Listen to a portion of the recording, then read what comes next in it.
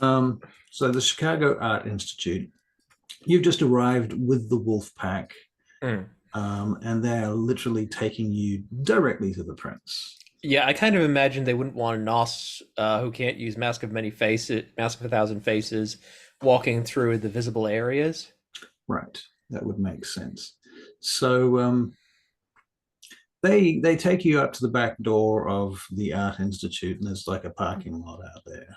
Mm. Um, and as the car parks, well, not the car, you're on bikes.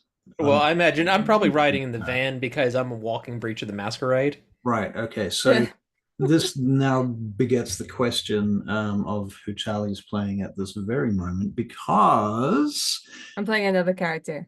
Oh, it's 60 feet away from wherever it is that you are and whatever vehicle that you're in, which we can establish, is Charlie's new character with Al Capone, but you don't know that it's Al Capone. It's just a dude in a white suit with a white top hat, a white hat. okay. Okay, I'm probably wearing like I'm gonna say I've got like a coat with a deep hood on it then. Okay. And basically I get off the bike, take off the helmet or whatever, and just pull the hood up. All right. Cool. I And you I get have out a of the vehicle.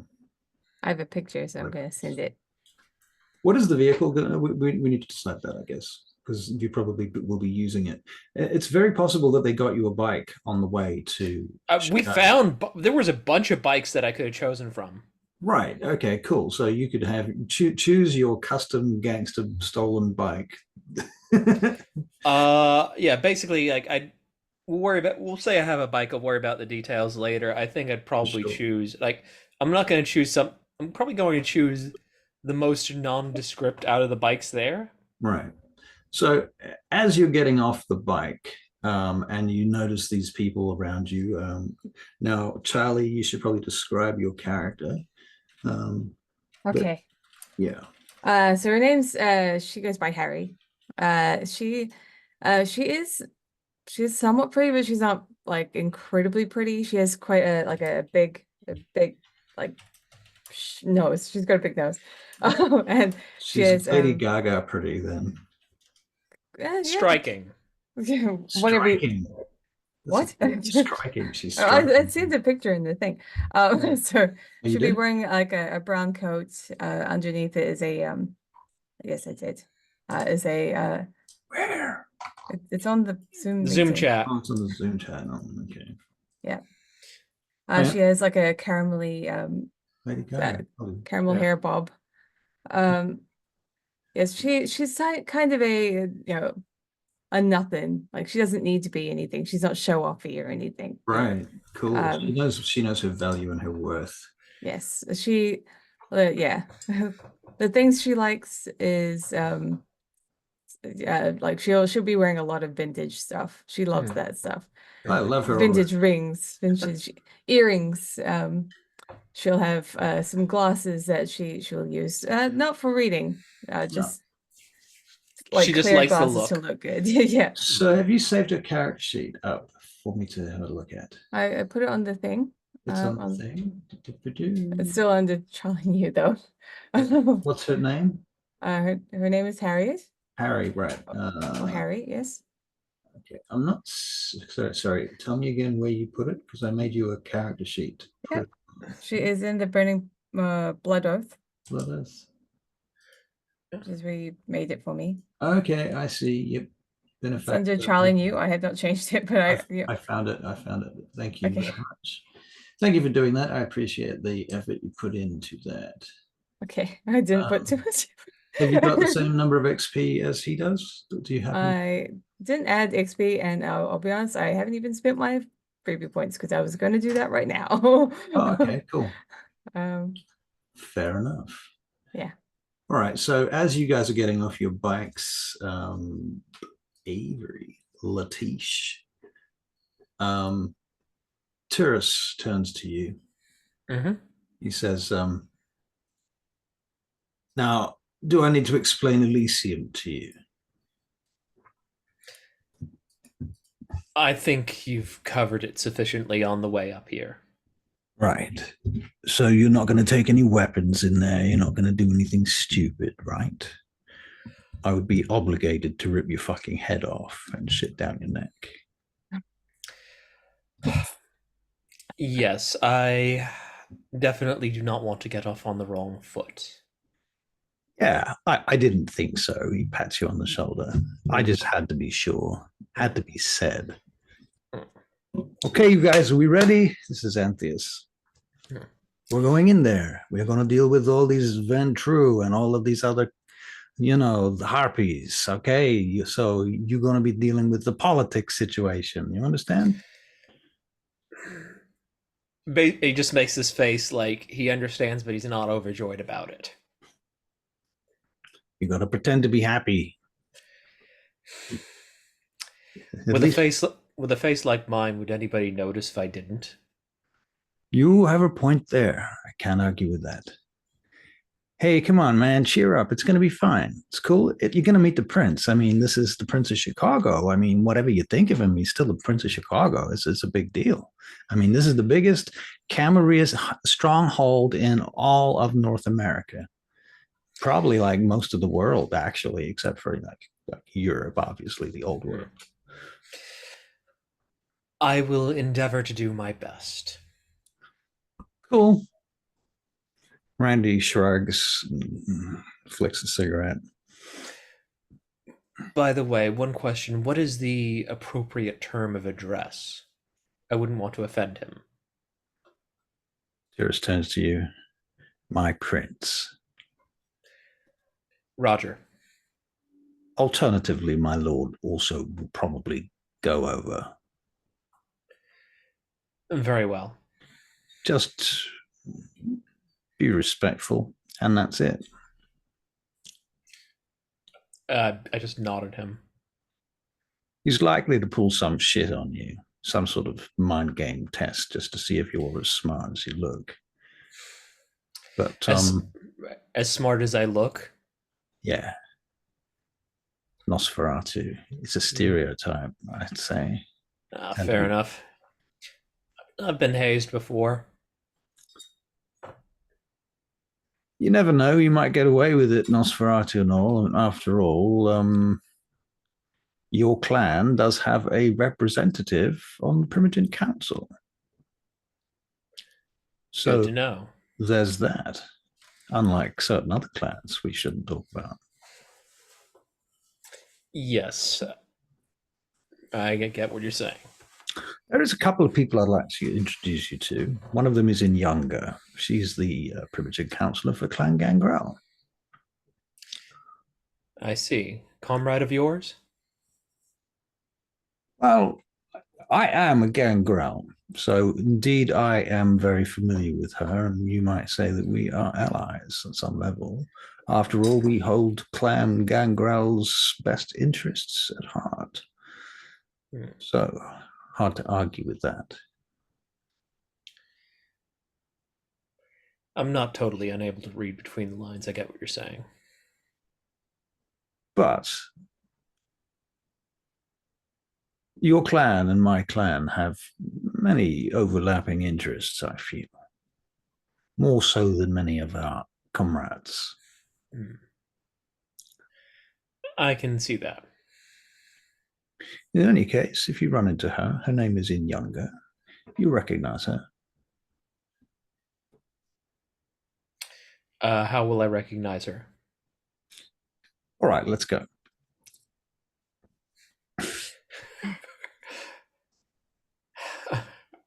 Okay, then.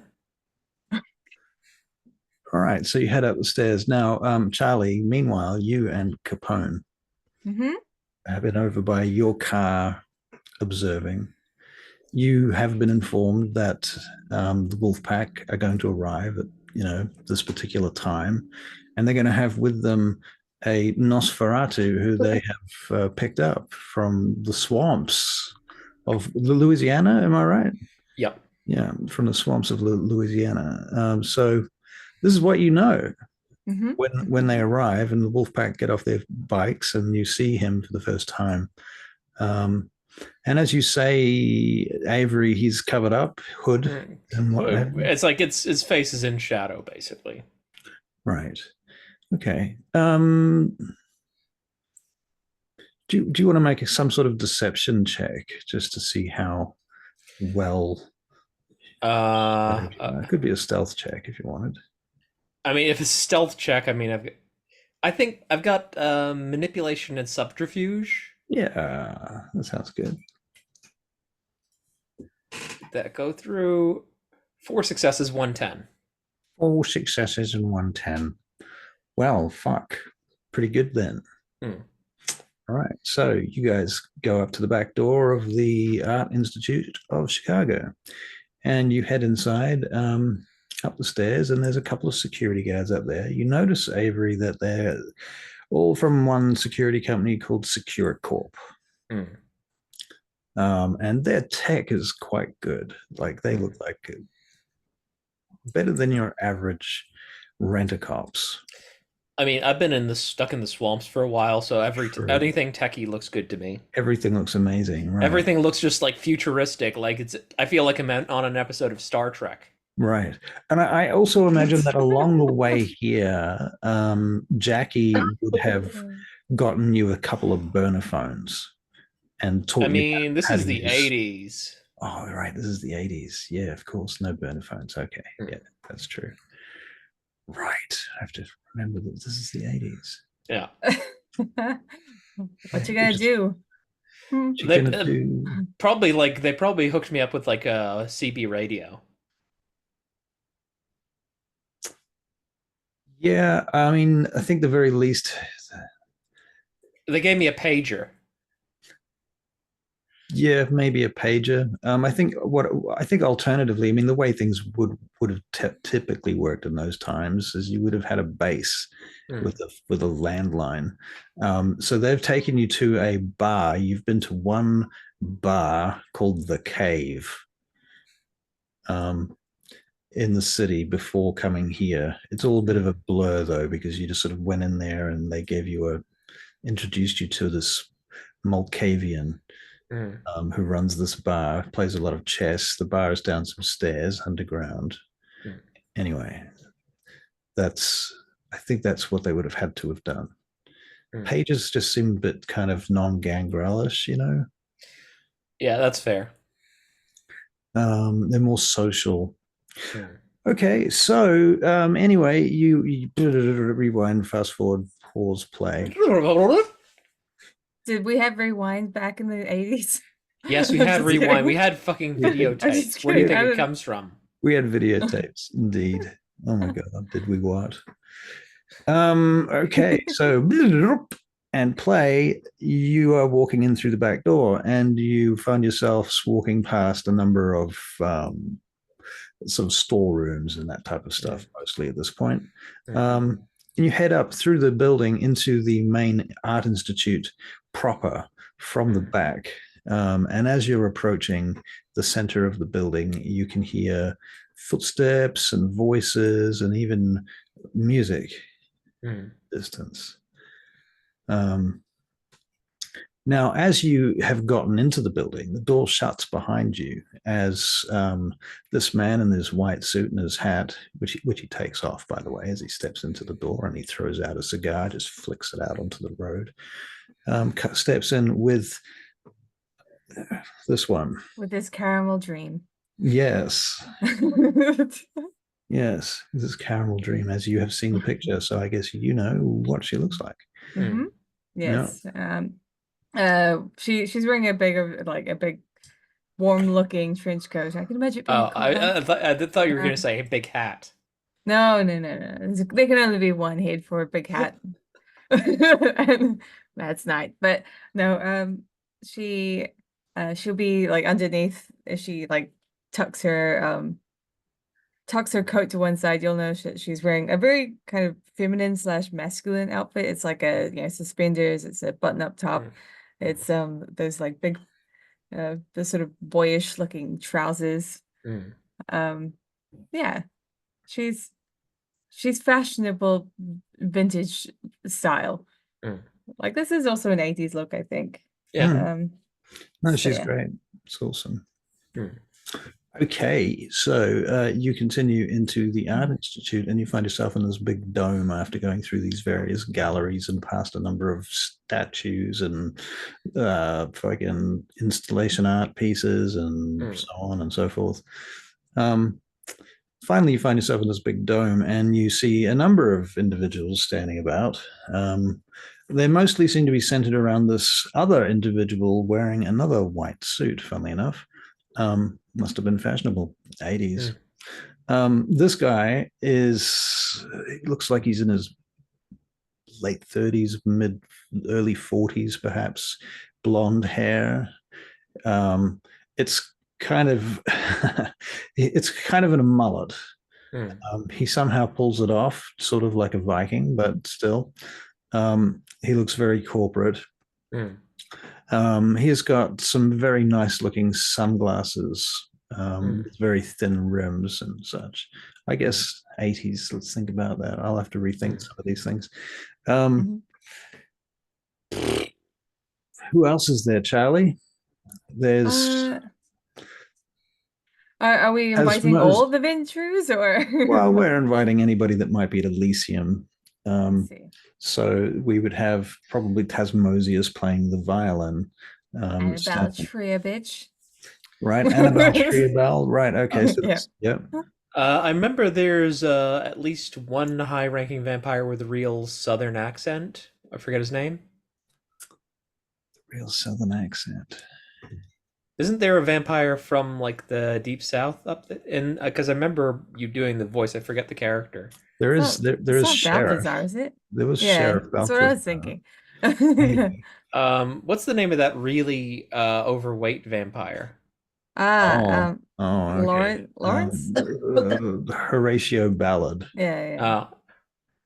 Yeah, he could be there. Yeah, definitely. Someone would have had I just to think it's funny expanded because the doors. yeah, I just think it's funny because if somebody from the Deep South was there, they might know what Letiche means. Oh, actually, I can tell you who's from the Deep South. Is Tremere. Fuck. Disable? Disable, yes. Abraham Disable. Yeah. Because he walks around with a crocodile. Yeah, that's the guy I was thinking of. Yeah, alligator, sorry. Yeah. Alligator. Okay, yeah. If he walks around with an alligator, he would definitely have heard the term Letiche and knows what it means. Yeah. I guarantee it. Okay. Yeah, so he would probably be here, actually. It would make sense. So these various people, including, do you know what Annabelle looks like? I know that she's a bitch. Does she look like a bitch? Does she look like a bitch? I'm just kind of imagining the stereotypical bleached blonde white woman, tiny handbag with a chihuahua in it or something sort of vibe. You're very close. The Yeah. chihuahua is Brit Striker. But yes, that's true. That is actually true. And I would take everything you just said as correct, but then raise it up to 11, you know? Oh God. And because she's a 200-year-old French vampire who used to be a prostitute. So French, well, the term Letiche does actually is French Cajun, so she might know the French version of it. She might. Which is basically the same thing, but minus the alligator part. There's also a possibility that she spent time in New Orleans. I mean, yeah, she could have. There was the whole Louisiana Purchase. If she's 200 years old. I mean, that's right. And if she's come to Chicago, that might be the way she came there. Actually, yeah, because one of the things when the French were settling New Orleans, they basically sent all their convicts over, which were basically all men. So then they started sending women over, and a lot of the women they could find who were willing to go over there were prostitutes and the like. Right. So she could have conceivably come over during that period.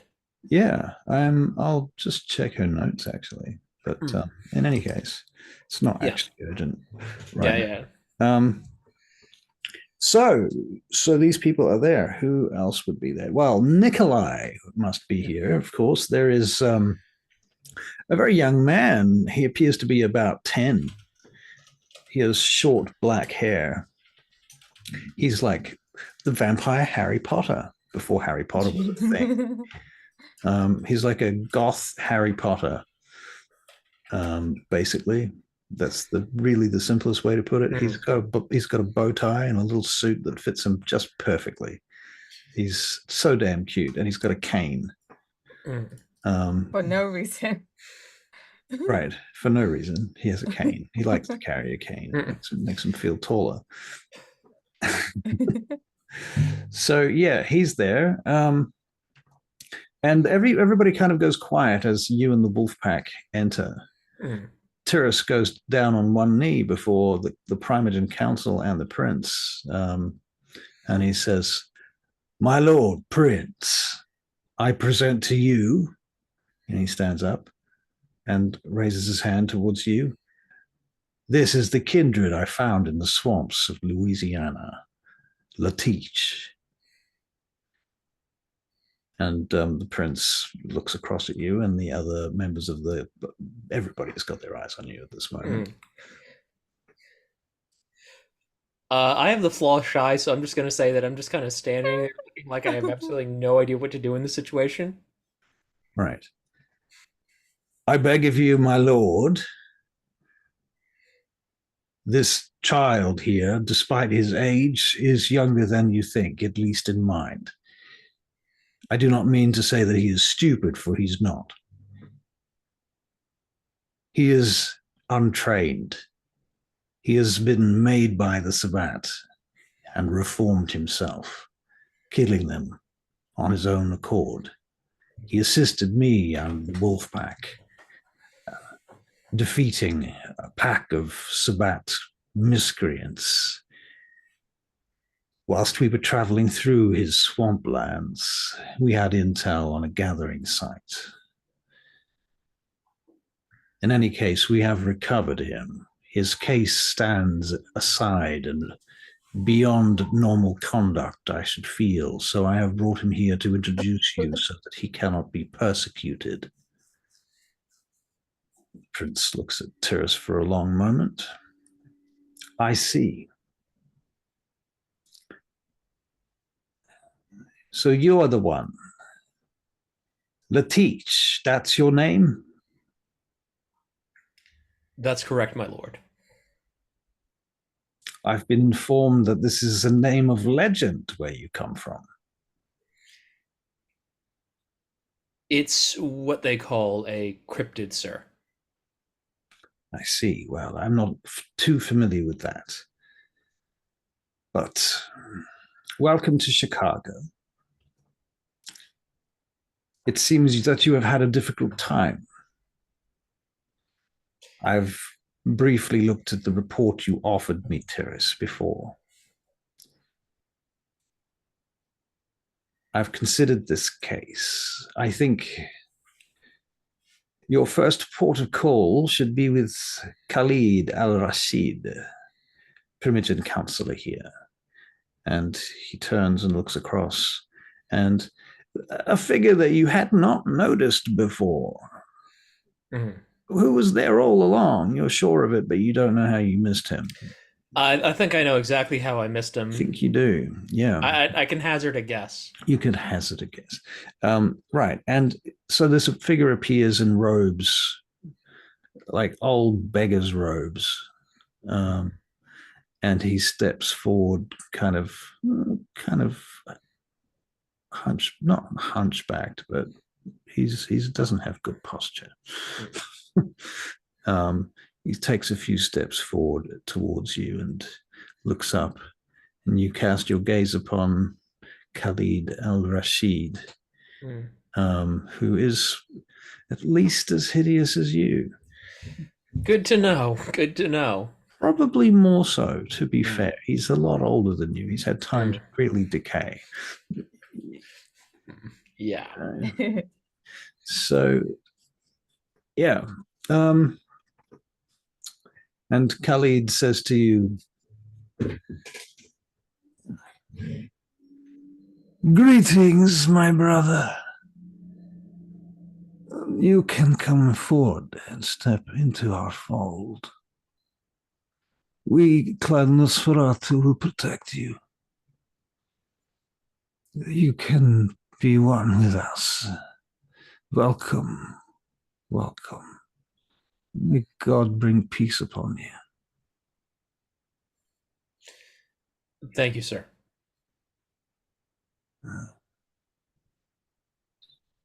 When you are ready, seek me. Make yourself. He looks across at the rest of the Primogen. Make yourself strong.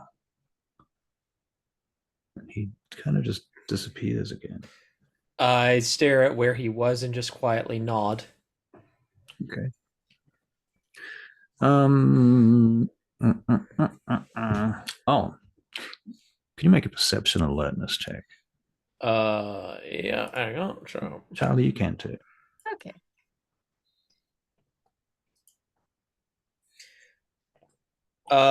Three with, if the one cancels out, 3 with 2 10s. Damn. 3 with 2 10s. Okay. Nope. You hear the sound coming from the corridor.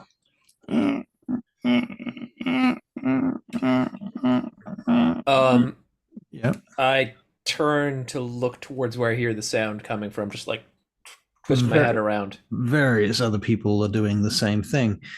Charlie, what did you get? I got nothing. You got nothing? Okay. Yep. You're like looking at your fingernails or something. Yeah. It's like, oh, another meeting. I guess so. Okay. Yeah, it's a little bit boring. But Gotta I'm make kind of that- I'd be looking at something else, maybe some other person, some other Yeah. persons. All right, fair enough. So in any case, Avery, what you see is what Letiche sees is this wheelchair come around the corner being pushed by a young man in a suit. And the wheelchair has this old granny in it with grey hair up in a bun. She's wearing a blue cardigan and a night dress. You can make a investigation check if you want to. What's an investigation? Yes, if you feel like you would. 3 successes, 1 10. You notice that her gown looks like a hospital gown. Okay. Didn't get it changed. What the fuck? Her ass would be showing. She's It'd in a be wheelchair, cold. though. She It's could so cold. she's got a cardigan on.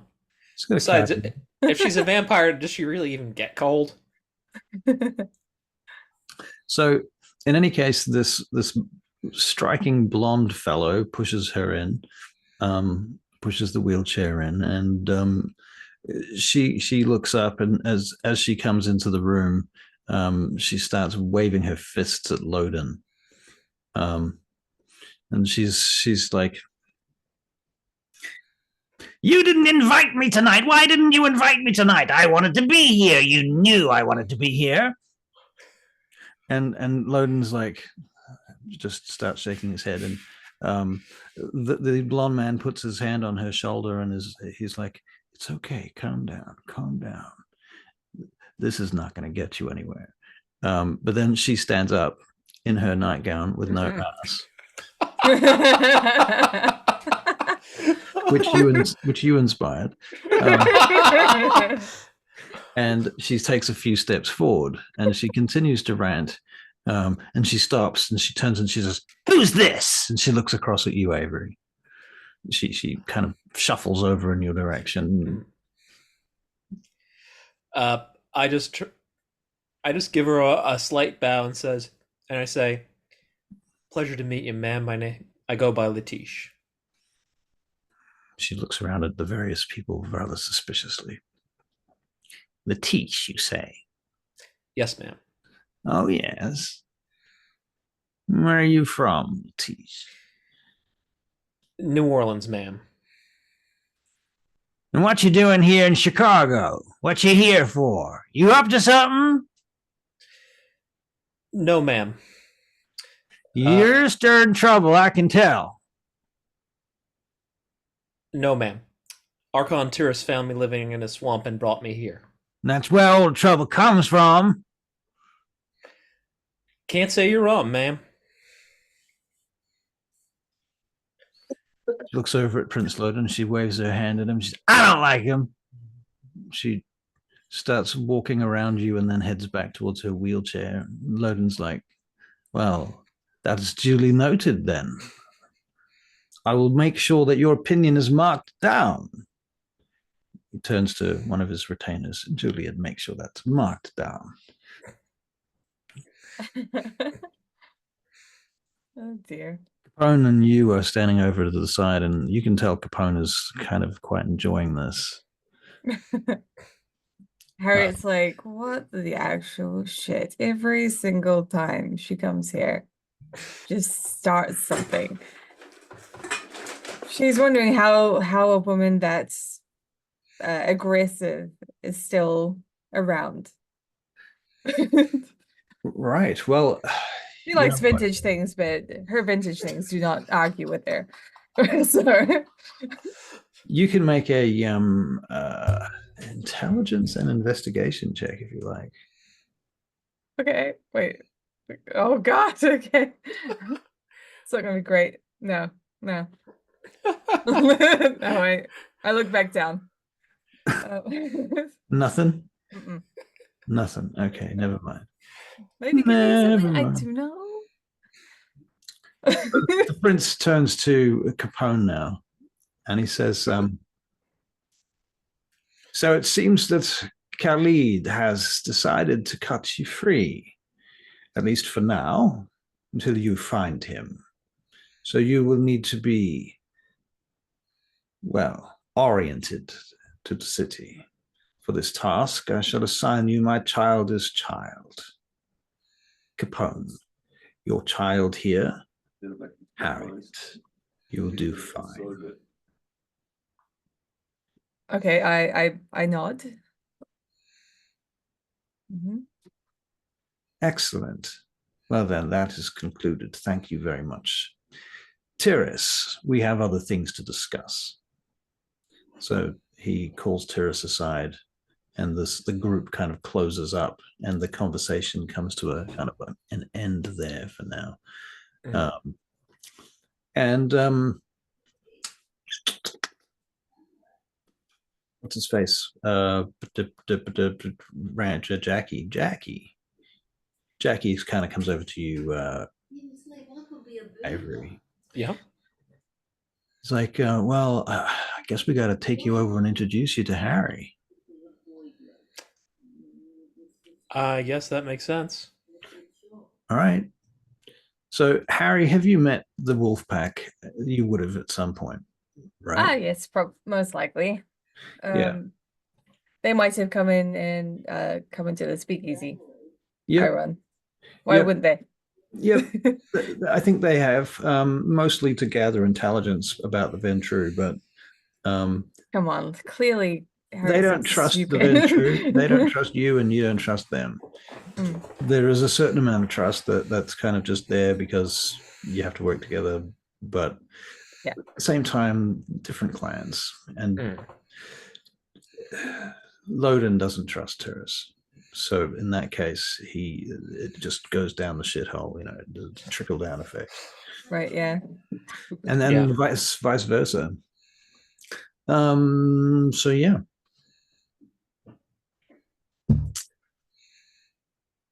Jackie takes you over to meet Harry. Hey, Harry. Harry. Yeah, what do you want? I mean, sorry, hi. It's wow, that's nice. Okay, so this is Letiche, and I understand that you're gonna do orientation. That's right. I'm gonna show you around this dump. I could come around. I could come along if you wanted to, if you've got like space. Yeah, sure, whatever. Or you don't have to. I don't mind. I mean, I don't want to get in the way and be like a third wheel or anything. I mean, like a plan for this. Harry just sort of she bows her head a little and doesn't know how to handle Jackie being so awkward. If anything, that's making everyone else awkward. So it's making me feel better. Yeah. You know what? You're probably busy, Jackie. Okay. All right. Fine. He turns around and goes wandering off, looking dejected. But he That goes would over to just Randy and he starts making fun of Randy at that point. So right. Wow. Harry equilibrium. Harry takes off her leather glove and extends it to Letiche. Can I make some sort of check to figure out what I'm supposed to do with this? With my hand? With the glove? Oh, I thought you were handing me the glove. No. Uh, No, she uh, actually wants to touch your Nosferatu fingers. uh, I take her hand and bend down, but I don't actually touch my lips to her hand. But I make the gesture. Wow. Harry's just like that. Well, I was just offering my hand to shake it with you, but Well, okay, I don't have any visuals to go on, how? so I Yeah. and the aesthetic you're going for. So the thing is, there's offering your hand and offering your hand. Right.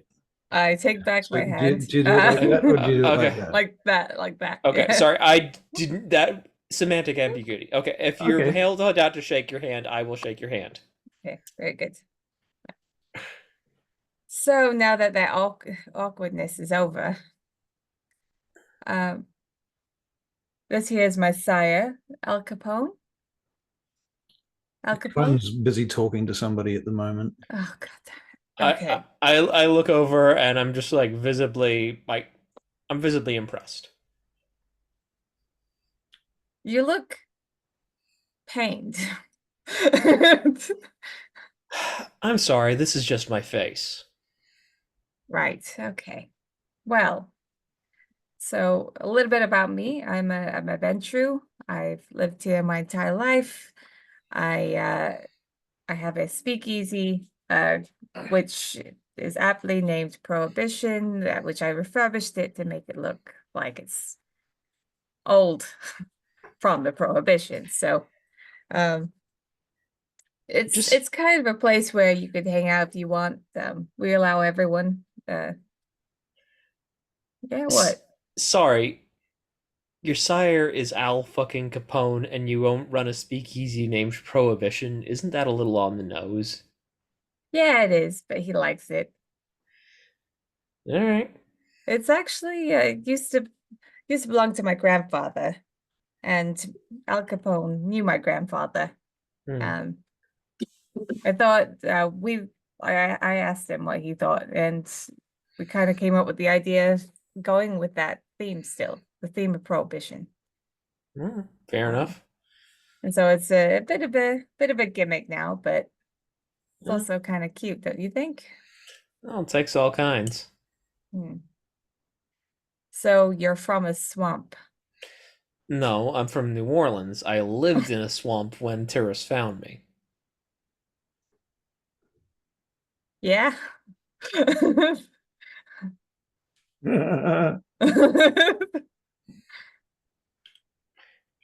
Are you Okay, done? different. Are Are you you done okay? making fun of me? Okay, now I'm done making fun of you. So, what were you doing before that? I was in the military. Oh yeah? Came back on leave, went on a hunting trip. Uh, we got grabbed by some Sabat. My friends didn't survive. Technically, I guess I didn't either, but in a different way. Do you always say things so melancholic like that? I'm sorry, it's just my voice. Oh, okay, I get it. Yeah. Well, I'm sorry, I guess. Anyway, I'm gonna take you around. Uh, Anywhere in particular you want to go see? Uh, I feel like the first thing I should do is go see Khalid. Oh, well, I'll be honest, I can't actually show you where he is. I could point you to the nearest sewer grate, but that's it. One walks over in your direction. This Capone. This here is Letiche. Letiche Al Capone. Yeah, I got the name already, but yeah, okay. He stretches his hand out to you. I shake his hand.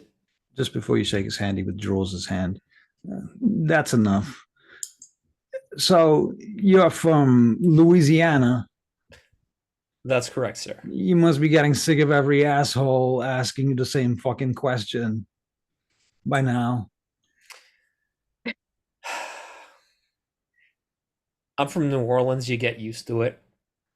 Well, that's a good attitude, I suppose. You know, if you're gonna get asked the same damn question, you don't have much choice, I suppose. So, welcome to Chicago, and I see that you've met my child here, Harry. Yes, I have. Well, you know, if you need anything, you give us a call. Good luck. He turns around. He walks off. Well, that's him. That's the man. Real people person. He's real charming once you get to know him. But I doubt you'll get to know him. So let's go. Yeah. Follow me and I'll take you to my vehicle. Unless you want to talk to more people. Once again, I don't know where to find Khalid. I was actually going to just show you around. Just going to show you the cave. Going to show you the Succubus Club. Going to show you that, pretty much all the You see that there is sites. a young man in the suit with the bow ties staring at you and smiling from one side, almost as if he's waiting for a polite moment to approach. I just quietly say to Harry, you know that guy? Yeah. And you probably should too. Come over here. Let's go meet him. All right, I'll follow your lead. As you get over towards him, you notice that behind him, this guy walks past, this black dude with a top hat. He's got an alligator on a leash. He just walks past behind the kid. So I want to introduce you to Nikolai Antonescu. Nikolai, this is Letiche. I'm so very pleased to meet you. I'm Nikolai. Pleasure to make your acquaintance, sir. And you, welcome to Chicago. And you've had such an interesting story so far. So they tell me. Well, not many of us have had such close contact with the Sabbat. We whisper of them in the shadows. They're like children's stories to us. We're very privileged here.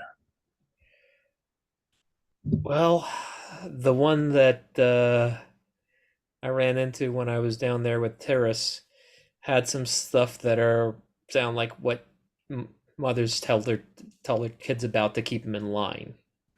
Yes, that makes sense, of course. Of course. Well, I'm very impressed that you dealt with them so efficiently. Well, it's definitely the weirdest thing I've seen, but like I said, I've been in the military. What's your aura telling Nikolai at the moment? It's the weirdest thing I've seen, but I've been in the military. Right. Like I'm telling it straight. What about your feelings towards him, for example?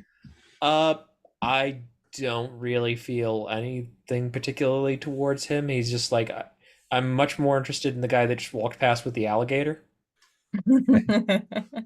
Like I'm being like.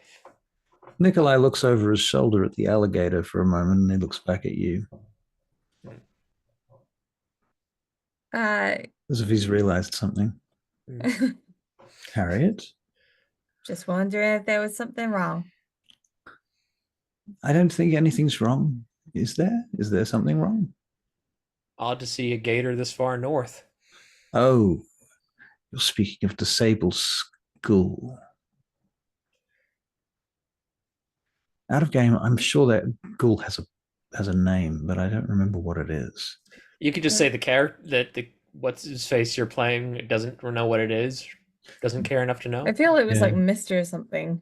Yeah, I think it was Mr. something too. Yeah, it was like Mr. Happy or something stupid. Yeah, Not quite that stupid, but something like that. Uh, yeah. Mr. Snuggles, maybe. I know it sounds. It's very familiar to that. Right. I think we might just call it Beg Mr. your pardon, Snuggles, Dave. just because that's as close as I can think of. Okay. Um, all right. So yeah, yes, that's my childer and his school alligator, Mr. Snuggles. Cute. Interesting choice of name.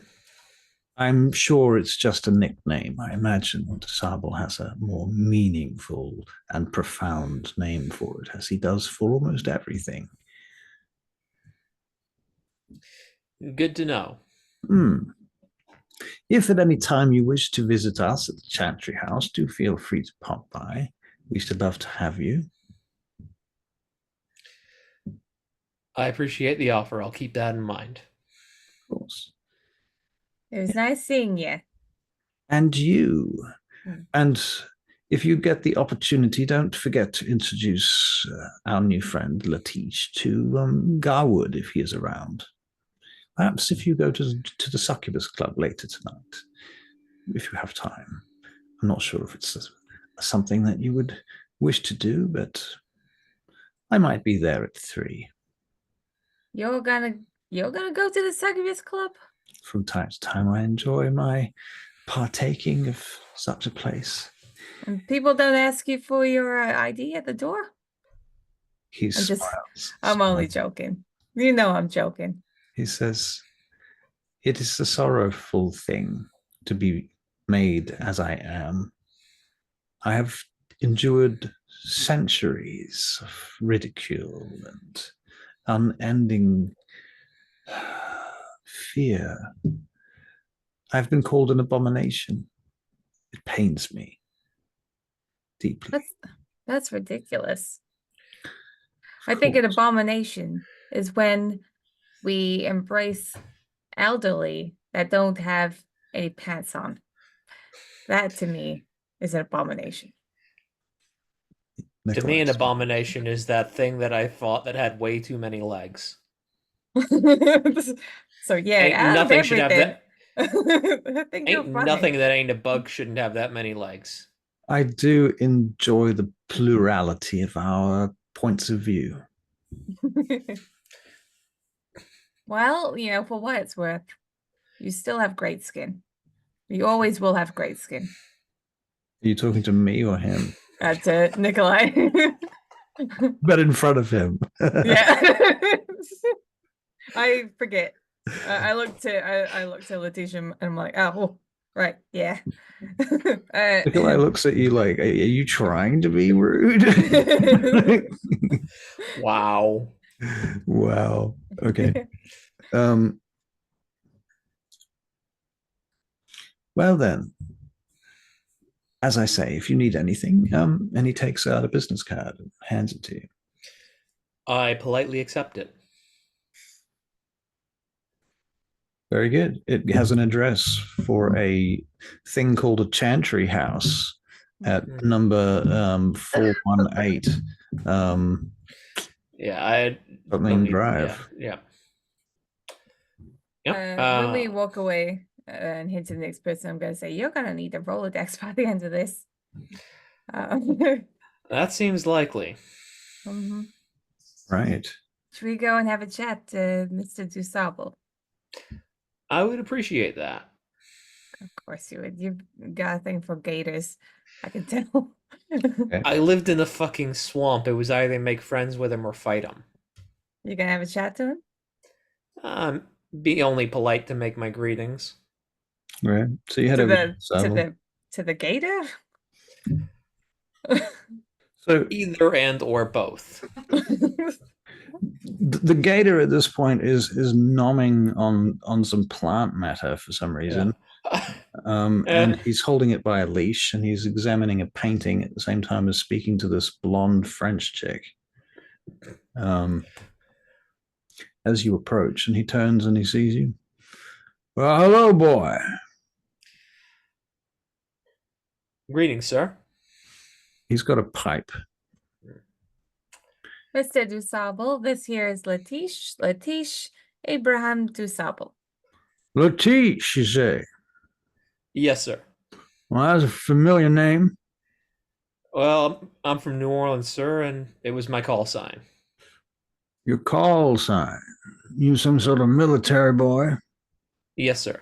Huh? Get off of there. Stop that. Pulls the alligator away from the tree. Whatever it is. Plant. Pot plant. Probably like a plastic fern or something. Right. It's a fine gator you got there, sir. Yeah, I mean, you can call him Mr. Chuckles or something. He's got a name. Interesting choice of name. So, you just got up here to Chicago just now, I hear. Yes, sir. Long way, I take it. You come by car or you drive a bike or fly a plane? Come by train. We out of game. I think we probably would have just. I'm imagining the wolf pack just bikes everywhere. Yeah. Biked up, sir. Oh, yeah. What you gonna do now that you're here? Got plans? Hold this leash, will you, for a minute? Will you hold my gator? I take the leash. Takes out a lighter and lights his pipe. I plan to establish myself and get the lay of the land. Good idea, lay of the land. Well, the lay of the land's like this. You got this city here, Chicago. You got Gary, Illinois. Gary, Indiana, not Illinois. And they've been in conflict for a long time. We got Gary licked now. All of it. Good to hear. Could be. Never know. I was also thinking of the situation within the city itself. Oh, what situation is that? Seems to me a lot of these clans work together but aren't always super friendly like. I just want to avoid putting my foot in anything dangerous. Well, let me give you some advice, my boy. You can't avoid putting your foot in anything dangerous. That's just the way it is. Figures. You could try. You could do your best. That's the plan. Well, good luck with all of that. I do wish you the best of luck. Thank you, sir. You out of everyone probably got the best chance of it. I appreciate that. And if he's done lighting his pipe, I hand him back the lead to his gator. All right. He takes it. Well, you study much, boy? You read you some books? Read a few, sir. What books you read? Well, a lot of firearms maintenance when I was in service, sir. They ain't books, that's a manual. Well, sir, didn't have much growing up, so that was the best I could do a lot of the time. Oh, my God. Well, we're going to have to fix that. I'm going to have to get you some books. Books to read. Develop your mind. I appreciate that, sir. However, it might be best if I found a place to keep him first. Oh, you ain't got nowhere to stay right now. I am working on it. Let's see. Well, we could always hold you up at the Chantry House if you needed some time to find somewhere. You know what? I thank you. I think you'll be fine. No, I'm picking up your accent. I'm sorry. I need to stop talking to you. Chicago. You're from Chicago. Right, I'm from Chicago, so I need to stop talking to you, Mr. Tasaba. I'm gonna take Letiche away now. All right, so you take Letiche away. Oh my God, Pleasure yeah. meeting you, sir. Let's Good night. let's not have you stay with them. Nope, the voice is still here. Okay. Here to stay. The crocodile starts coughing up plastic plant bits. Okay, if you're gonna stay with it, if you want to stay with anyone, you can always stay. I might have somewhere. Appreciate that. If possible, I wouldn't mind trying to find Khalid before the night is out, but I understand if that's not possible. Look, I don't really know your. Wait, no. I need to speak to Capone again. Hey, Capone. Yeah. Capone. He turns around and comes across to you. Excellent. Good. Why are you hollering at me here, Elysium? What the hell is wrong with you? Do you perhaps know whereabouts we can find Khalid by any chance? My God, you want me to find Khalid? I know, right? It's like looking for nothing. Well, let me think about that. Yeah, I got a number somewhere. Oh, he has a pager or something? Wait a minute. Let me talk to some people. He fucks off for a minute. Comes back a couple of minutes later. He hands you a piece of paper. All right. It's got a phone number on it. It's, I don't know if you can tell, but it's a payphone. It's like a street phone somewhere. Okay. There should be a phone in Elysium somewhere. Yep. There's a number of offices and things that you can access to get access to a telephone. Even a 1980s Apple computer. And it's like, yeah, wow, a computer? Amazing. Is this Star Trek? Okay. Right. Well, we're gonna look.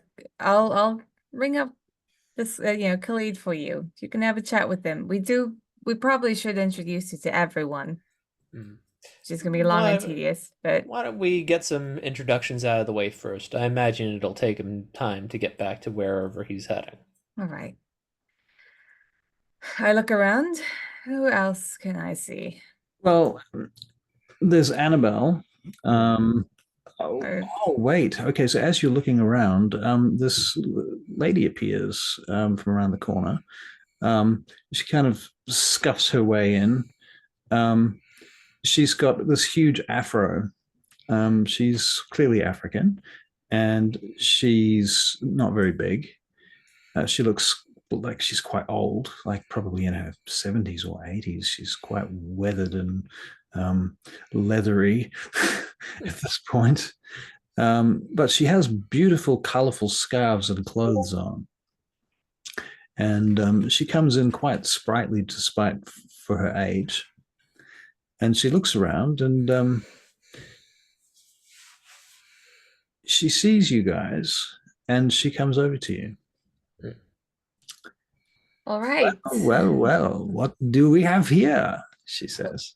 Lady in Younger, I want you to meet Letiche. He is Lady newest... Younger. That is so much respect that you give to me.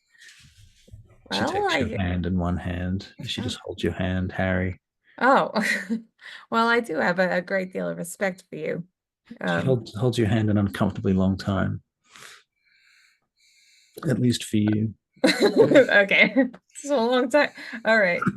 So eventually, I guess she lets go when you start tugging away. Yeah, I start tugging away. All right. Thank you. All right. So Letiche is the newest member of the Camarilla, really, and the Clan Nosferatu.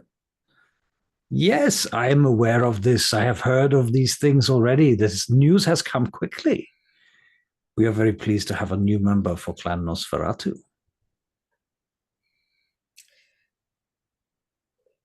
Congratulations. She is, you know how you were brought in by Jackie and the wolf pack? Well, she's a gangrel, and That's right. I like am. them.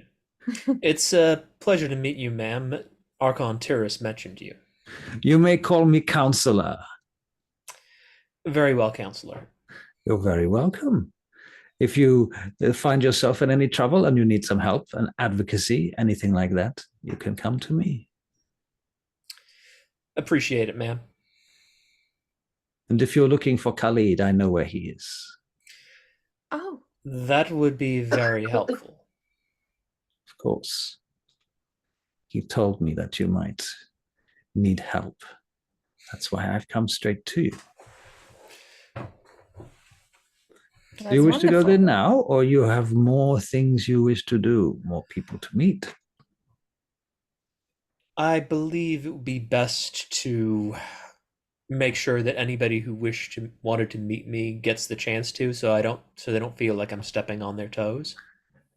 That is a perfect idea, yes. All right, hold the line while I pull up some notes. Oh boy, I'm gonna introduce you to all of my uncles. All your uncles. Yeah, right. Oh Go God. through the list. Yeah. Oh God.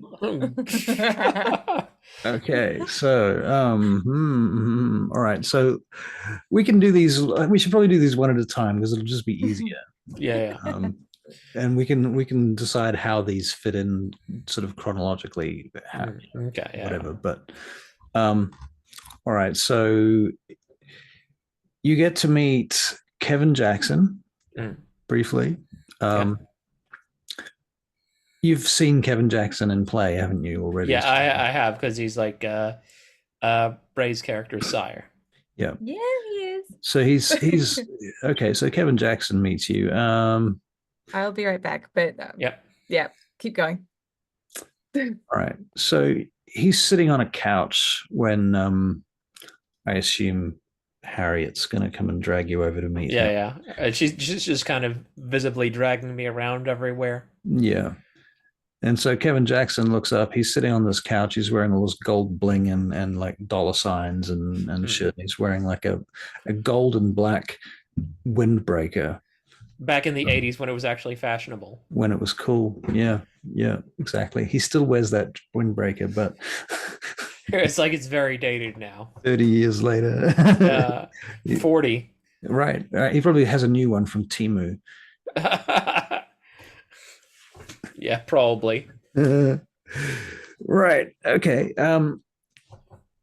So he notices you coming into his perceptory range, and you move into, I don't know, you're going to sit on one opposite on the other sofa opposite the coffee table, or stand.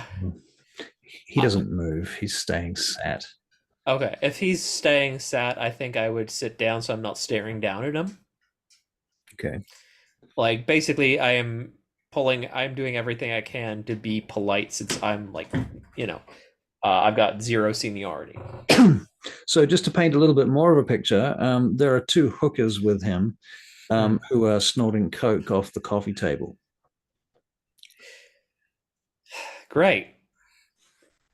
I'm not happy about that, but I am doing my best to keep a straight face. I mean, I'm a Nosferatu, so I imagine like it's a little hard to read my expression. Right.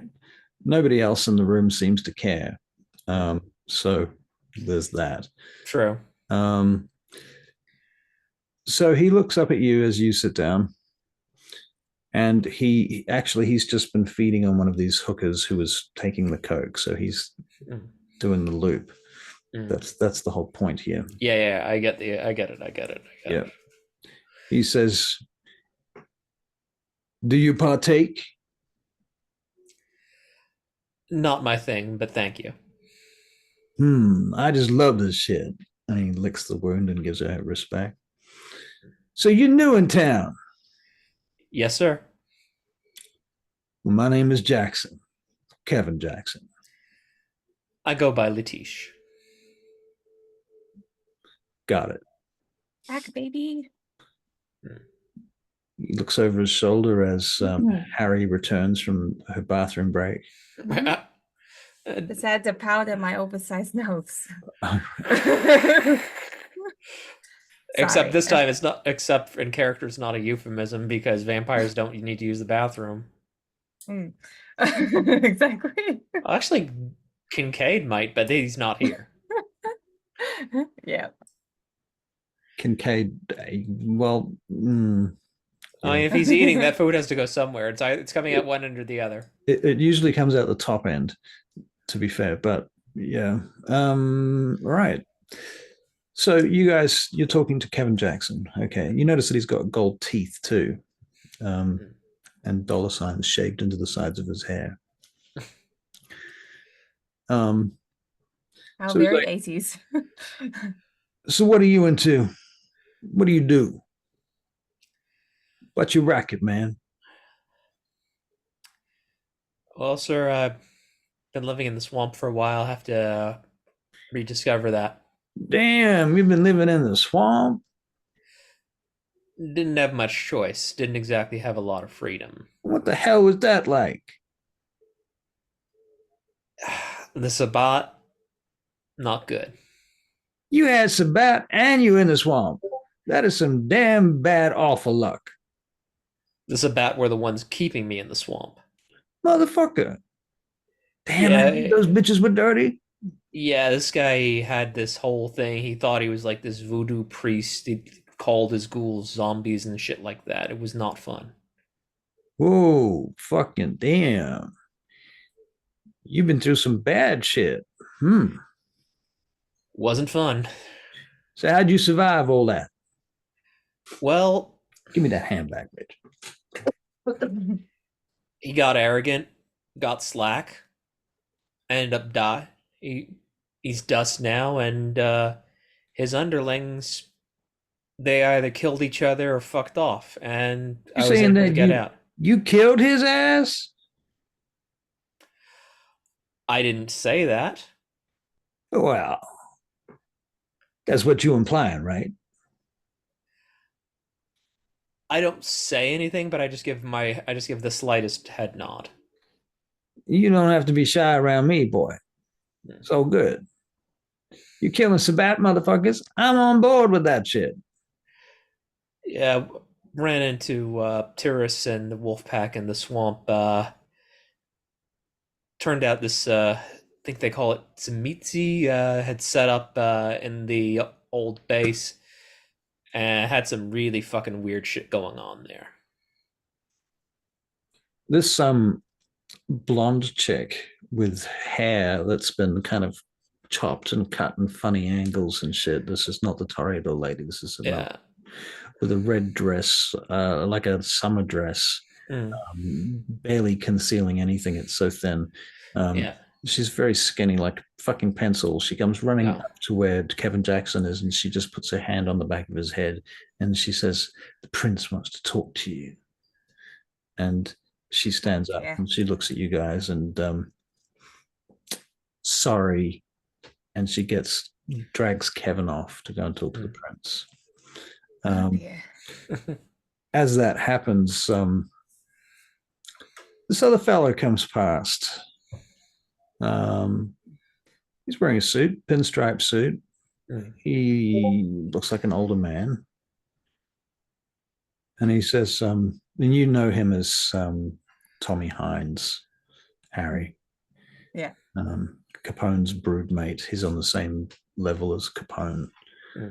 One of my uncles. No. Is he like a fun uncle or a annoying uncle? Depends who you ask. Yeah. He's more fun than Ballard, let's say that much. Yeah. I feel like that bar is not a high one to clear. And not as fun as Capone, so wow. So that's how you look at it. Tommy, this is Letiche. Letiche, this is Tommy Hines. I believe it's Tommy, right? How are you doing there? Nice to meet you. I'm Mr. Hines. Pleasure to meet you, sir. And you're Letiche, then? That's correct. Is that how you say it, Letiche? Letiche, sir. It's French Cajun. Not much good at French. Never mind. Well, Nice to have you in the city, Nosferatu. Yes, sir. I see. And you don't work for anyone. Not as of yet, sir. I see. So would you consider yourself to be a freelancer? I believe that term is accurate at this time. And are you looking for employment then? I would certainly consider it once I have taken care of a few things, sir. All right. Well, here's my business card. Tommy Hines is my name. I'll keep a lookout for you. If I find something, I'll give me a call. I might have something for you. Thank you, sir. Very good. Good to see you again. And you. It's been a while, hasn't it, Harry? Has been a while. That funeral, I think, was the last time I saw you. Okay. Who was that funeral for? Somebody's fucking ghoul, wasn't it? We had to go to some fucking ghoul's funeral. Can you believe it? Yeah, that's a little bit. It's It's a bit always much. depressing. Yeah. I don't know what this is with these fucking toreadors and their fucking nostalgic connections to their ghouls, but whatever. I mean, I can understand it perhaps a little bit. I wouldn't want one of my prize ghouls dead, but still. Me neither. The whole night for everybody, the whole fucking, all of the elders, all of the ancillae, all of us, fucking funeral. Can you imagine that? Anyway, things to do. Nice to meet you. Nice to meet you, sir. Heads off. By the way, that blonde woman, that's I guess you could call her my auntie. Her name's Lorraine. And if you can imagine the Barbie doll that's been played around too much, and the little girls like cut the hair and like draw makeup on her face, that's her. I'm just googling something. The answers.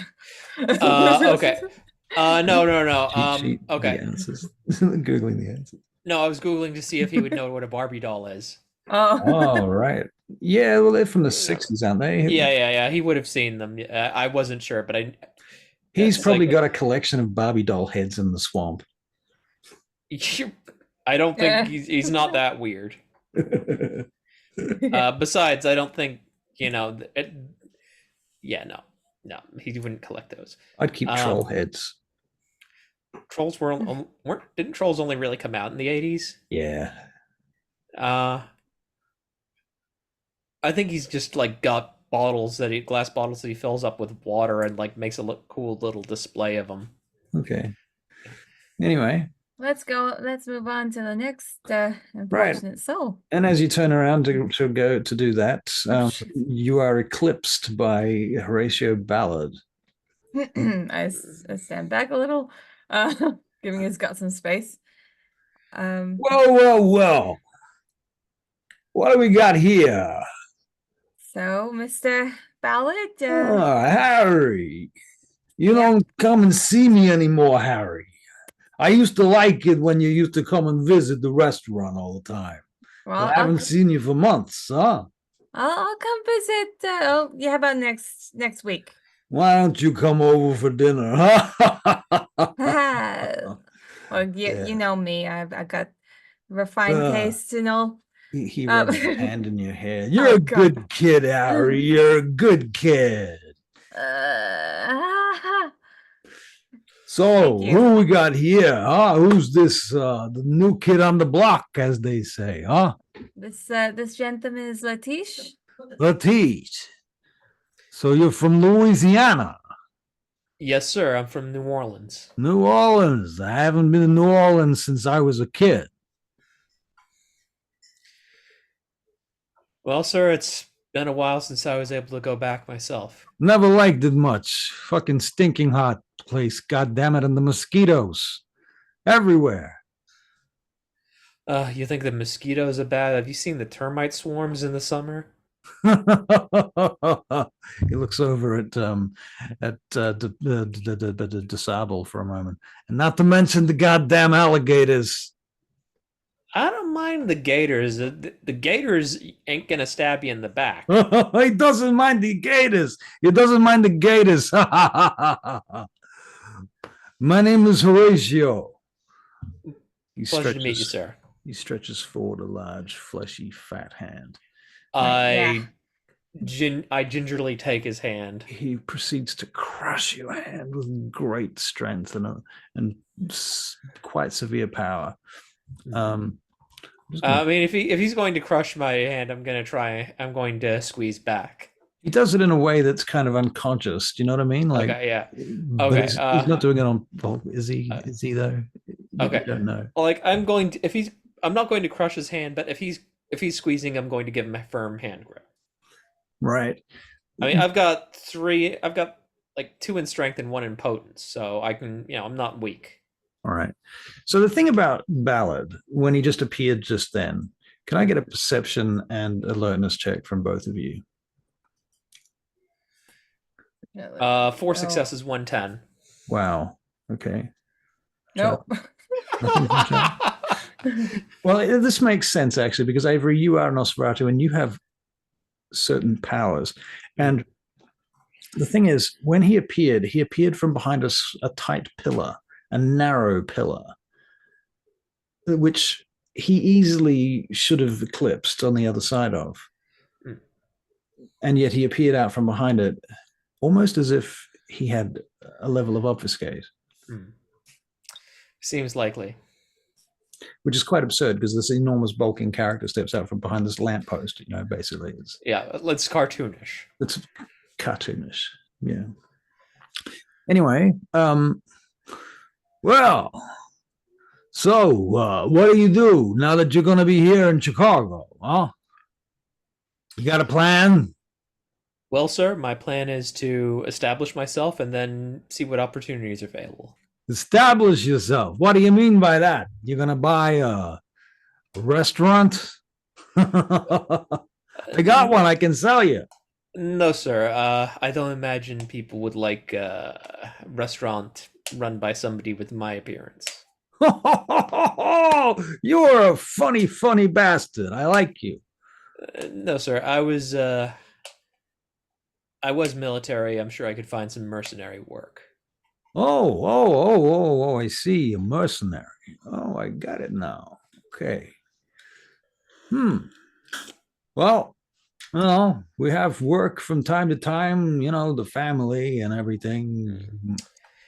Probably something will come up for you. I am quite certain that I can find something.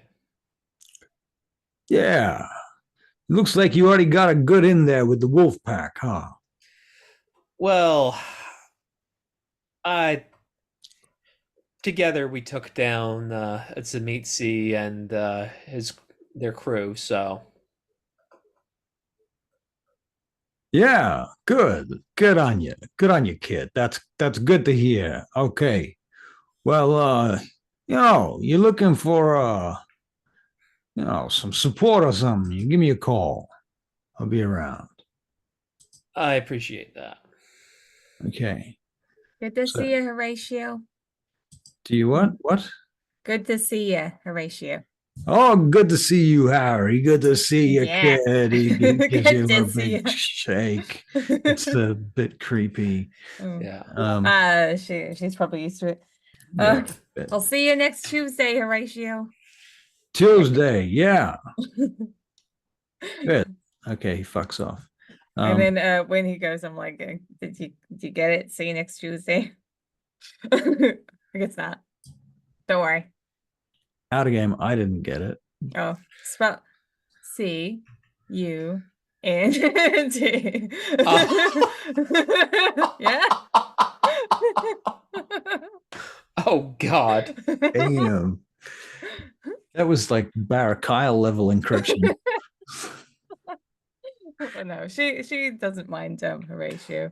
Yeah. Like others do, Yeah. I imagine. Yeah, okay. So yeah, basically Letiche is being very non-committal until he actually meets a few more people. He's not going to just jump at the first offer he gets. And it's like he figures he can probably get enough grace to get the basics sorted out first and then worry about what comes after. Right, fair enough. So hey, would you like to meet someone that'll make you feel bad about your appearance? Why don't we go have a chat to Annabelle Treebell?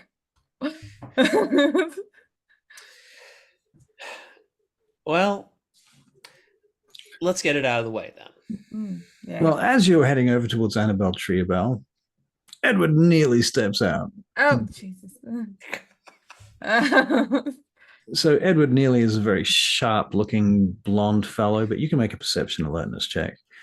Uh, oh, I botched that. I got 0 successes with 3 ones. Well, you are quite taken with his beautiful head of hair. I think I'm just not really looking at his hair. Right. Well, either that or you haven't seen hair extensions for. I don't think I have. I think I've just never seen hair extensions. Right. That makes sense. And so you're like, wow, how does he do that? You know? Yeah. Um, right. It's So you good to don't see know. you, Mr. Neely. I want you to Hey, meet Letiche. Letiche, this is Edward Neely. Harry, it's so good to see you again. Good to see you too. I'll like go in and give him a hug. Just like Yeah, a respectful hug. he's good with that. He looks at his watch briefly. So you're I imagine you're tired of all of the hogwash and what have you. So I'm just going to get this out of the way. Very briefly, I'm Edward Neely. I'm one of the many members of the brood here. We call ourselves the family from time to time, or what have you. My main provision is Dali Plaza. So if you're looking for goods of any sort, you come to me. I'll help you with purchasing. You know, I appreciate that. we're open 24/7, night and day. There's always somebody there, somebody in the know, if you know what I mean. And like every other member of this little court, here's my business card. I take his card, glance at it. Thank you, sir. Of course.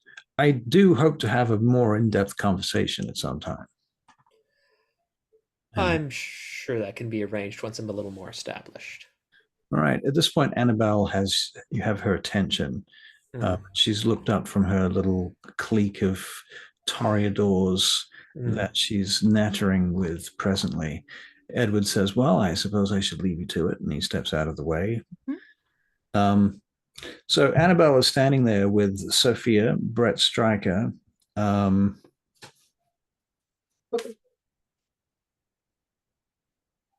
Weatherbottom, and Tasmosius is playing a violin in the background. Now, Tasmosius basically looks like a kind of standing up corpse. He's not a Nosferatu, he's a Toreador, but he's ancient. At least he looks ancient. He probably is. But he's dressed in these very fine, silky kind of robes and things that look very European and almost medieval. And he's playing a violin on the staircase behind them, just gently in the background. Annabelle's, is he good?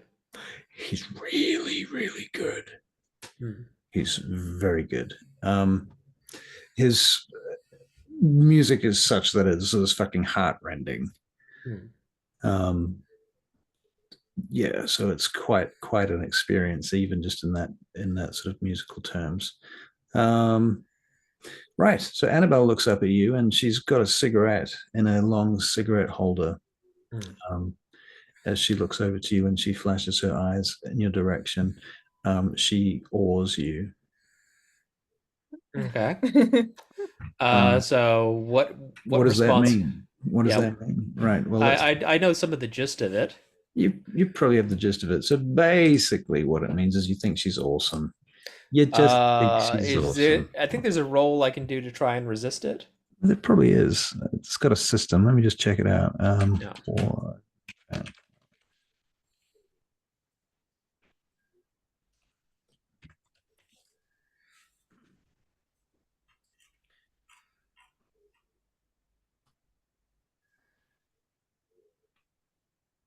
A vampire uses all those nearby suddenly feel a strong desire to be closer to the vampire and become more open to their point of view.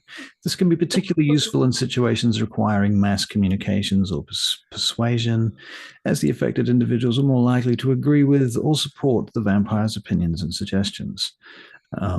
Practical uses, but where's the fucking system? Charisma performance difficulty 7. Number So of successes determines how many people are affected. charisma Or fix those with lower willpower ratings first. Blah blah blah. Those affected can use willpower points to overcome effect, but must continue spending willpower every scene for as long as they remain in the same area as the vampire. As soon as the individual spends a number of willpower points equal to the successes rolled, he shakes off the aura completely and remains unaffected for the rest of the night. spelling.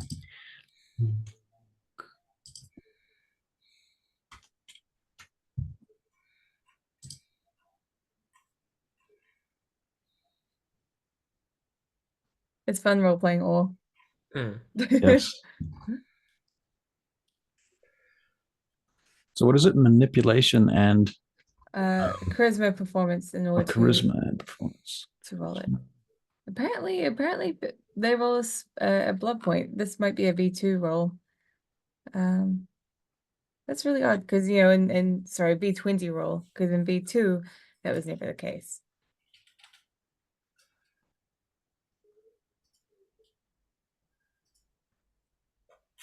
Okay. Tell me what the roll is. Let's roll the dice.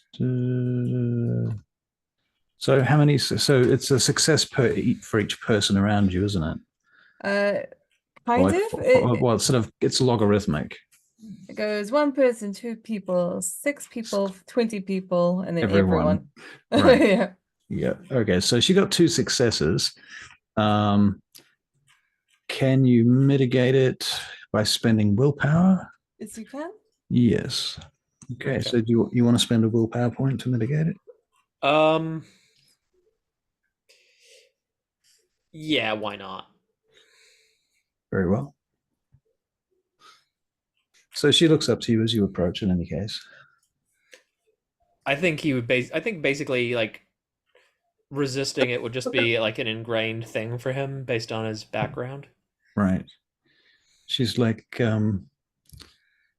"Bonjour." Greetings, ma'am. Annabelle Treebell. This is Letiche Annabelle Treebell. Primogen counselor for Clan Toreador. It is a pleasure to meet you. Likewise, ma'am. It's an honor. Well, I imagine many people here presently are looking at us and thinking, what would a Toreador princess want to do with a Nosferatu? Well, perhaps we shall surprise them. Perhaps I will invite you to my next party at my house. What do you think? Well, ma'am, I appreciate the offer. However, we wouldn't want to upset your other guests. Oh, she looks around at the others and they have a little chuckle, and one of them claps. Um, no, no, no. I would not accept it. If you are invited, you must come. Well, ma'am, if you insist, it would be rude to do otherwise. I agree. Perhaps you will meet us at the Succubus Club tomorrow night at 11 p.m. And then we will proceed from there. Very well, ma'am. Good. It's been a pleasure to meet you. Likewise, ma'am. She extends her hand to you like this. Does she seem sincere about that? She does. I take her hand and bend over it, but stop just short so that she can feel that I'm not actually doing it, but to anybody who's watching it looks like it. I am. Okay. Very Because I do still have the hood on. right. Fair enough. Okay. She smiles. I will see you then. Forgive me, I have important business to attend. I am certain of it. Enjoy your evening, ma'am. Very well. Okay. And these are, and I'll introduce them as we go down the line of people saying things to Anna about Trubel. All right. So you introduce him to Brett Stryker, who's like, yo, what's up? Not much. He's just this muscle bound bodybuilder, blonde, perfect looking Chad in a suit. Yeah. Yeah. Kind of just imagining like this guy who's just the seams of his suit are straining a little bit. Yeah, pretty much. And you can make a perception alert. Actually, you know what? No, he doesn't. I was going to say he has a lump under his jacket, but he doesn't because this is Elysium and he's not allowed. Yeah. I mean, does he look dumb enough to try? No, close, but he knows better. Okay. I think the lump is in his pants. Yo, Harry, Harry, it's been so long. I haven't seen you for so long. Damn it, you don't come clubbing anymore. What the hell? You know, I'm busy with the prohibition, Garwood. Garwood, this is Letiche, the magnificent Garwood Marshall. When are you going to invite me down there to play at the prohibition? When do you want to come over? You'll be perfect. I know. I've been telling you that for years. Anytime. We keep missing each other like ships passing in the night. Good evening. So, my name is Marshall, Garwood Marshall. Pleased to meet you. Basically, you're talking to Eddie Murphy. Yeah. Yeah. Letiche. Letiche. Well, it is very nice to meet you, Letiche. I hope you're a party boy because that's what we do here in Chicago. Well, sir, I am from New Orleans. New Orleans. Well, you surely know how to party, right?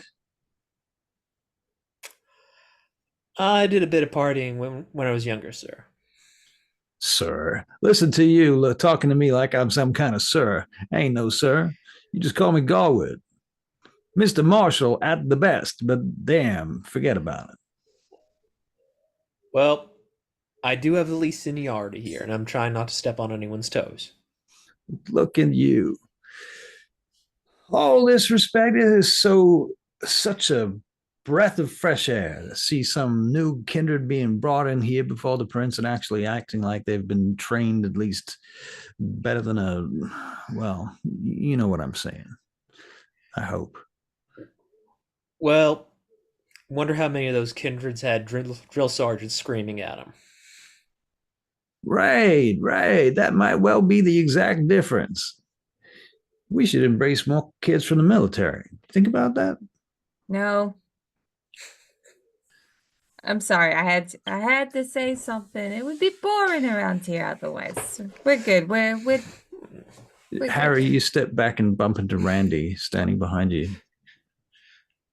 This is sort of oddly behind you. Hey, sorry, watch out. Nearly spilled my drink. He's got a cup of something. Can I see what color it is? It's red. That answers that question. Yes, indeed. It's not a mystery, really, at all. I'm surprised you use a cup, Mr. Zelly. Mr. Zally. Damn, you even know my name. I know your last name.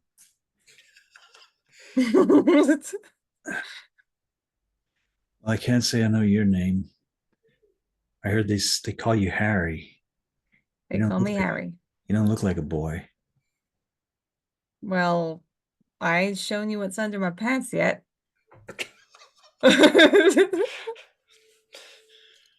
He looks you up and down for a moment. Not yet. Stop. Get out of here. Not interested. I turn around. He saunters off. Jackie goes up, sort of comes up to you. He's like, "Look, sorry about that," and he follows off after Randy. What a playboy. Anyway, now that we've had a chat to Colwood, why don't we go over here? I'll follow your lead. Why don't we see if we can find some of those some of the Malkavians. Some of them All right. Some of them will just strap in. Malkavians. My favorite kind of people. Yeah. Have we talked to any Bruja yet either? Not yet. We can get around to it. Yeah, we need to do that. Yes. Although, would they be here? I mean, some of them. Critias would be. This seems like something where they would at least have to send somebody as a representative. Critias would definitely be here. So there is an old man in a robe, a kind of podgy looking old man, actually. He's wearing sandals, and it's a bit cold. You know, I mean, he's a vampire, so I guess. Yeah, it's like we're all vampire. Apart from the ghouls, we're all vampires here. Exactly. But there is you do see Maureen O'Leary is you hear her raving in another room, yelling at somebody. The old woman that you met earlier, yeah, in the wheelchair. She's in one of the galleries, raving at somebody, and you see the young blonde man that she came here with just sort of storms out of the gallery, shaking his head. Comes walking over in your direction. Harry sort of seems to be going as if he's going to go past you, and then he sort of sees the pair of you, and he sort of breaks his stride and stops. So you're the new guy, huh? Yes, sir. This is Jason Newberry. Jason Newberry. This is Letiche. Yeah, nice to meet you, Letiche. I am Mr. Newberry. Pleasure to make your acquaintance. So if you're looking for any property or real estate, you know who to call. Someone else. Just kidding. She likes to keep it in the clan. I understand. It's about the family. Yeah, I get it. No. Your buildings are probably fine. Property is not my immediate concern, but thank you. Well, I imagine that in some time in the near future, it will become your concern because everybody needs a foundation. That's what I found. A foundation is very important for the existence of kindred society. To be able to survive in the long term, you need a haven that's solid, and I can offer you just that with customized designs with concrete basements designed by the very best architects and minds. We have custom steel Where are you reading this from? I'm not reading this. I'm making this up. No, where is he? I tell him that. Looks over at you, he's like, what are you talking about? This is my elevator pitch. Stop it. Now, where was I? Customized steel boxes. I appreciate that. However, there is a matter of resources and whatnot. I'll need to. Property is not my immediate concern, but I will keep that in mind. You're concerned about resources. Well, that makes a lot of sense because you've just come all the way out of Louisiana from the swamp, and you've been there for a long time by the sounds of it. So you've been through some hard times, from what I can tell. I can offer you a solution to that too. What about a $1.3 million loan with only 2% interest? I appreciate the offer. However, at this stage, I do not have the means of paying it back. I would prefer to wait until I'm a little more solvent, until I take out any loans. Well, I tried, I suppose. What can I say? Anyway, good luck with that. And when you need me, you'll know where to find me. I think she was cad. Yeah, I add it to the growing collection in my pocket. Yeah, for sure. All right. Why don't we go have a chat to the wheelchair lady? Or maybe we could just pass. Maybe we could pass on her. I already had a chat with the wheelchair lady, if you recall. I don't think she Oh, that's right. appreciated my.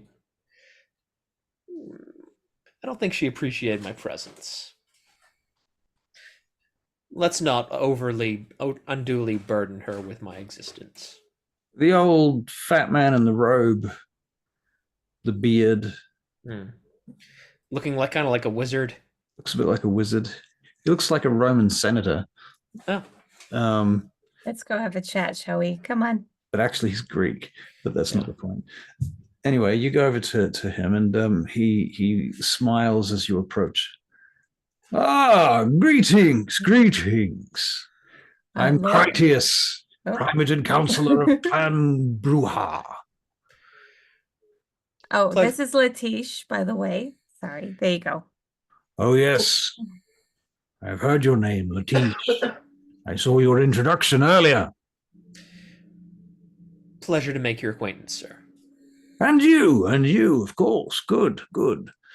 Well, welcome to the big smoke, as they say. Hmm. And tell me, you come from any particular school? Does the Air Force Rangers count as a school, sir? I suppose it does.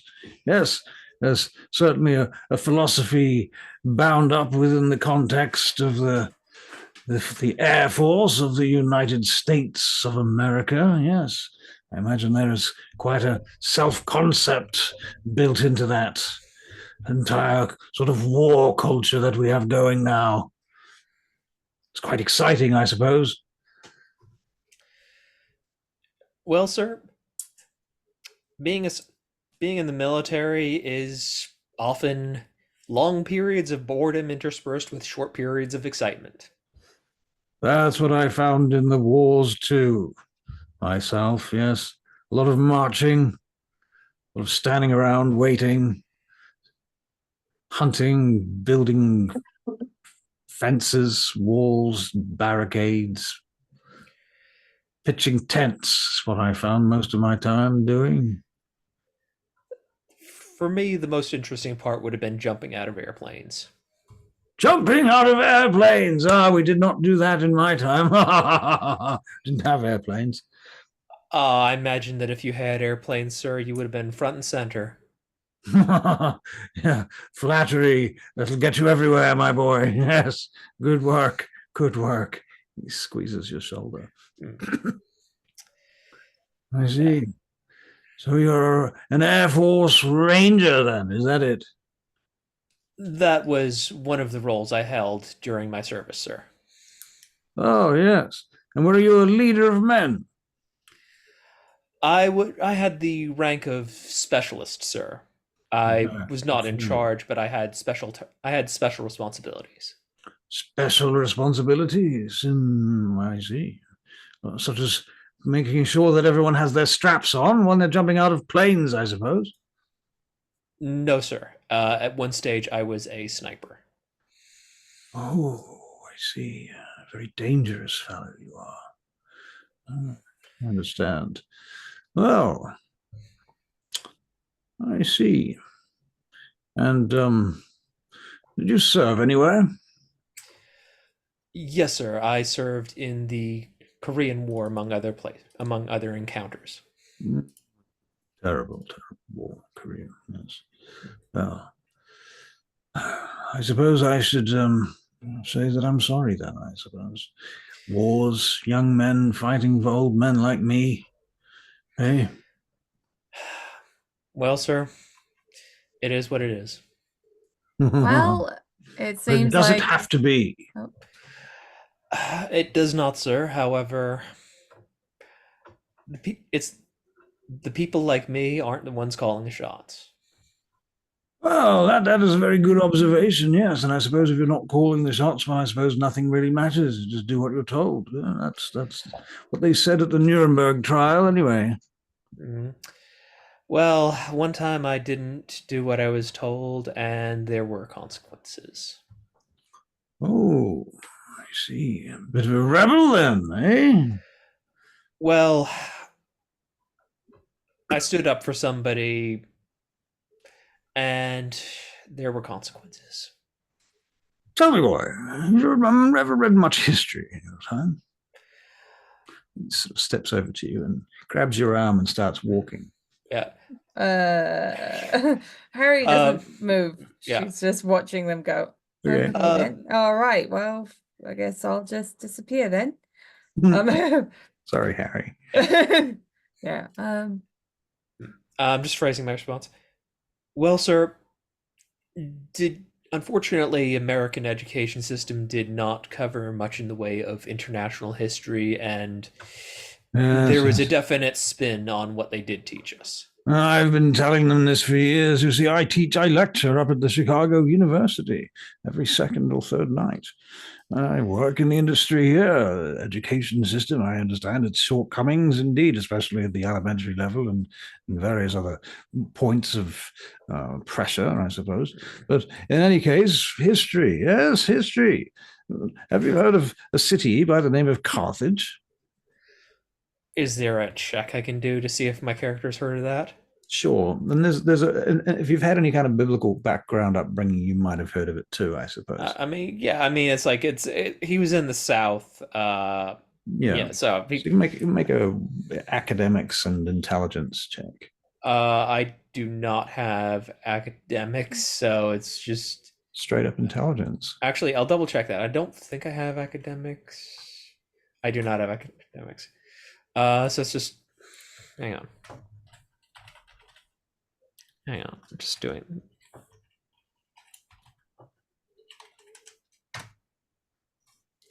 2 successes. 2 successes. Well, you've heard of. Okay, so the city of Carthage, you have heard of it. You saw it on a. Well, I was going to say a History Channel, but they don't have History Channel yet. There would have been like some sort of Bible study class. Right.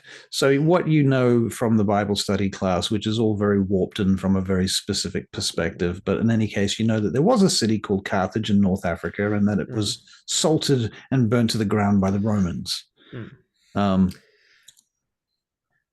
I have heard of that city, sir. I heard that it was destroyed. Yes, as it was destroyed. Do you know who destroyed it? Well, my teacher told me it was the Romans. Yes, it was the Romans. It was the Romans and the Toreadors and the Ventru. I think Harry's gonna pipe up behind and be like, she's listening here now. I thought she let them wander off. She did, but who knows where she went? Who knows? Can she obfuscate? No, unlikely. She can't, but you guys were so enveloped in your own conversation. Well, okay. If she's gonna try and sneak up on me, I want to do a check. I want to do a contested check. Okay. I think, Charlie, you need to do a perception alertness check to see if you can overhear this conversation. That's fucking shit. No. Okay. That's a botch. Yeah. So I don't know what she thinks she heard, but it was probably something very different to what. I probably wasn't there, to be honest. Yeah. She was off. She was off schmoozing someone, right? Or trying to get away from. She's trying to get away from someone. She's kind of just keeping an eye on you. Makes sense. Yes, it was the Toreadors and the Ventru. Carthage was built by my clan, you know, Clan Bruja. I had not heard that, sir. In my time, the mortals and the humans lived in harmony together. That sounds idyllic. Well, I tell you this because you should know that it's possible. That's all I have to say to you, my friend.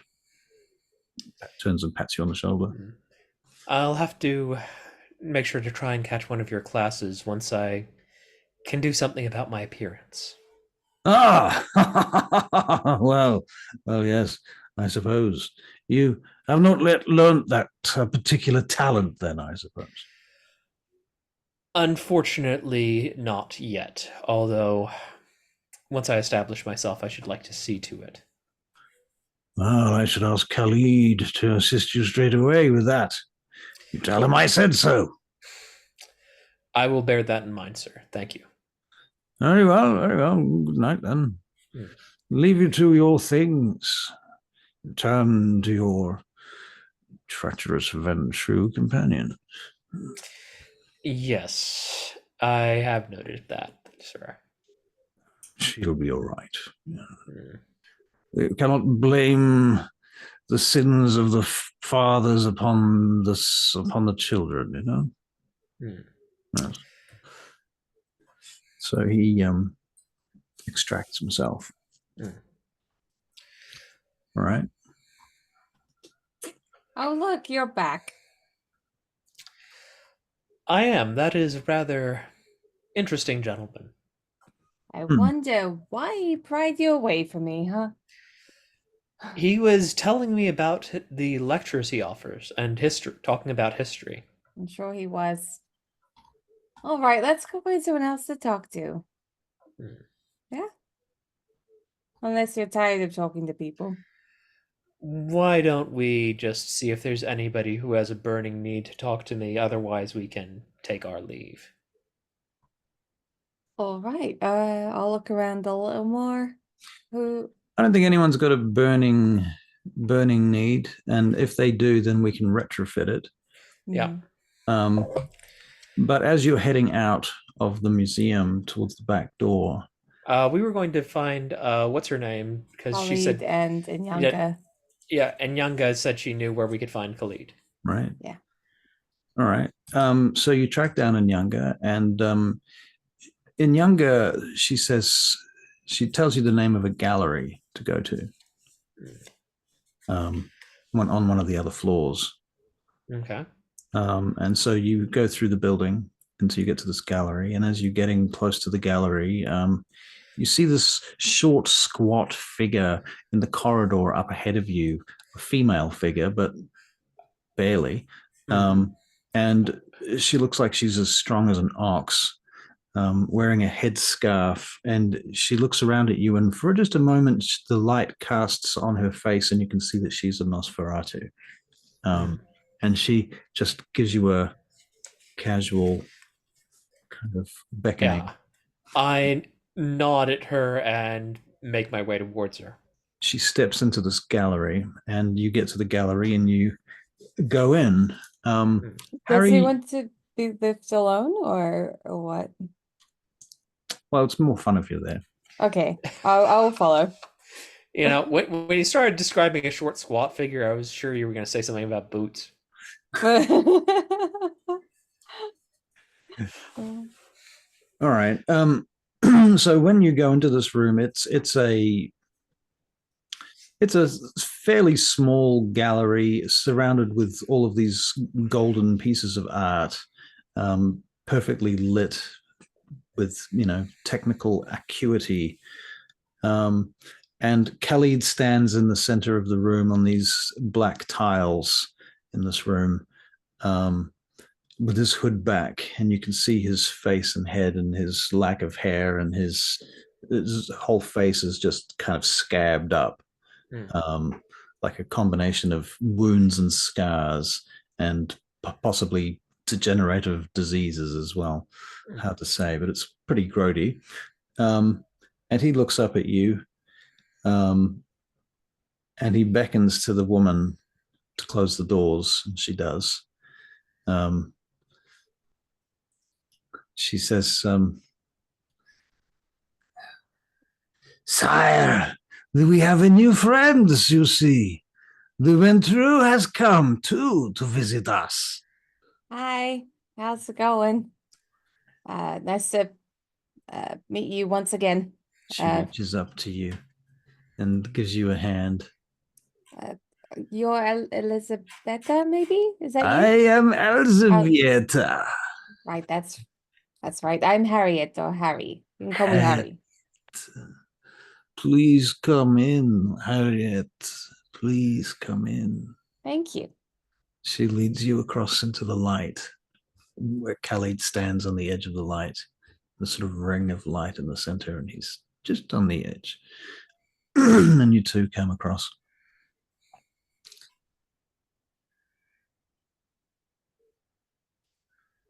Khalid observes you for a long moment.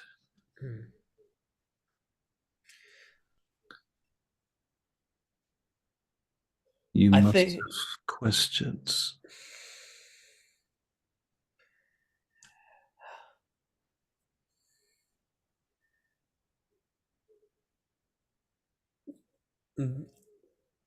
Nothing that I can formulate into words at this time.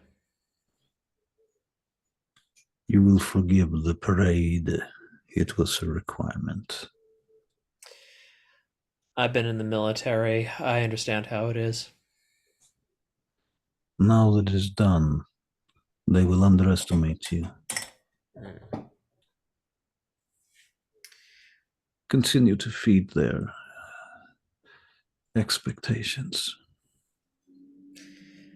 Understood, sir. Let them underestimate us.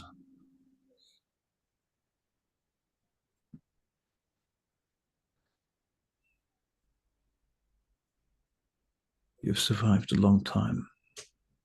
Alone. I'm a sniper, sir. Surviving alone is what I do. But you must have fed on something. There were criminals and such like in the swamp, and if all else failed, there were always animals.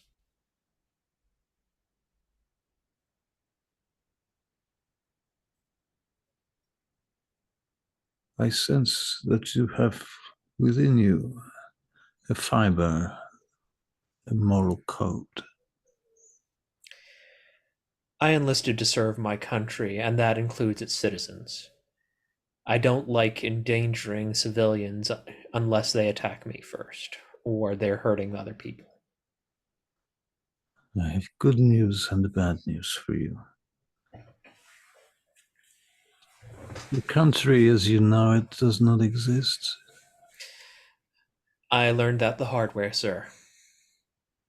Good. However, the people still deserve to be protected.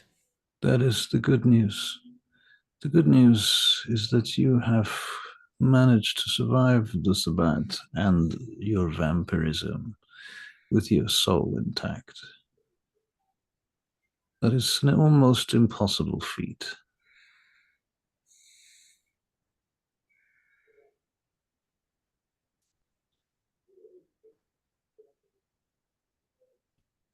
Do you kill humans? Only as a last resort.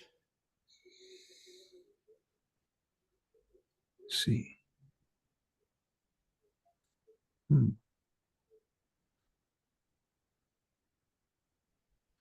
Have you experienced the frenzy?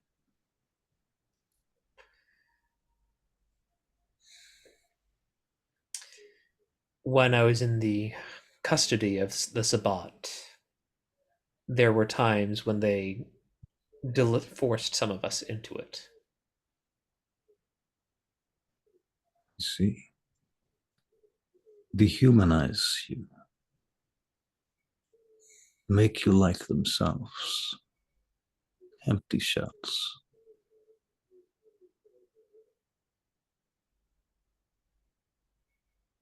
You're free of this now. I hope so, sir.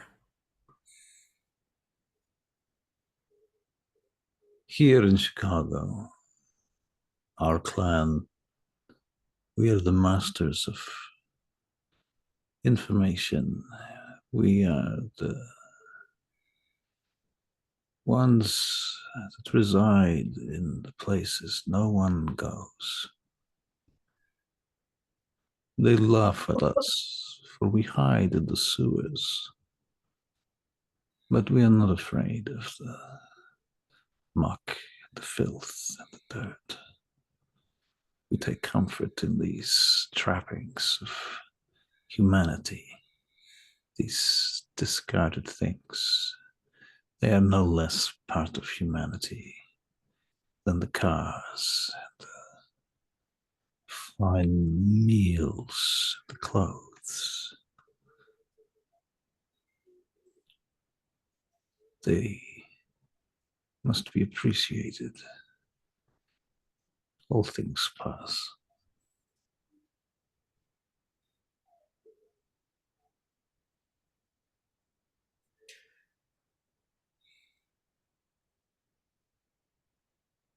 Were you an only child? I had other siblings, but I haven't been home since. And he just kind of gestures at his face. So I do not know what has become of them in that time. Are these loose ends?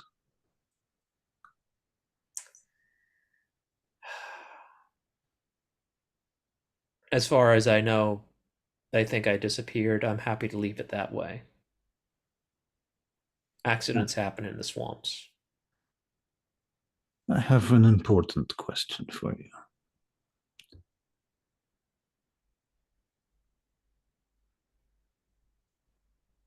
Your family, do they present a weakness to our clan?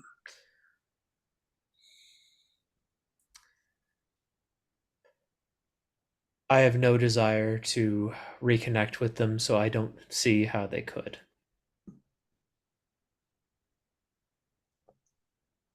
I see.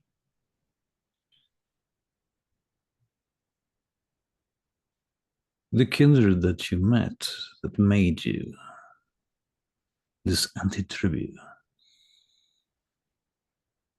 you say, I've heard this report that you have claimed they performed rituals and magic.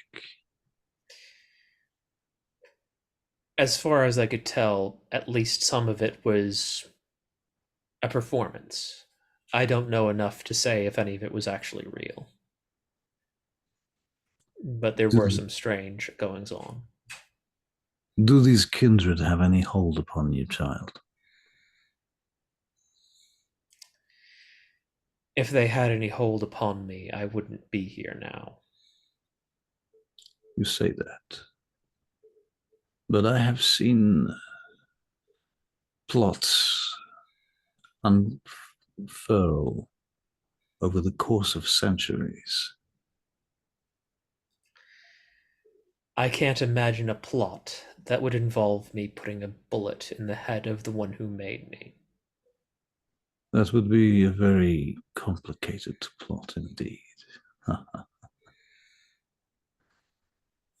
True.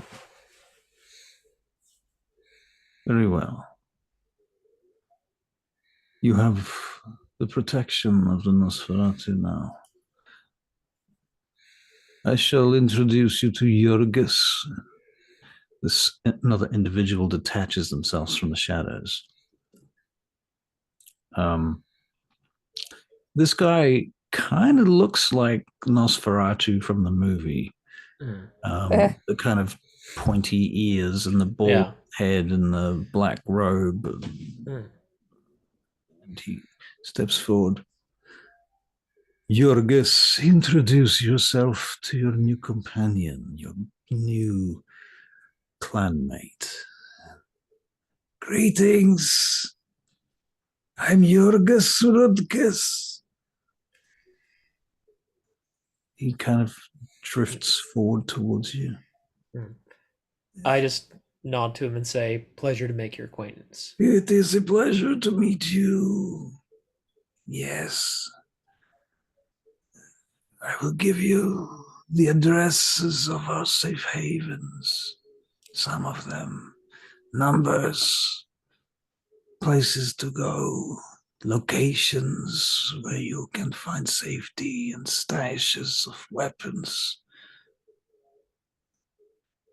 Blood. I appreciate that, sir. Harry will kind of look away. She doesn't want to intrude on this. Yeah, that's fair.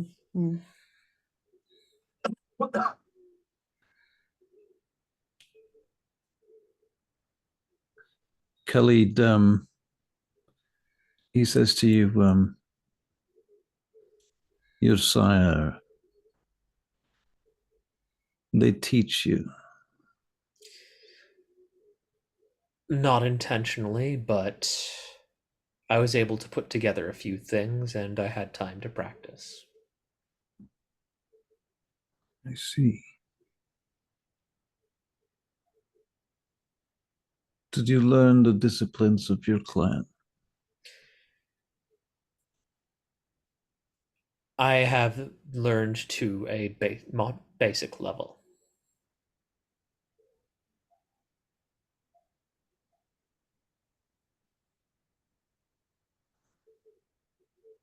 I see that you do not wear the mask of 1,000 faces.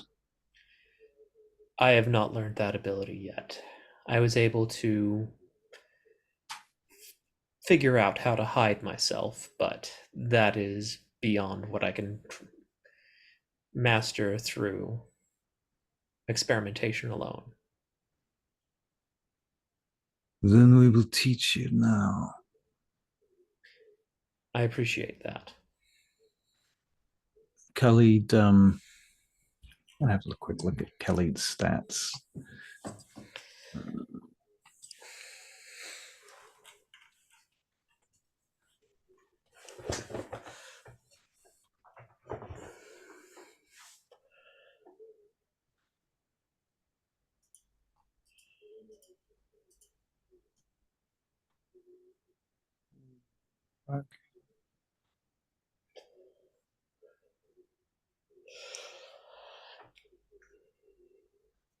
Okay. So with a mixture of demonstration and specs, he teaches you Mask of 1,000 Faces. I don't know how many XP that is, how many XP you need to get that. It's Probably another 10 in like total. I think it's it's like 5 per level. Current level is 2, so probably like 10 XP. Yeah. Have you got any XP at the moment? I used it. You used it? Yeah, I used it. All right. Well, I'm going to give you 10 XP, both of you. Ooh. Okay, can I put it to something already? Yeah, you can put it on whatever you want. I mean, within reason. Not going to get like quietude. Yeah. No. Yeah. I'm probably just going to put it in sets for being true. Dominate. Okay, let's do it. Let's be dominating. Not that I've used any of my skills yet. Yeah. Brand new, shiny and all. Shiny. She does have ore, but she's not going to shove it down people's faces like the Toreador. Shiny, happy people. Okay, thanks for that. Do. All right, so that's the general gist of things. So Khalid gives you they give you a map of the subway and a number of locations on this map where you can access public telephones. And there's a number to call that will get you in touch with one of Khalid's retainers who will set up a meeting if you want to make a meeting with Nosferatu. Okay. Then what I would say to him basically is that if you're helping me, it's only fair that I return the favor. Is there anything I can help you with?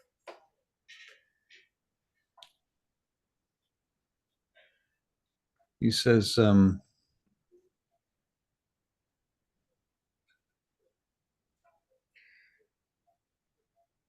you have been given a role by fate. You have been drawn before the Primogen Council and the elders of the city. They have seen you, heard of you. You have become the public face of our clan. Tonight, and perhaps not in a week, perhaps not even tomorrow, but for now, Then you will serve this purpose. Learn what you can. Our clan is like a family. We protect our own. Understood. I do not expect your loyalty or your even your interest. As you are a new vampire, and you do not understand the links that we have with our blood. But you will come to realize in time. Until then, perhaps you should take some time to familiarize yourself with your new state. Well, I'll certainly familiarize myself with the city and whatnot and such like. Tell me when you are ready to begin work for the Nosferatu.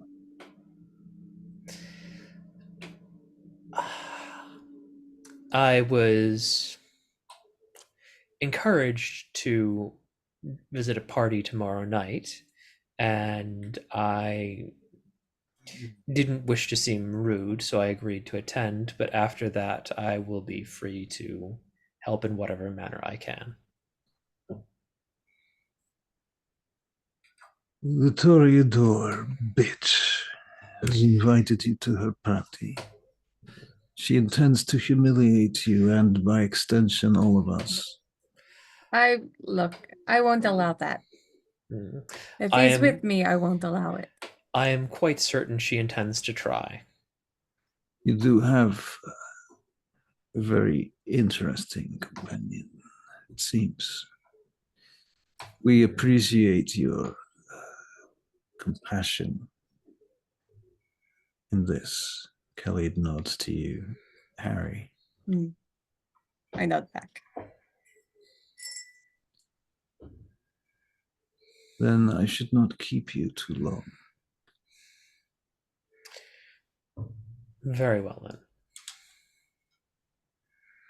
I appreciate your teaching tonight, and as well as the assistance you've offered me.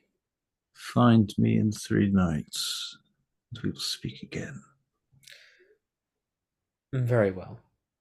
And out of game, he just confirms which location to find him at. All right. Yeah.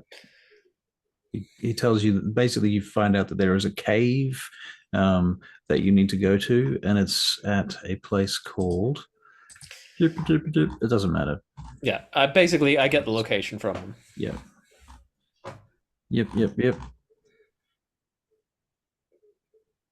It's in a place called Evanston. But anyway, yes. Okay. So thusly your meeting with Khalid wraps up. Yep. And as it's getting later, I imagine somebody comes around with a bell and tells everybody that Elysium will be closing in 15 minutes. So make sure you bring your goods that you want to purchase up to the checkout. Yeah. Yeah. I see. Collect your guns and fuck off. Yeah. All right. So, long story short, then you find yourselves getting booted out of Elysium in 15 minutes. Yep. Harry well, says I go and collect my guns. All right. Harry will say to Letiche, look, yeah, I mean, if you want, look, no, wrong one. Get right, America. Okay, Chicago, right. So, look, I'll go with you to the party tomorrow, and I'll make sure that they don't make fun of you, because that's not fair now, is it? I appreciate that. And you know what? I know a little about them. I think we could, embarrass them instead, if you want. You know what? Maybe that might be a little too much, but that does sound fun. All right. I'm not. Yeah, it's probably best that we don't The last thing we need to do is make enemies, especially with the Toreador. The gossip mongers. Hmm. Do you want to come visit my bar? You might like it. I'll give it a look in. Hmm? All right. So you go and take your bike and Yeah, I imagine she gets in her car and I follow on my bike. Oh, you have a bike? Okay. Well, I picked out a car. you picked out a car. I'm going for a Polo White 1954 Chevrolet Corvette. Nice. Yeah, 58 Corvette? 54. 54. Yeah, those ones. I always liked the 63s myself. Wow. No, What? 65, 65s. Yeah, You show 65s. off. What a show off. I don't know shit about cars. Okay. But I Okay, thought so the picture looked nice. I don't know shit about cars either, but when I was a little kid, I was absolutely obsessed with Corvettes. Oh, okay. Amazing. Like really obsessed with Corvettes specifically. Wow. So when she says 54, I know exactly which model she means. With the with the inset side panels. Sure. Fuck, I don't know what you're talking about. Yeah. Car look nice. Cargo Yeah. boss, maybe. Looks like Cargo it should go fast. Yeah. Cargo at safe speed, probably, because it's as Yeah. fast as it will go. Yeah. Oh. Right. So you get down to the speakeasy and you park up and you go in. Yep. Val, you're I'll the come DM in. now. Okay. So it looks like you've traversed back in time, but that's the way I wanted it. I want all the menus and everything to be reminiscent of that time. Because I respect Harriet will say that she respects Al Capone and like people from the era a lot. Yeah, her family. It's sort of heritage, pretty much, a legacy. So she'll take you through everything, and yeah, like I would go through like the drinks list and tell you what you should order if you were able to drink. Well, yeah. So I just checked my notes. My character was born in Prohibition, but it was repealed when he was when he was a kid. Yeah. Well, in that case, you might have like a parent that went through that sort of stuff too. Maybe. Yeah. So I'll take you to just a booth. Like it would be like people will be in attendance. I'm not sure how late it is. Probably about 3. It starts to close down. At least he can mask of 1,000 faces now. Yeah. So, what do you look like now? Have you seen Arcane on Netflix? Of course I have. He looks basically a lot like Silco. Ah, I fucking love Silco. But yeah, basically, so his Silco? clothes, huh? Silco's the guy with like the really fucked up looking eye. Older guy, little on the short. I always imagine him as being short. He's the one who took in Jinx.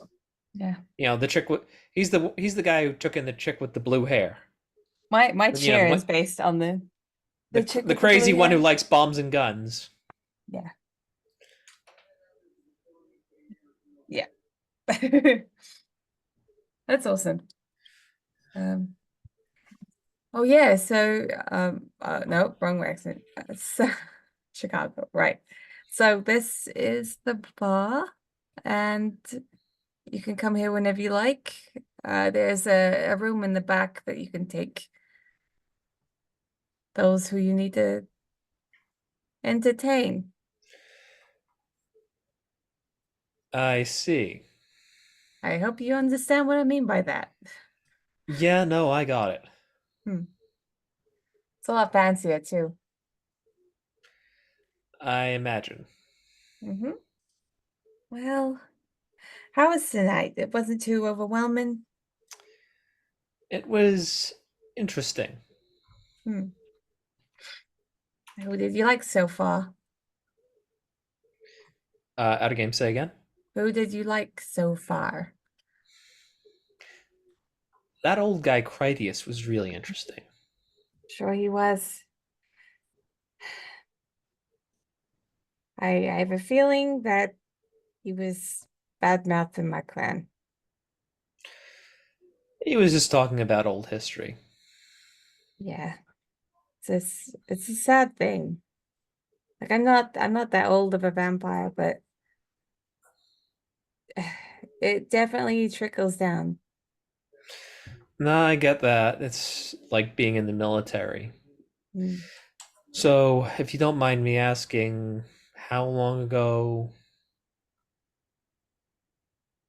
you know? right. Well, it wasn't too long ago. I've been at this for okay, what are we playing in 80s? Okay, well, I think it would make sense to be about maybe 20 years or so. That's probably 15, 20 years. yeah, it's about the same for me. Yeah. Did you were you given a choice or Oh yeah, absolutely. uh, If anything, I begged. uh, Yeah, I lucky? oh well, yeah. I can't see many people putting their hands up to be a Nosferatu. I mean, I didn't put my hand up for any of this.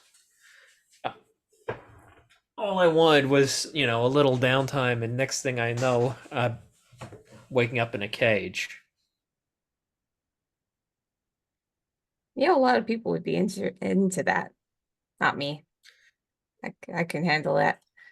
Um, yeah, I'm sorry you I'm had to go through that. That sounds pretty absolutely horrible.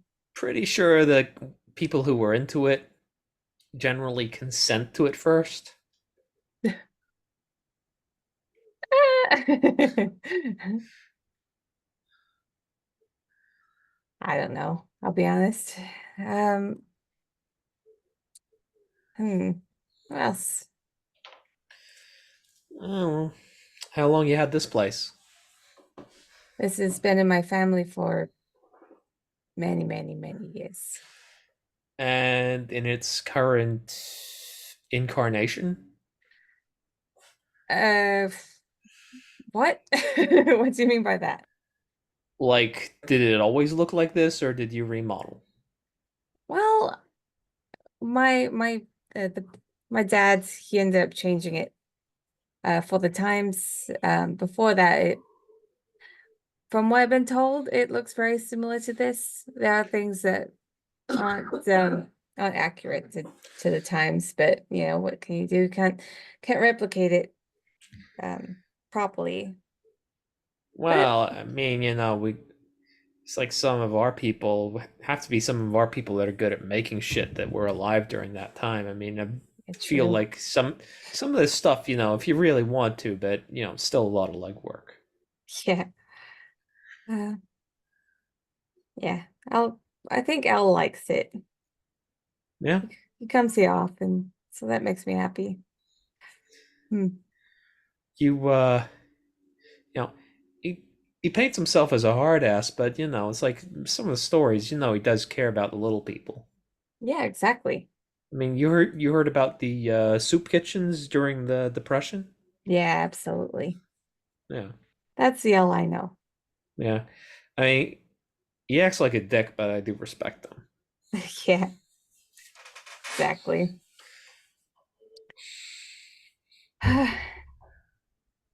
Um, so one thing you're gonna need to learn about this place, about Chicago, you Yeah, gotta make yourself useful. yeah. It's trying not to show too much of my hand at this stage. So what is your hand? Well, you already know that I was a sniper. I'm sure Terrace is gonna tell everything to your grandsire. Yeah, my my grandsire. Yeah. Okay, so Airborne Rangers switched to the Green Berets, then switched to the Parajumpers. So I got skills.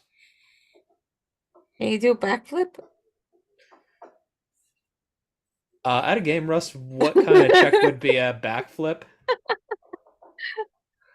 That's a good one. It would be Dex. Dex, yeah, Dex and athletics. Athletics. Okay, I am going to attempt to do a backflip. Okay. Oh my God. I will shuffle some tables out of the way. Okay, yeah, I'll wait for her to shuffle. I'll wait for her to clear a space. Now, if you could get him in a tutu, this would be a show. I am not. Yeah, Nos in a tutu. Okay, so I'm gonna roll.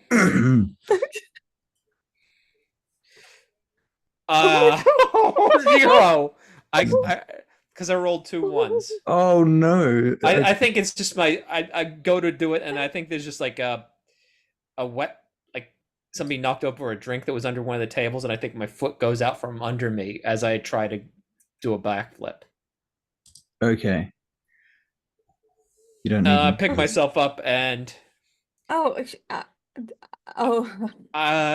You know are what? you okay, Letiche? Yeah, I'm gonna check my footing and try that again.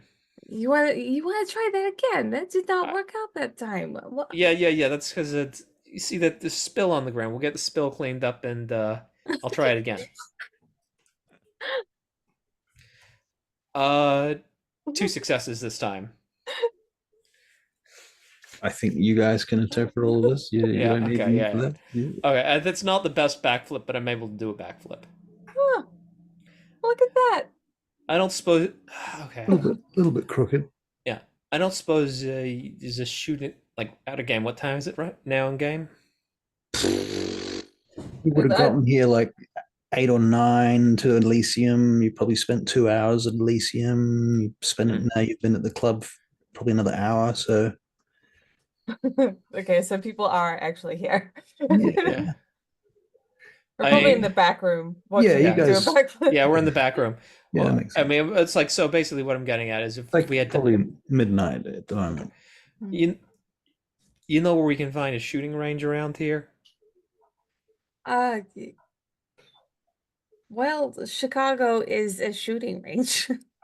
I'm just kidding. I meant something with actual paper targets. I'm not planning on putting bullets into people. I was going to say, actually, Charlie, the right answer is Cabrini Green. Let me think here. Okay, so I'll go over to a old-fashioned yellow parchments, and I'm gonna look through for a shooting range. That's open at midnight. Yeah. Yeah, booze and guns, what could go wrong?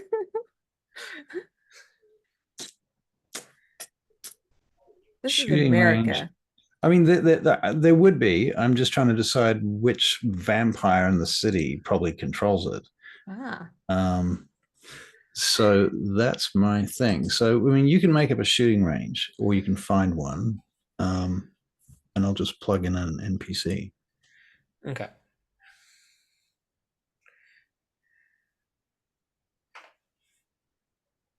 It needs to be an established one that was there in the 80s. Yeah.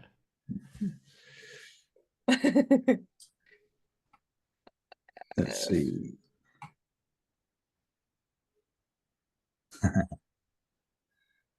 Yes. Oh God. Okay. There is a place. It's called Striker's Range. I've just decided. Yeah. Oh okay. God damn it! Strikers with a Y. Yes. Oh my God. And that's probably why you know it. You know of it, Harry, is because he has a shooting range that's open in the city 24/7, and occasionally vampires do meet there from time to time, but it's not like a common thing.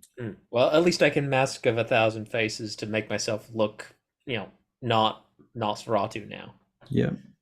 It's right next to a gentleman's club and a strip club, and yeah. Okay. Get your jacket. We'll head. Yeah, we'll take my car. Okay. All right. I'll leave the bike here then. Yeah. Just leave it here.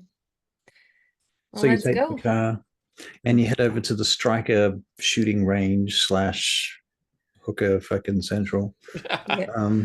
and you get there, and yeah, oddly enough, they're open and they let you in. And they, I don't know how shooting ranges work normally. I assume you pay money and show them an ID, and they make you sign a whole bookload of forms. I imagine if this is a vampire one, there's probably a way around it. Oh yeah, that would be true. Yeah. Like, because it's like I can't exactly get an ID as a Nosferatu. Where you can. Well, yeah, I can get a fake, but like, I Yeah. wouldn't.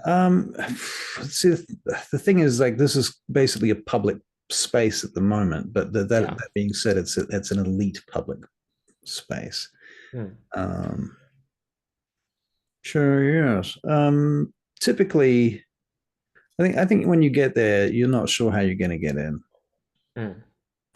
But they are open to the public, but you do need an ID, and they do typically expect you to sign a bunch of forms Hmm. when you go in there. Charlie, Yeah. you might be looking around for maybe for Brett Stryker or somebody, but you don't see him here, at least not in the gun range. You might need to get, you might have to meet the head of the place before your name is put on a list Right. to get in. Basically, that's what I'm getting at. All right. We'll go up to the front dude. He looks up at you. We're friends of Brett Stryker, Oh, and you are. we'd like to speak to the manager here, if you don't mind. You want to talk to the manager? Okay. Well, he's not here right now. That's just me. Yeah, I suppose we should just, just be around, stop being around the bush, and maybe you'll just let us in, and I dominate. Okay. Yeah. Nice. Go for it. I don't remember how to do this. It's gonna be like manipulation. Manipulation and leadership is what I want to say. We'll go with that anyway, right? Sure. Let's see how. 1, 2, 3, 4. 4. So 4 successes. that's right. 4 out of 5 dice isn't bad. You want me to let you in now? Okay. He grabs a key and he turns around. Sign these, please. All right. I'll do so, Harriet's Malone.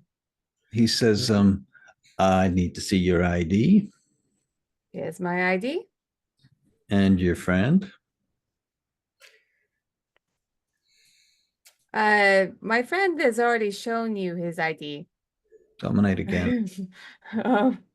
This is probably actually forgetful memory, which I've just got. So, Forgetful mind. yeah, let me just have a look and see if I can find that. Dominate.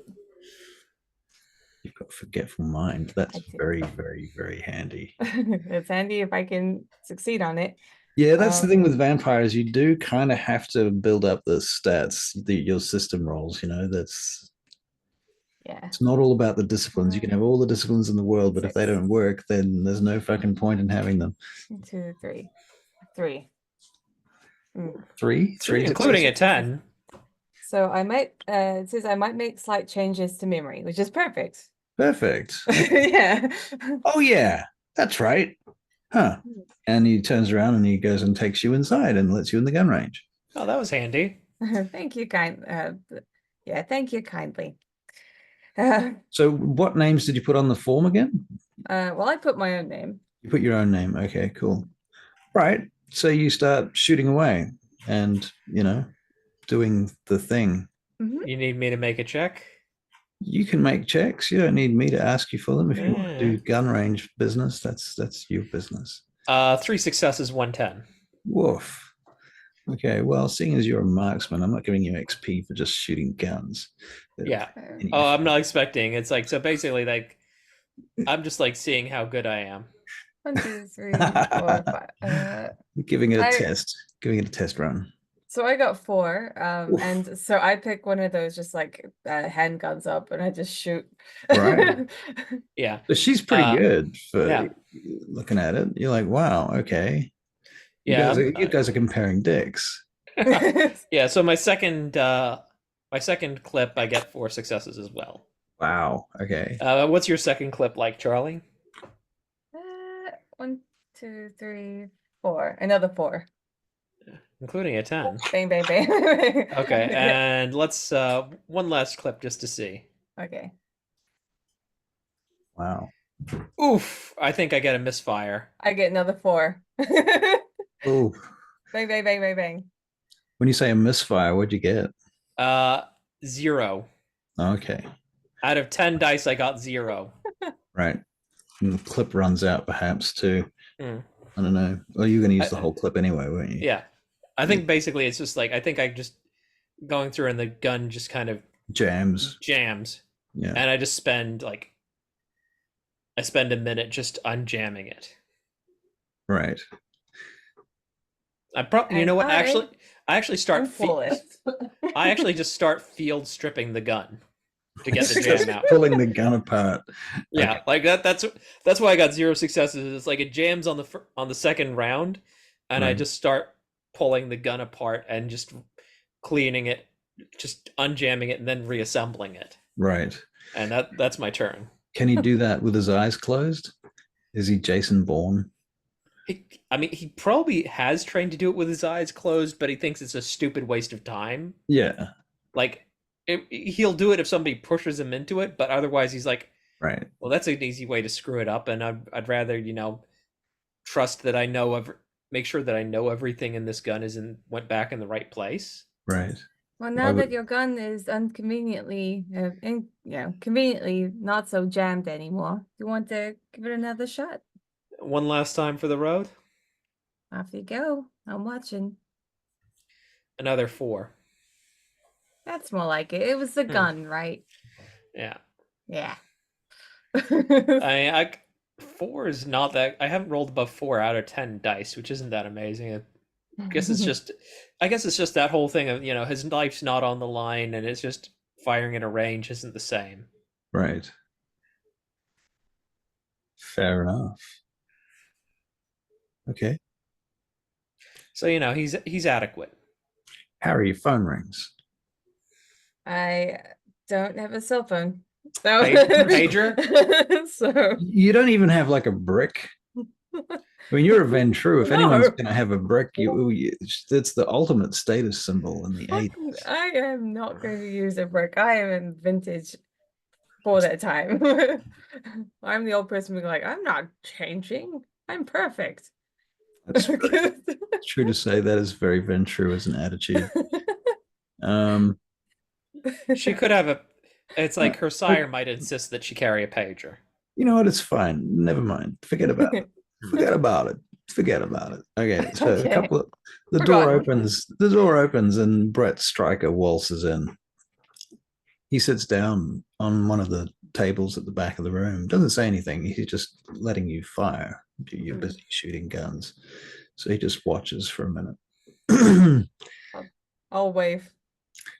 He's wearing a suit, but he's got what do you call them? Suspenders? Suspenders, yes. Oh, like over top of the suit?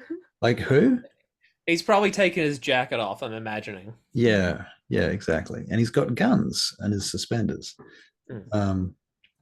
He's got pistol holsters.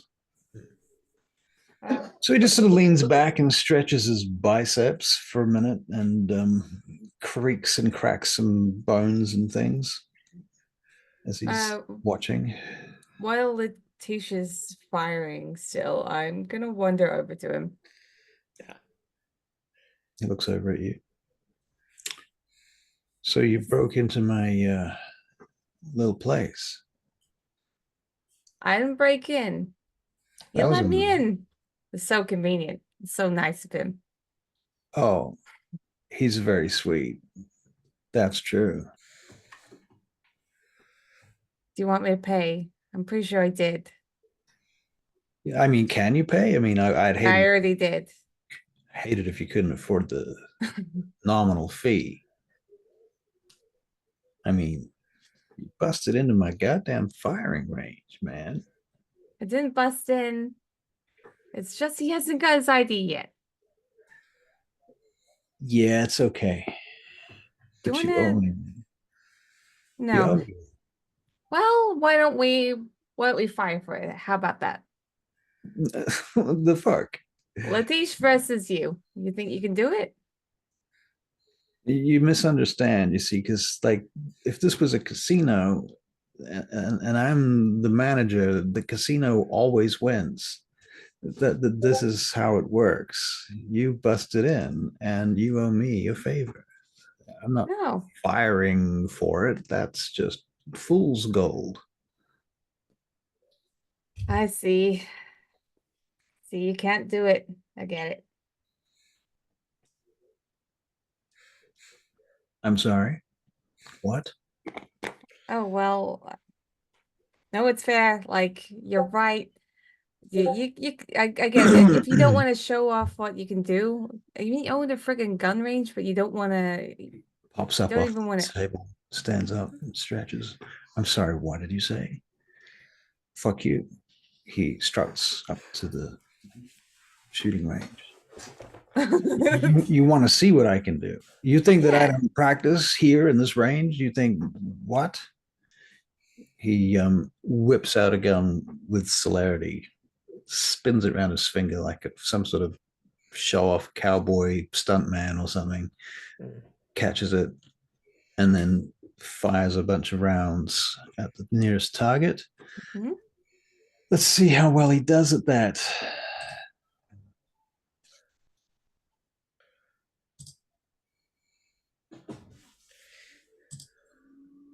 Well, Two. Well, no, yeah. it's like well, that's a one. So isn't that like one It's success? yeah, it's right. One, sorry, my One success. apologies. One of Okay. his bullets hits the target, or Okay.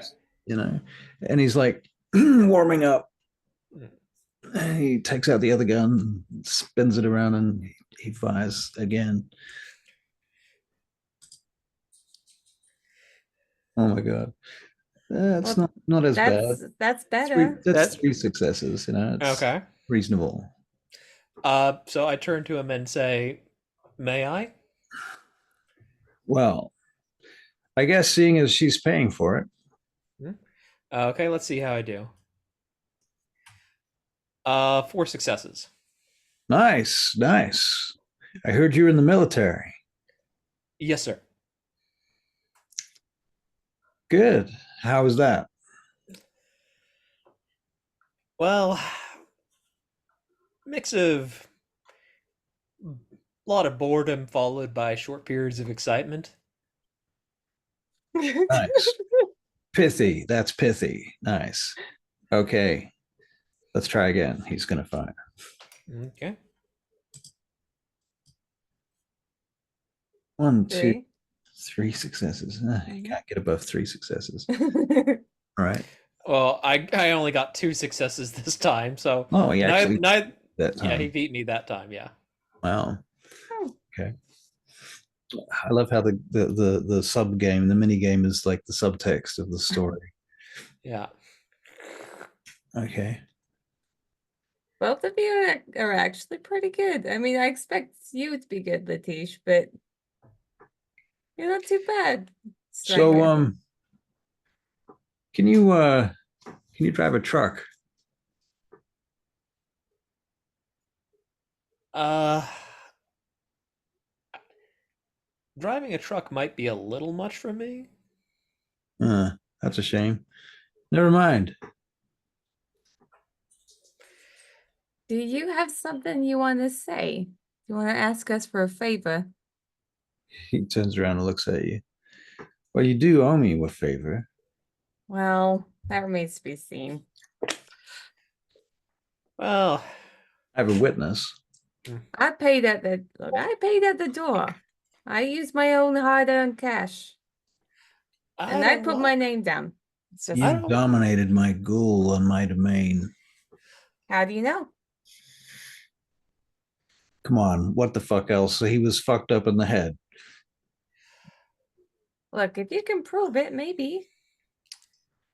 If I Maybe. can prove it. yeah, I'm just kind of like watching this back and forth and just say, look, I'm new in town. I'm not keen to get on anybody's bad side. If it's not too much, if it's something relatively minor, I can help out, and if it's more than minor, we can discuss things.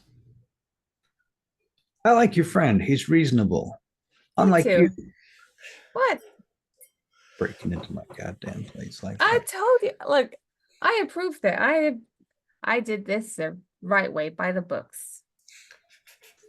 And I will go over to his books and be like, look, my name.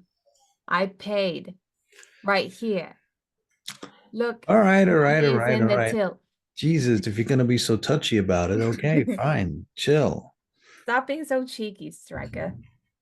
He pops his abs and his pecs at you. Yeah, I get it. They're fucking spectacular. That's right. Yeah, I mean, it would be fun to drink off of. Um, but that's it. You want it, he says, but you can't have it. This is all Sophia's.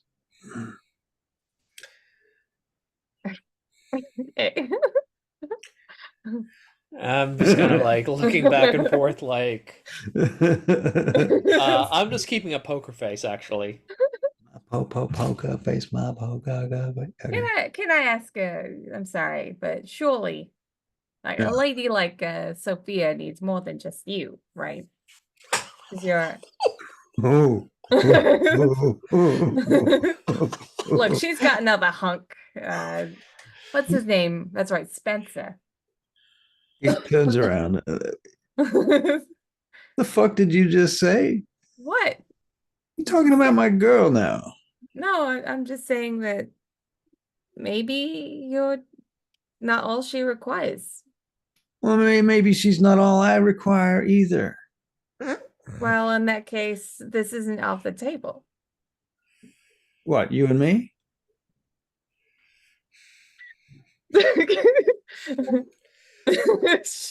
She got hold her laughter in. It's I like, she just started laughing and about. Letitia's just like, should I give you two some privacy? Obfuscate.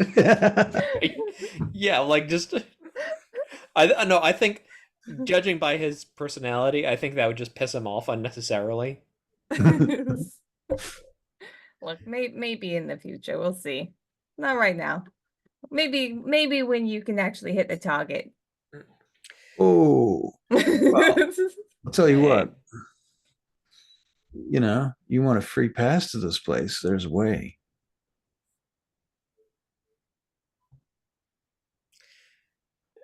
Now I feel like the dense one. Yeah, What's like, the way? Jesus. You're not actually gonna make me say it, are you? I'm sure my friend here would be interested to know because he's the one without the ID. I mean, he shivers. He shivers. I mean, I approach him and quietly just say, look, you know what clan I am. You understand, and I'm new in town, so there's certain issues for me at the moment, and I am working on those. Yeah, I got it. You sure you got issues? You're working on your issues. Okay, we all got issues. I meant more in a logistical sense. It's like I'm not the type who's exactly photogenic, if you catch my drift. Oh no, I picked that up. I picked that up already. Okay, just checking. Don't worry, I got it. Okay. I'll go over to him. I'll slip in a card of Harriet's, just a business card. It's got her letter address, her address. I don't know. Right? Mailing address? Physical mailing and address. her number. Not that she's ever by her fucking phone. Right. Oh. Does she have a Google that takes messages or an answering machine? They did have answering machines in the 80s. She could have like an answering service even. That's vintage. Right. Yeah. That's seriously vintage, actually.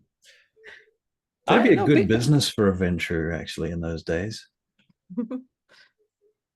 I mean, I know of people in even this day and age that still have an answering service if they're like businesses. Right.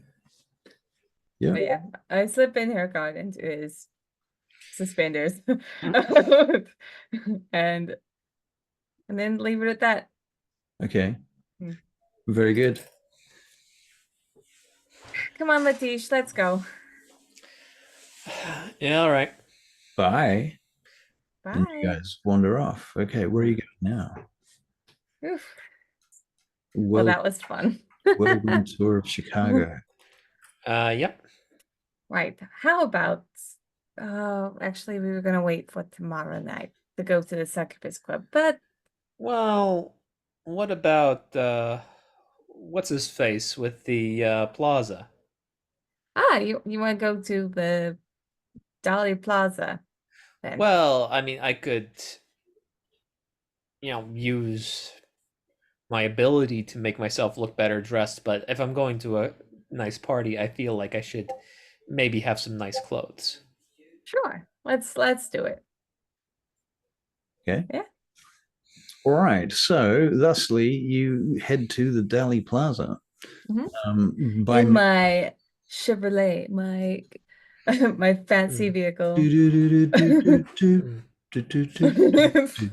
not so Cheech and Chong. Yeah.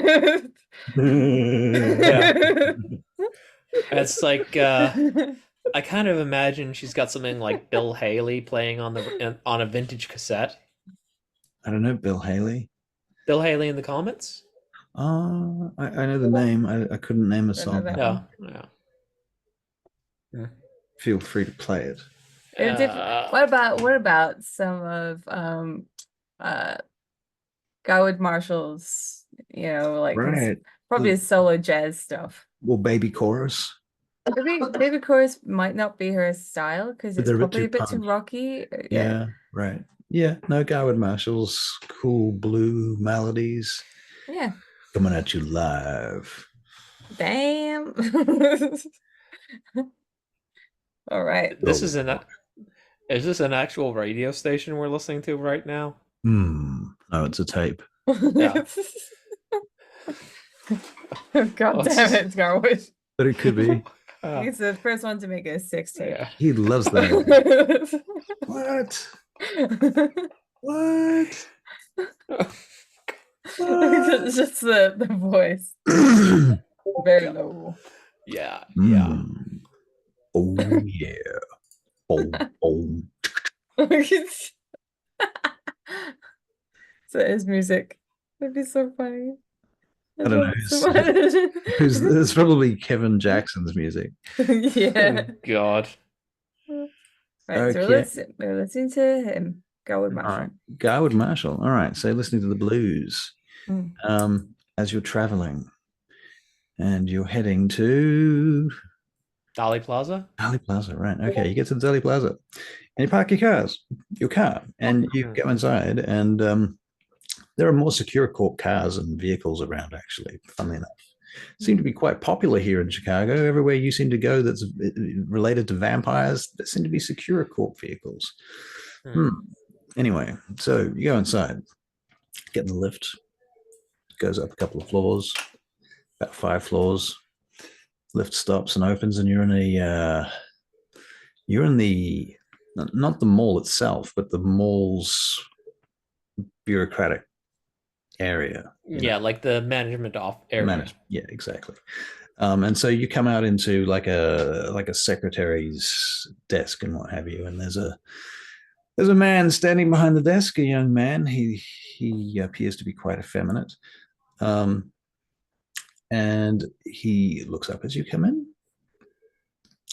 How do you look right now, by the way? Well, I'm using Mask of a Thousand Faces, so I still look the same as before. I don't look like a Nosferatu. Okay. Unless he can see through it. What do you look like, though? Like I said, I look like Silco from Arcane, basically. Silco from Arcane, right? That's right. Yeah. You want to look him up, maybe, so you can see? Yeah. I did look him up. I know who you mean. Nice. Love that guy. Yeah, he's cool. He is cool. Yeah, okay. Little more without the scarring so much, and a little more modern clothing, but So anyway, the secretary, he looks up. Hi, can I help you? Hi there. I'd like to speak to Edward Neely. Oh, Mr. Neely, of course. Yeah. One moment, please. And he presses the button on his thingamajig, and gets Edward Neely on the blower, and he says, he'll be right out.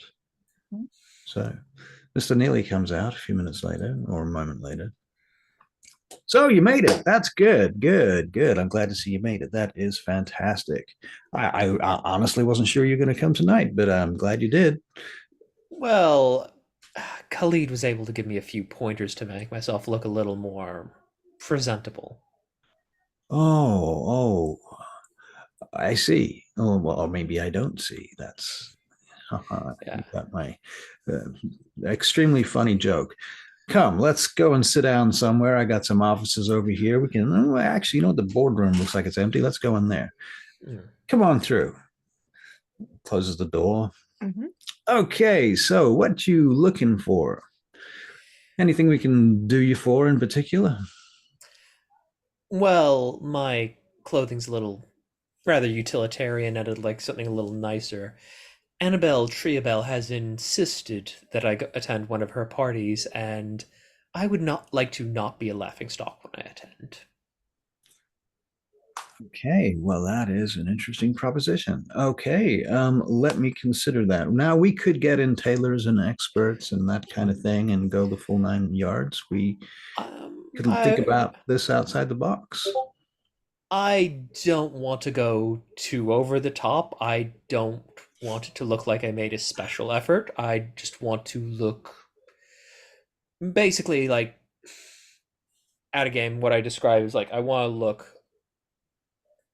something that's flattering to my physique, and I can take care of my face myself.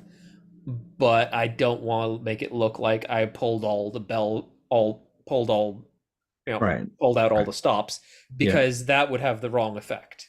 right, Basically, I want to look like I just went out and got a nice outfit, but at like the upper level of that. right. Okay.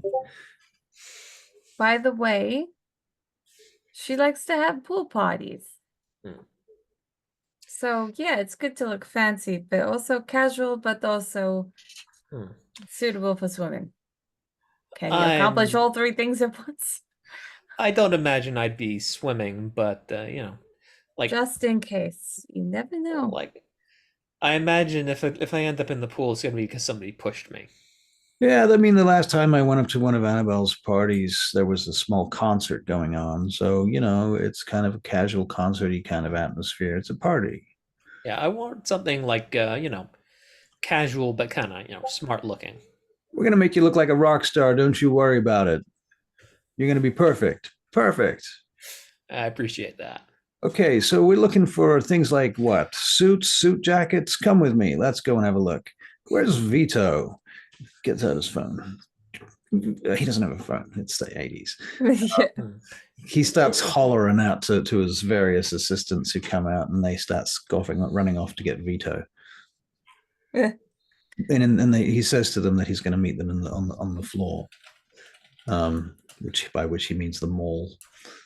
And so he takes you in the lift down to the mall itself, and then just starts using the master keys to open up shops. You know, they're obviously other people's shops, but he owns the mall, so he has the keys. And Vito turns up. He's a very nice looking, very tall, very Italian looking fellow, with perfectly cut, nice black hair and a beautiful suit, rings gleaming and things on his fingers. Um, Vito, I want you to help this fellow here to achieve a look. We're talking about a pool party, a kind of a casual sort of, what do we say, concert atmosphere. Yes, of course. I will do my best. Good luck. Good luck. Good. I'll have to see you guys later. I've got business to attend to. And he runs off. You know, So, maybe I'll find something for my maybe I'll find something for myself too while we're at it. But I can shop for myself. I haven't been stuck in a swamp. this is literally the shopping episode that everybody dreads. Yo. Well, Yeah. I'll make it simple and just tell you what I wear when I get there. Yep. Yeah. Okay. The difference is you're not going to have to haggle with shopkeepers and murder hobo where you're through the scene. So, Yeah. all right. So basically, out of game, short answer is you're in a mall. You can get anything that you want that's in a mall. Um, it's a pretty good mall, though. That being said, it's got some pretty high class shops. Okay. So basically, like, I'm thinking something that definitely has a military vibe to it. So, like, an Epaulets. olive shirt with epaulets, nice bomber jacket, aviator sunglasses.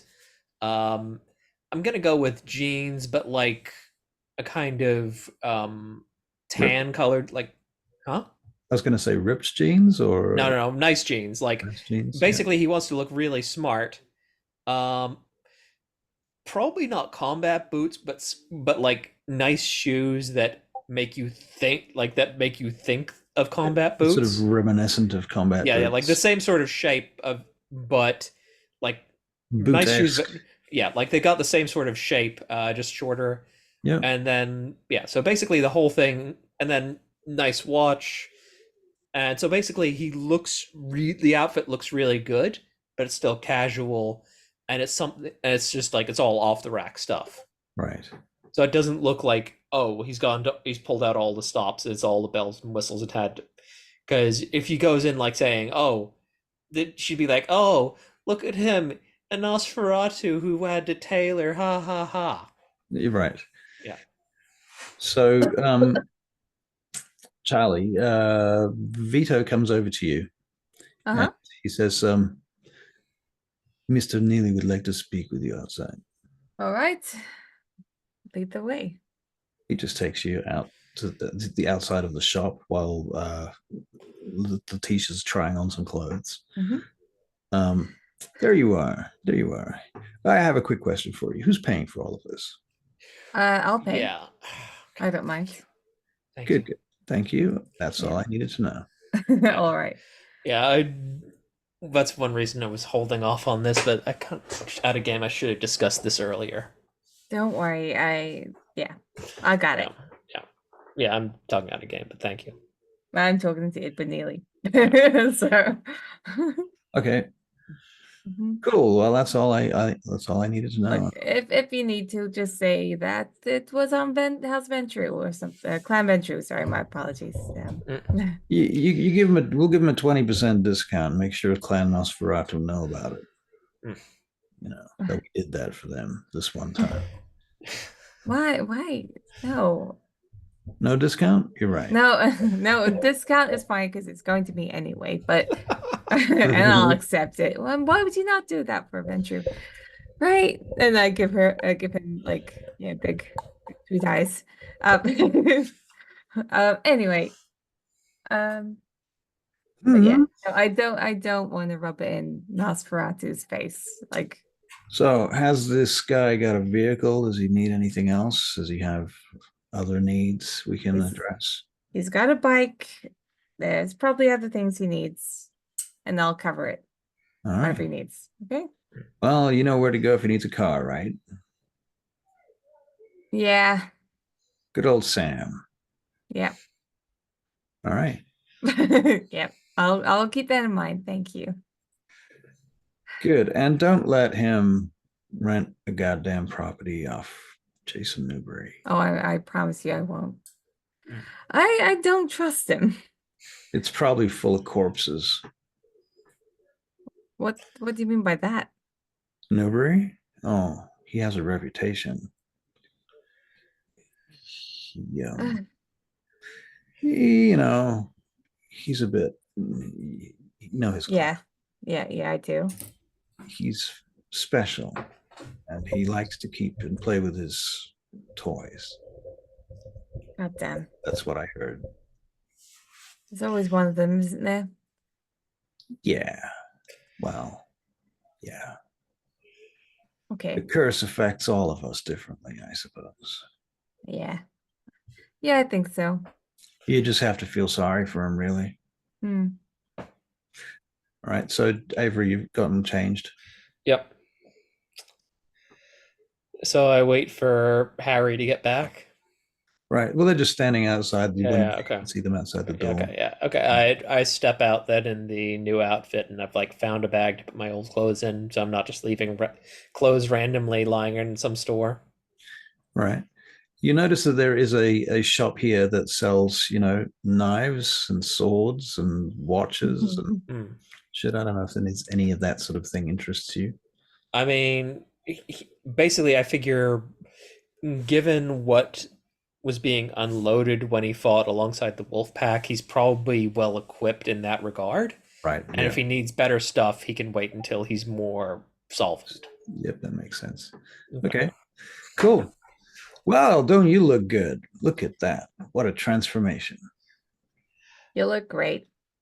Uh, Absolutely. well, I'm trying not to give Annabelle Triabel ammunition against me. It's a good idea. Good luck with that. But Mm. it's an admirable attempt.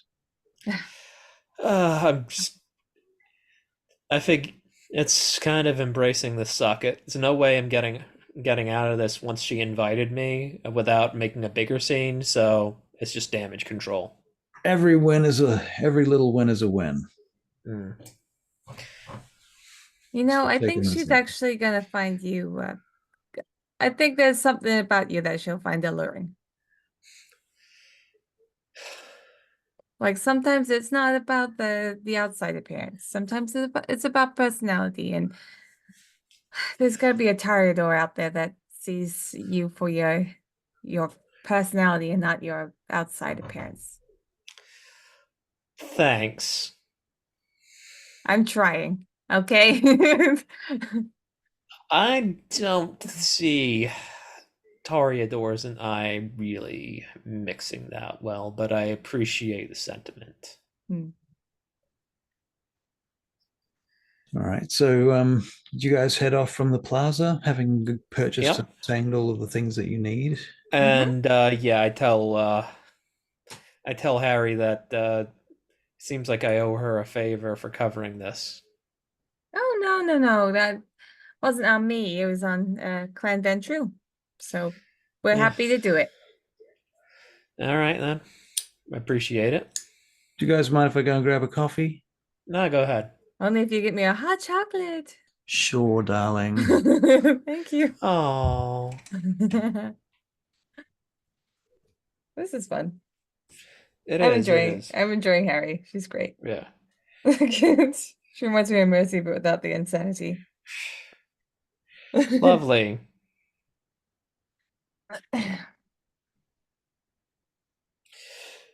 Uh, Ah, it's so tough being in the forest in the swamp. yeah. Well, basically, it's like I figure that for him, like he lived in a fucking swamp. How bad can the sewers be? At least at least he can watch TV in the sewers. Um, Harriet wouldn't allow you to stay in the sewers.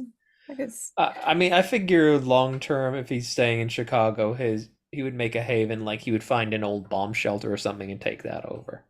yeah. She has something that he won't know about her is that she can make people disappear, but like in a good way. She can find homes for people really easily. That's good. She can also like provide you like a safe haven. Um, Right, but it's like he's gonna really owe her if she does that. if anything, it's just for the time being. Okay. But Yeah, still, it's still, you know, he doesn't like owing people if he's got a debt to somebody he wants to clear it. It's just his personality. yeah, fair. Absolutely fair. Yep. I have a good amount of resources, so I'll be okay. Yeah, I get that, but still, it's like, yeah.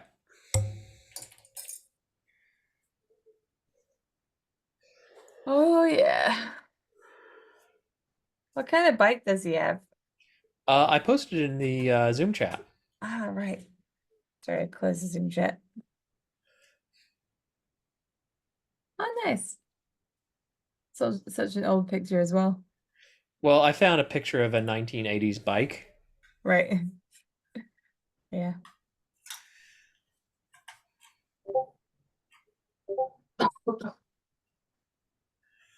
But yeah, I can't believe that with 10 dice I couldn't get above 4 successes on a fucking firearms roll. It'd be like that. I just rolled again and I got 1 success out of 10 dice. Well, Like that's the thing, right? what the hell is up? The more dice you have, the more chances you have to get ones, True. which is the issue. Like there are times where I'm like, oh, I've got 8 dice, roll like 4 ones, not Yeah, like I successes. just rolled I rolled a few more times. I managed to get up to 5 successes. Okay. That's One like day, one day it'll happen. yeah, one day I'll get like 10 successes. Well, I mean, I got 7 successes on one of the rolls the other night, I think. Yeah, yeah.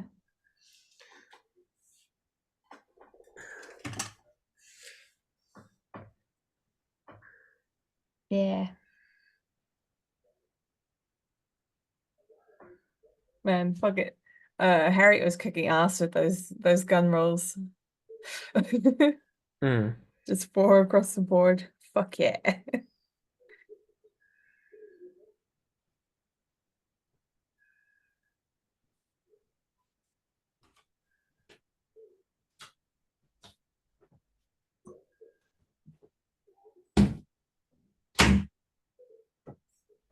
Hello. Hello. It's fucking freezing, man. Is a bit. What up, what up? Oh, I don't know if you saw the Moon Shadows, Russ, but it looks like we're at Peter's next couple of weeks. But what? Moon Shadows chat. We're at Peter's the next couple of weeks. Oh, is he out for the next couple of weeks? No, we're at his house. Or at his house? Okay, cool.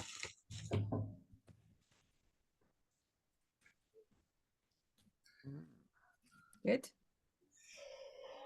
See. Good. Mm-hmm. So where did we decide you guys were going now? I don't think we decided. No. I mean, imagine it's like it's got to be getting on a bit. Sleepy time. Probably, yeah. So where are you going to stay? I've offered a place. Well, I have like 4 resources, so he could probably stay at the place that I live at and not at my place of work. I probably got multiple Right. places. So where's your haven? Are you taking him to your haven? Would I take him to my haven? Do I trust him enough? I mean, I, Nosferatu are pretty trustworthy. yeah, but this is a Nosferatu that's new to the city. Yeah. With foreigns in your, what did you say, resources? You could potentially own like a hotel or something. A hotel. I mean, that would help the backstory that I have, but What if you owned like a B&B or something? A little boutique hotel. I thought we were gonna do the the vacuum cleaner thing. Oh, yeah. You can have that too. Okay, so what if I have like a number of places? Because I don't know, I don't know if I'm feeling the whole hotel thing, No, but that's fine. That's I'm fine. thinking maybe apartments I mean, all over the place, scattered, or it's like he is. Letiche is perfectly happy. Like Letiche probably might actually suggest that he, just that he would go to one of the Nosferatu safe houses because it's probably a good idea for him to make a show of being there on his first night in the city. look, yeah, if you wait, no, Roman, Chicago, Chicago, Chicago. yeah, if you want to, then yeah, go ahead. I have some rooms around. I've got some places. I do appreciate that, but it's like it's about appearances, and I haven't really spent any amount of time among people from my clan that weren't overtly hostile to me, so I should like get to know them a little bit. Okay, sounds good. Anyway, you want me to drop you off? I need to get my bike. Well, actually, I need to store my bike somewhere. So, is it safe at your place? I'll find a place. There's a storeroom in the back. Okay. Chuck it in there. Yeah. Yeah. So he just tells her the rough address of place where he can go to, Okay. one that's nearby, and he makes his way down there to, and introduces himself to anybody who's there, and basically goes to sleep. All right. Yeah, I think it's fair to say that you meet a Nosferatu ghoul Yeah. who is in charge of whichever location that it is. I think if he's going into the sewers, he would have changed back into his not nice clothing. Right. Because Yep. last thing he wants to do is get sewer smell on his nice clothing. In fact, he probably left the nice clothing with Harry. Yeah. I'll take care of him. It's a sewer worker that meets you at the location where you call from, and they lead you into the sewers with their fluorescent jacket and their hat. Yeah. And they take you so far, and you notice that as a human ghoul, as a Nosferatu ghoul, even they have a certain amount of skin rash and irritation and stuff. Okay. And they take you to a underground room locked with an internal lock, or you can lock it from the inside, made of fucking concrete. Yeah. And inside there's a simple bed, TV, telephone, a heater, water, an old bath, a table, a typewriter, some paper, some ink, yeah. Yeah, basically I think he just kind of looks at the bath and he's just like thinking, fuck, when's the last time I had a bath? Like 20 years ago, maybe longer? He's gonna have a fucking bath. Nice. Then he's basically going to like draw up an action plan, like what are his objectives, basically like, working out his situation, strengths, weaknesses, what are his resources, and what's his immediate objective. And his immediate objective is to basically, like you said, get the lay of the land, get a better sense of, who the big players are, who's trustworthy, who's not trustworthy, and basically start generating some income. Right. Very good. Okay. And basically, and then he goes to sleep. Yeah. Very good. So I guess the following night then. Yeah. You wake up. Yep. Harry, where do you wake up? I will wake up in my favorite house. Your favorite? Yeah, which would be I think quite a nice apartment actually. In the city. As you can imagine. And I would have digged it out to make it look like, to try and keep the vintageness of it, because she just likes it so much. She would have picked it specifically for that reason. Yep. Everything is like either restored or it was originally a specific way and she likes it that way. Okay, I just remembered something, and I'm just gonna bounce something off you. I remember a story where somebody abandoned in a vintage apartment like during some like World War II or something, and nobody went into it for like 50 years. And I'm just imagining like Harry hearing about something like this coming on the market and just snapping it up. Oh yeah, absolutely. She'd love that. That'd be her favorite place. Everything would smell like it. She'd get rid of the must smell. Yeah. Like she cleans it up. It's got sort of the dust, cleans it up a bit. Send adds a few. Yeah. I'll probably send them. I'll send what my ideas are afterwards. I like the idea of a mezzanine floor though. Yep. I like that a lot. Mezzanine's great. Yeah. Yeah. I like to lord over the lower people. The lower floor.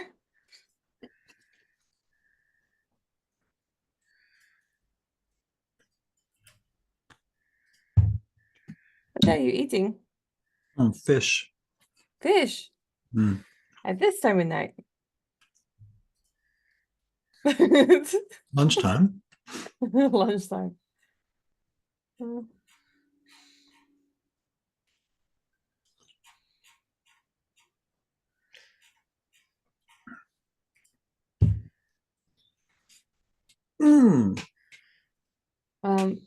Yeah, I'll have to post some pictures of what I would like. Yeah. Okay. But I think this will be probably a tomorrow thing when I have nothing to do at work. Right. Fair enough.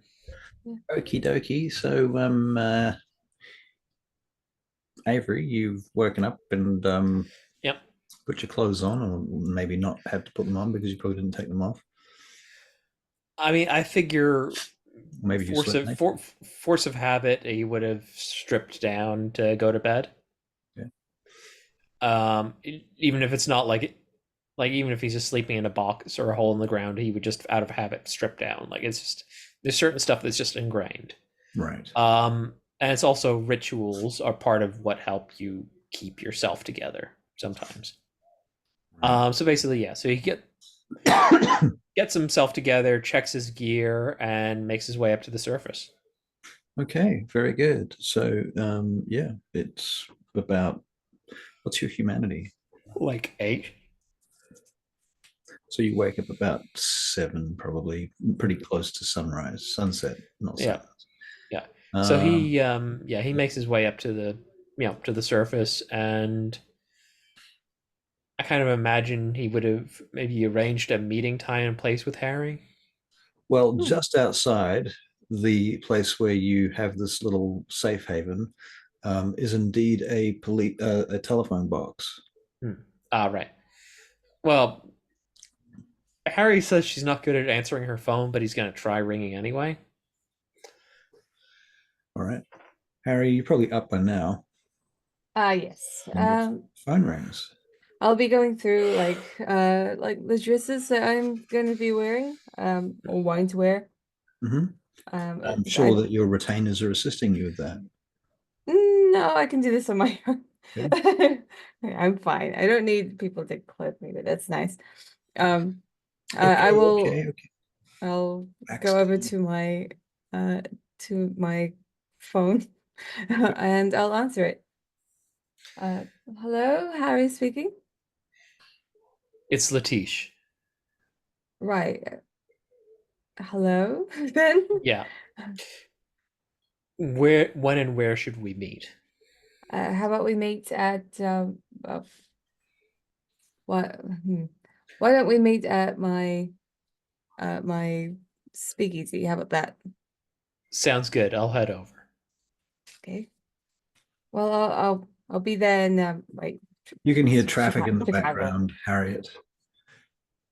Oh, all right. Well, I'll be there as soon as I can. Oh, no rush. Okay. I can wait. I can wait there for you. Yeah. Should probably get out of traffic. Okay. It's a phone box.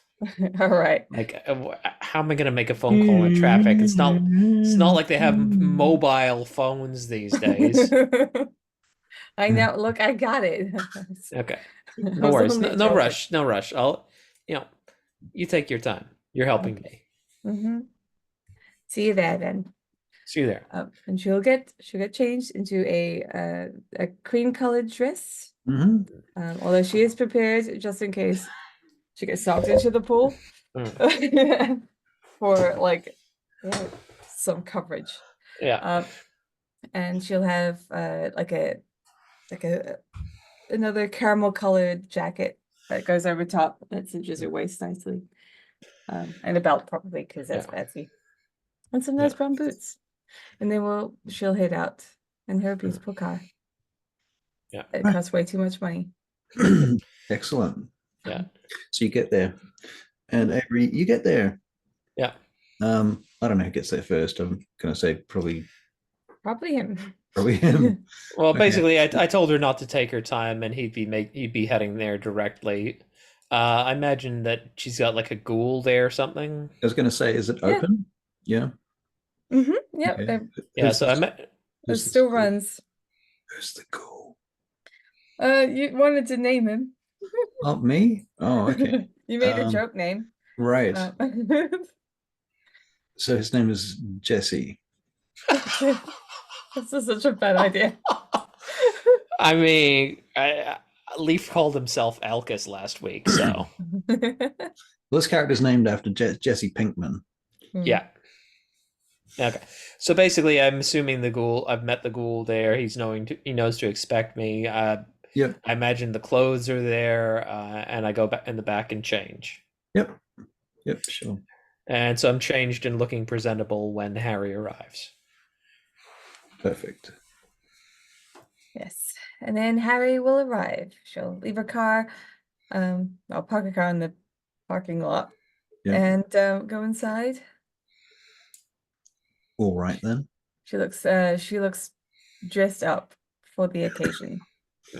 Dressed up for the occasion. So, are you ready to go, Letiche? You look great, by the way. Oh, thank you. But I'm sure that Annabelle Triabel will find something to criticize me on. Stop that. Stop degrading yourself. You gotta... at a game, he's like being sarcastic with that. It's really hard to see past a crocodile. No, it's fine. Well, he's got I know. Yeah, he's got this wry smile as he says that, like he's treating it like it's a game. Yeah, she looks at him like, I hope he's not being serious. I'm not that hard to read, am I?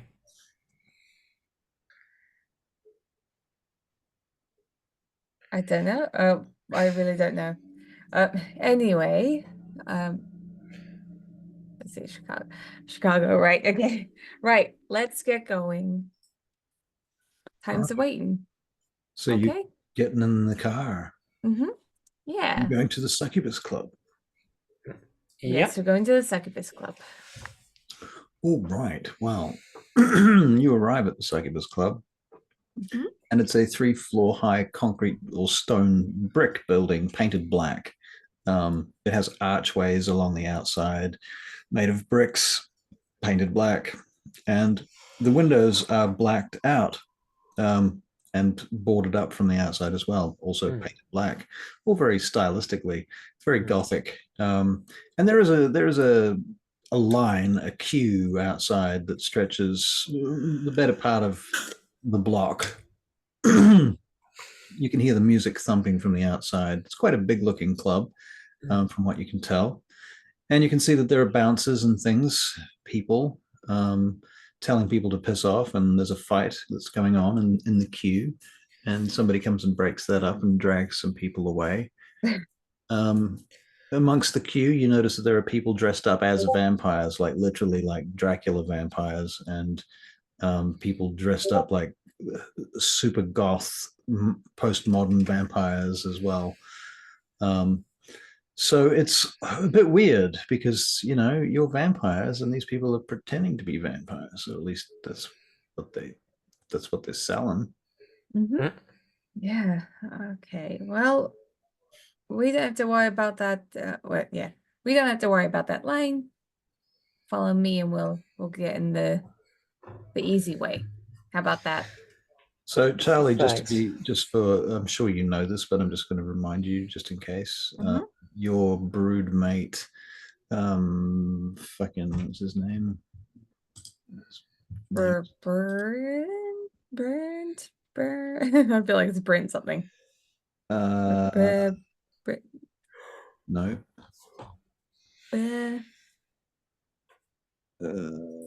Brian, Brent, no. Thornhill, Brennan, that's right. Brennan Thornhill. Right. So he runs this club. Yes. So that means that you have a pass. Yeah. So you walk up to the front and just flash your pass, and they just let you through the queue. And they force everybody out of the way, and you hear people going, "Why the fuck are they getting to? What the hell? Shut the fuck up! Get back! Step behind Yep. the line." It's like anybody who complains too much gets kicked out of the line. Yeah, pretty much. That's exactly how it works. So that guy goes to the back of the line, and he's not happy. So you step into the club, and first of all, it's very dark and it's very loud, and there are large square spaces in here. You can see a number of different areas. There's one main dance floor here, and you can see cages hanging from the ceiling with dancers jiggling around. There are metal staircases that go up to the cages. There's a mezzanine floor, funnily enough, Yes. which is made up of what do you call them? Like gangways, if you like. Yeah. Like catwalks. Yeah, catwalks, exactly. And there's of course lots of flashy lights and dry ice and smoke machines, whatever. Bars line the room, and there's a bunch of U-shaped booths around one side. There's a set of stairs that goes up to a room that's got a sign on it that says VIP room. The floor is heaving with sweaty, smelly human bodies that smell to you like vitae. How much blood have you guys got in you at the moment? Well, I haven't spent any blood, so I assume I'm still at full. You lose a blood point every day. Oh, you do? Okay, so I'm like maybe one down from full. Yeah. I'm saying I'm counting the night before as well, just in case. So 2.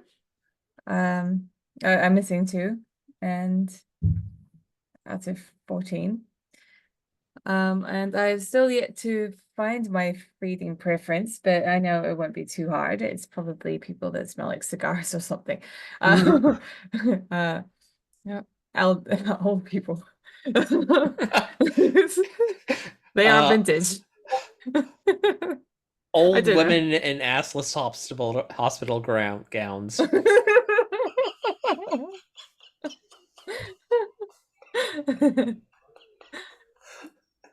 Yummy. It was a classic.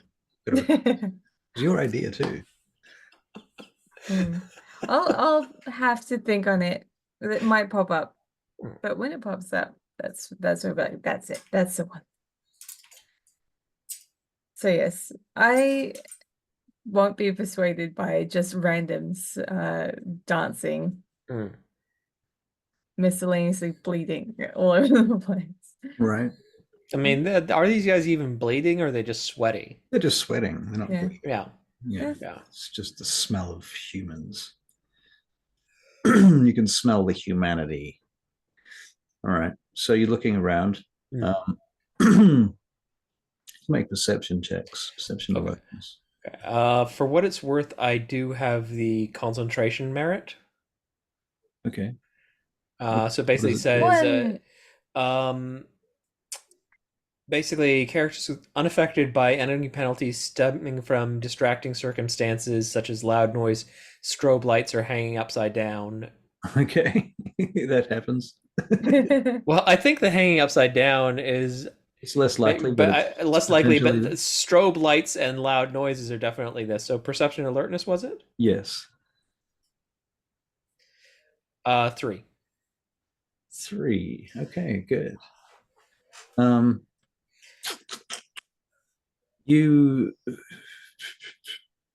Charlie, did you check? Yep, I did. Got 1. You got 1. Okay. But it was a 10. It's still a 1. All right, so Charlie, you see Brennan Thornhill talking to somebody over at the bar. He hasn't seen you at this point. Avery, you see Brett Stryker on the stairs going up to the top floor to the VIP room, and he pushes his way in through the door. He actually he holds up a VIP card. Wait, this is the 80s. What does he do? How does security work in the fucking 80s? They probably still have laminated cards or something. Right. Just trying to think whether it would swipe it. No, there's probably just like a bouncer. There's a bouncer, right? Yeah, okay. All right, so there's a bouncer, and so he goes in past the bouncer. Cool. Charlie, what are you doing? All right. I'm gonna like just sort of encourage Letiche to follow me as I go to, and head towards Brennan. Okay. All right. So Brennan Thornhill is a vampire, Ventrue, wearing a black suit. He has slicked black hair. He is Hispanic. And he smiles as you approach. He's immaculately dressed. Yeah, okay. He looks like an 80s movie star from a whole bunch of movies you could, list off. Good evening. Brennan Thornhill, it is so nice to meet you. He extends a hand. I give him a firm handshake. Brennan, this here is Letiche. He's the new one. I have heard of you. You should come with me upstairs to the VIP room. It's much nicer up there. Yeah, let's do that. I just saw Brett Stryker heading up there. Of course. He likes it up there. Ha! Come. Of course he does. So he takes you up the stairs and you go through the security check thingy and head inside. And there is this big VIP room with a bunch of booths and tables, and there's pool at one end, and there's it's much quieter. The music is not as in your face. It's not as hardcore. You can hear yourself think in this room. And there's more and better AC. There is a bar at the other end. And you see Brett Stryker at the bar harassing the bartender. Yeah, who else might be here? Well, I mean, you guys are here to meet Annabelle Triabel and her custom crew of Toreador twats. Cronies. Right. So they are here, including a few extras, such as Garwood Marshall, who waves at you as you come in. I wave back. Comes walking towards you. Brennan's like, Mr. Marshall, have you met our new friends here? Yeah, I met these guys last night. Good couple, these two. I know the pair of them. It's like, well, of course you know Harriet, of course. She's from our clan. Not from my clan, man. I don't keep tabs on shit like that. Whatever you say, Mr. Marshall, as you will. So you have met Letiche. Yeah, we met last night. I see. Well, perhaps you can look after him and Harriet for a little while. I have some business to conclude. And so he leaves you with Garwood. Well, actually, there's one thing I want to do, but I'll be right. I'll be right with you, Garwood. Also, I love your music. I play it in my car all the time. That is hell sweet of you. Damn. Adore it. He says, when you go down to your car later, I'll come with you. I'll sign the album for you. Oh my God, I'd love that. I'd love that so much. All right. Well, you take care of Letiche. I'll be right back. And she goes over to Brett. Yep. To Brett or Brennan. Well, Brennan's got things to do, as you said. So I don't want to disturb him any more than you already have. So you go over to Brett. He watches you saunter over. He adjusts his jacket collar as you do. How are you doing tonight? Pretty good. How are you doing? Yeah, I'm doing well. You look great, by the way. Wow, it's just a little outfit I put together last minute. Are you harassing these poor folk? Oh no, I'm done with that. Oh, let's see. What about you? Are you harassing these poor folk? Oh, I just got here. Plenty of night to harass them, but no, I'm not gonna. Are you coming to the party then? I am coming to the party. Well, so we're gonna have a lot of time to talk and schmooze. Well, we'll see. You know, maybe Annabelle isn't, not Annabelle, Sophia. Maybe she's not in the mood for talking tonight. Maybe she'll whisk you away. When God made you, he sure put a mouth on you, huh? I think that's what Al Capone likes about me. So what's it like? Talking? No, God damn it. What's it like being Capone's childer? What's it like being in the brood, the family? I love it. Honestly, I do. You don't feel restricted at all? Not really. I haven't ever felt restricted by anything. No, but I guess one thing that I do worry about is what everyone else thinks about us. Oh, I guess we all just think that you're a bunch of blood-bound thralls. Oh yeah, absolutely bloodbound. Bloodbound to the prince. Why wouldn't why wouldn't you be? I'm not. I mean, if I was the prince, I'd have you all fucking bloodbound. Mm, It'd be I, smart, right? maybe. I don't And know. then, and then, And if I then, was a Ventrue prince, I'd dominate you all to forget. my God. Wait, you don't think that that really happened, do you? Very possible. I mean, yeah, well, I suppose, I but mean, sure. it's the same with the Tremere, right? Bloodbound, I'm telling you. What about you guys? Well, I guess you're too busy looking at your own reflection to think about anything else. Oh, wow, that hurts. Damn. He looks over at Letiche and Garwood Marshall, who are sitting at a table, I assume. I assume we're sitting down. Yeah. So, how was your first night in Chicago? It was interesting, yeah. So you like it here? I mean, it's a head Right, trip being back in civilization. right, because you've been quite out of it for a while. Yeah, I didn't have a lot of choice. Right, yeah, I understand. We all got our reasons. You got to take some time out from time to time. No, I mean, I literally did not have a choice. The Sabbat were involved. Motherfucker. He takes off his sunglasses. You said the Sabbat was involved. Damn. Yeah. So, if you don't mind me asking, what happened?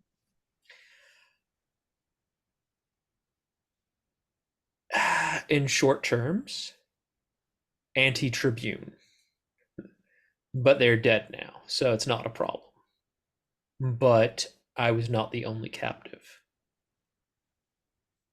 I'll let you put the pieces together. Well. You're like a genuine goddamn fucking platoon hero or something. Like you walked out of Predator or something like that. Walked out of which what? You haven't seen that movie? Predator just came out.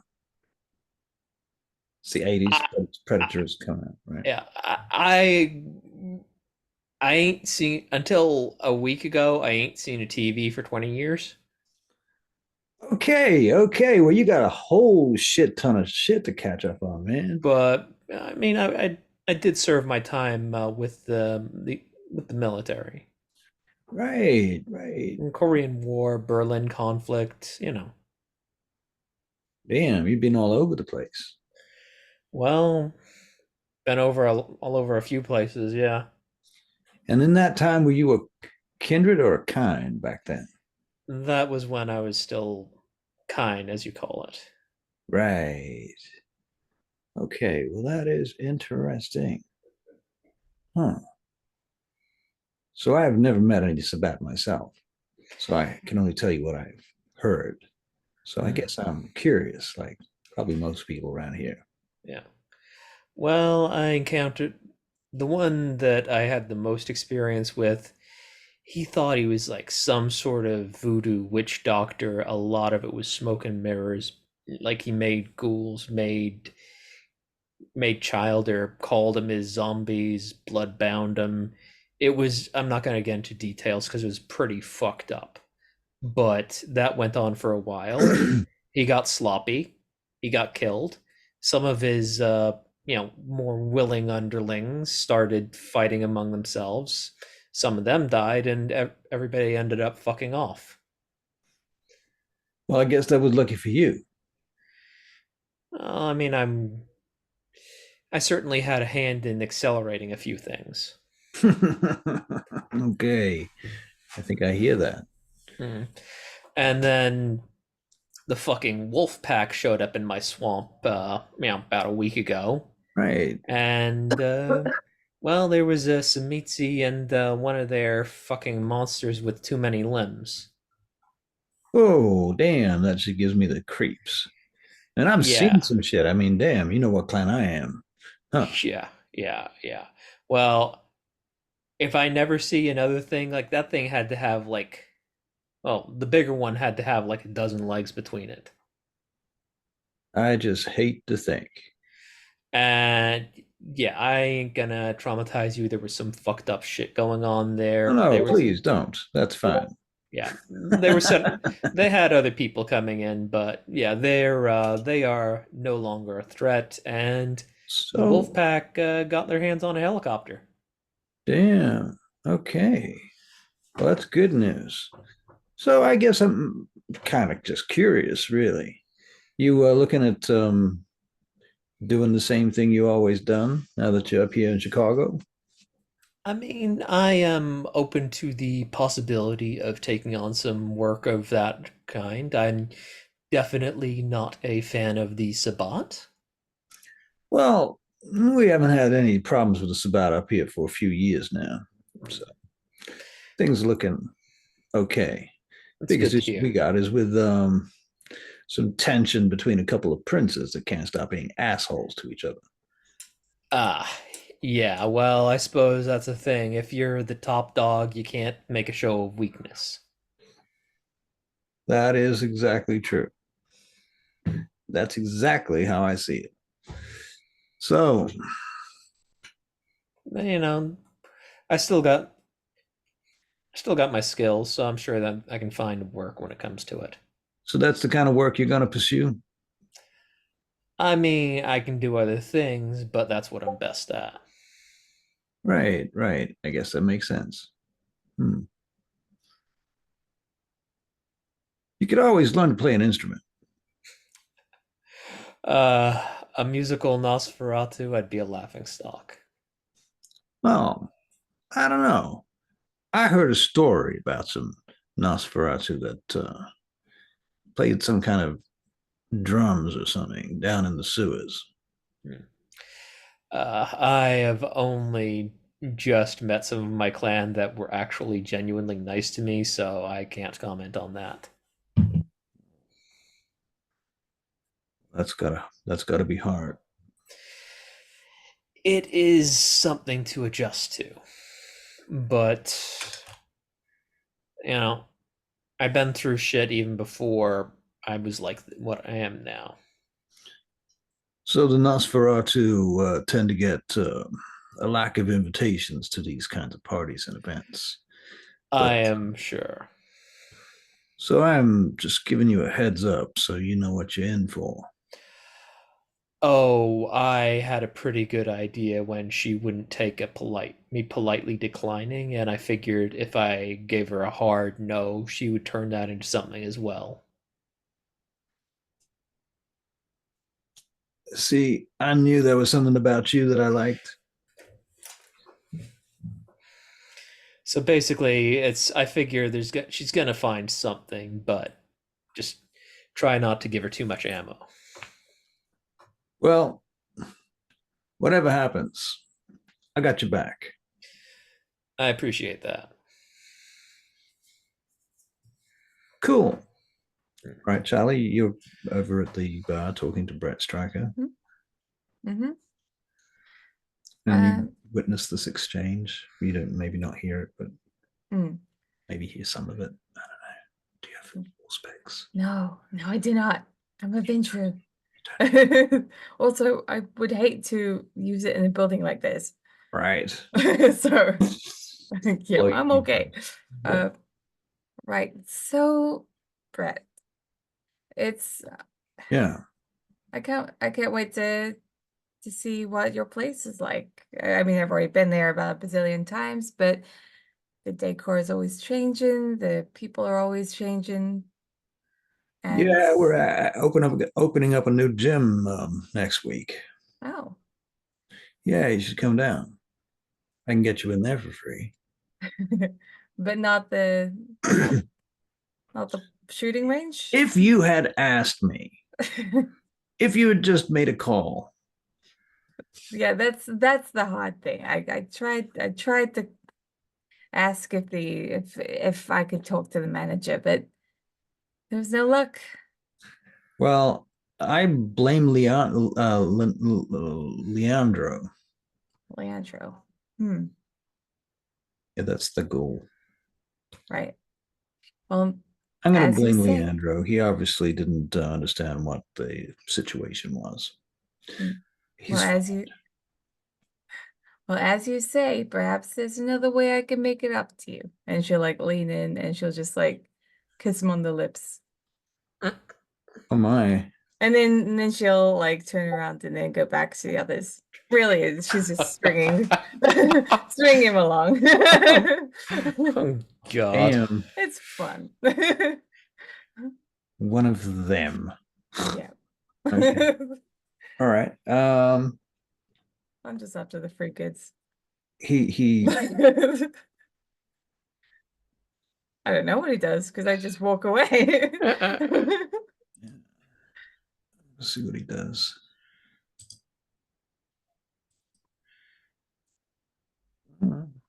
Okay. He takes it in his stride.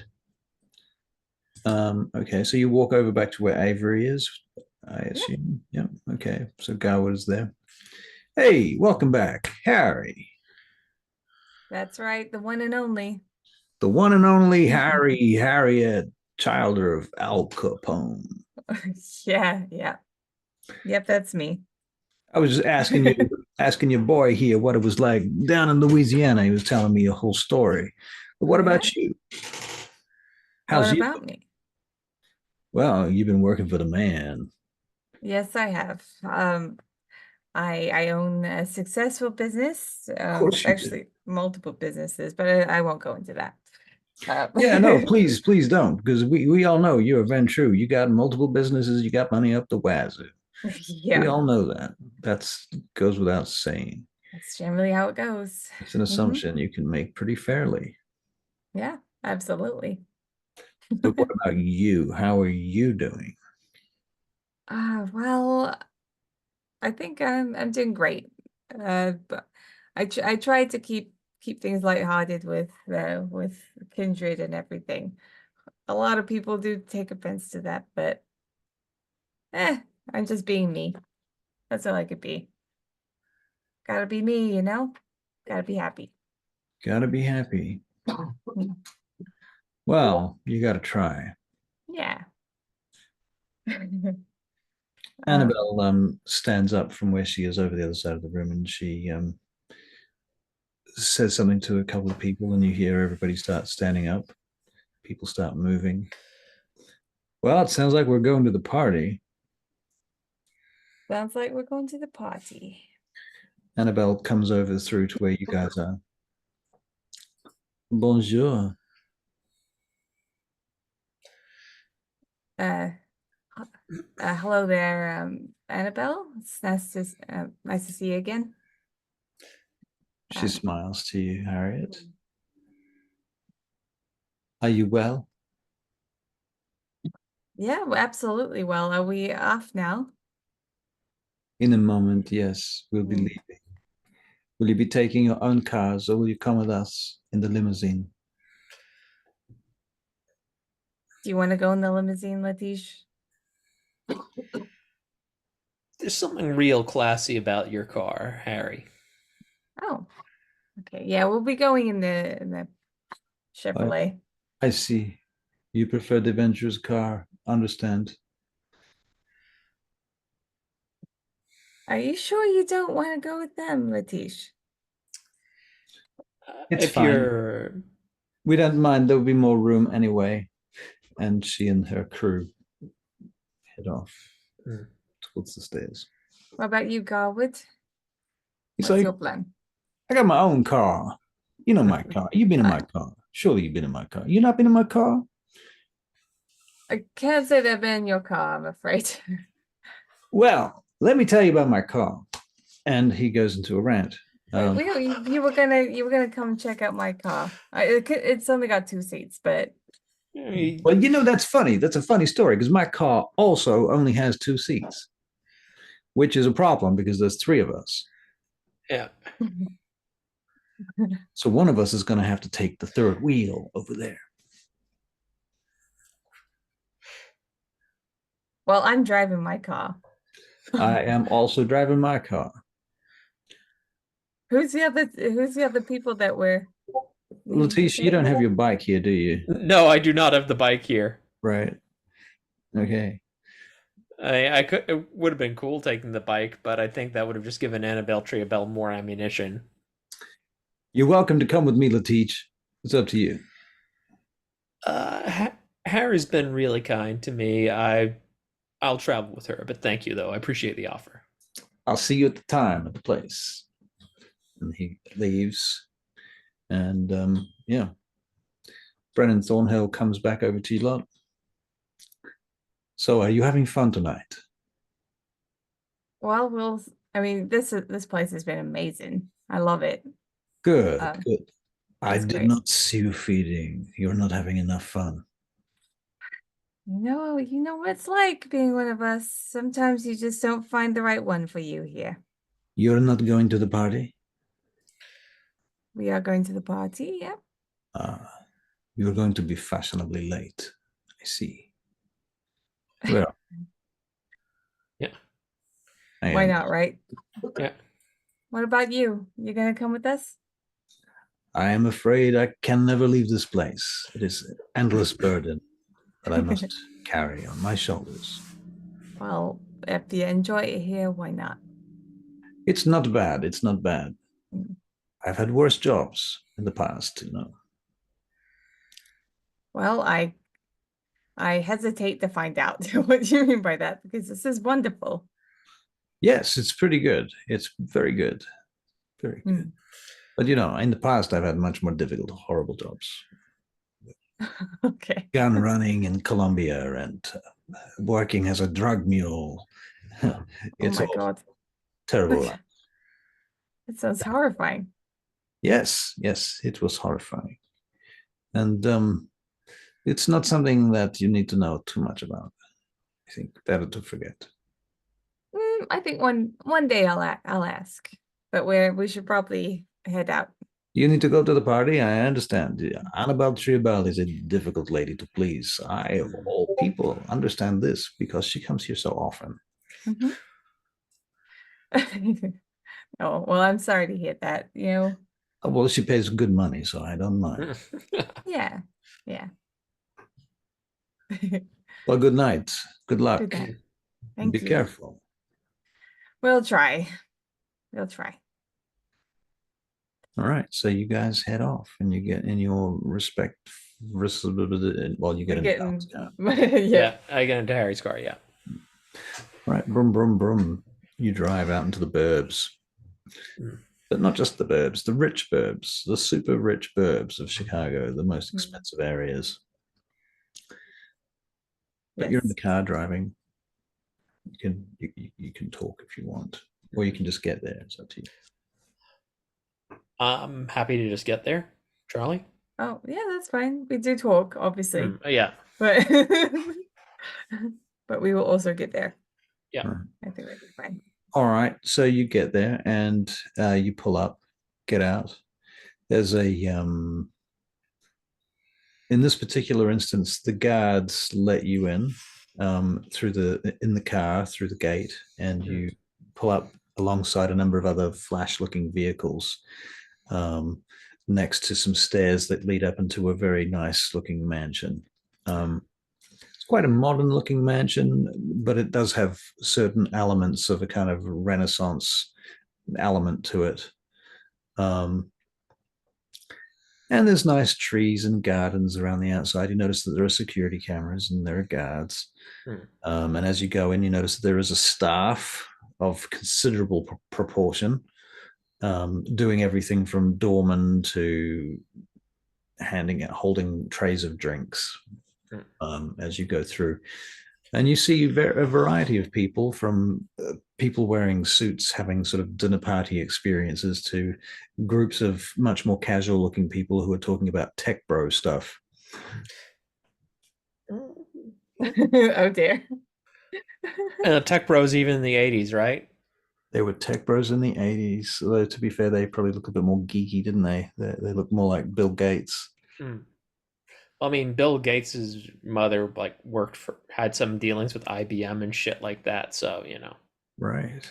Like Bill Gates's parents were rich, were So at least well off. He didn't come from nothing per No, se. then the whole coming from nothing thing is a lot rarer than they make it out to be. There's always somebody giving him some leg up. Zuckerberg, Gates, Musk. There's always somebody giving him a big leg up. Yeah, even Sam Altman.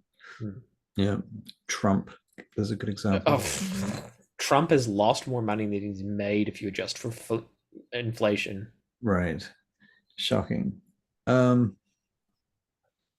Yeah. Okay. So we walk on in. Yep. Right. So I stopped to make sure, get Harry to make sure that I'm immaculate, basically. All right, I'll check him over. Yeah. All right. Don't want to have anything obvious that she's gonna pick on. She's gonna find something. No, look, Letiche, you're gonna be fine. You're gonna be fine. Seriously.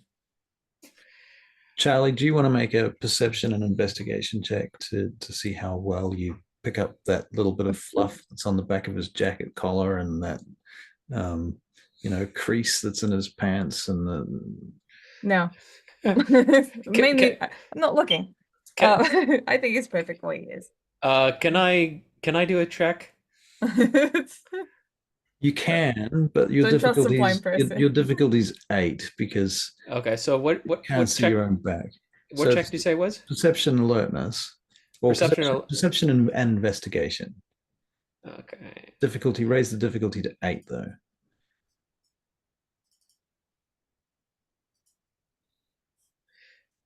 Zero successes. I don't see anything. Yeah, you look fine. Okay. All right. So you go up the stairs and the servants let you in. The servants, is that the correct term? The staff, staff let you in. Okay, and you can hear. I think the correct term is slaves. Slaves. Thralls. Right.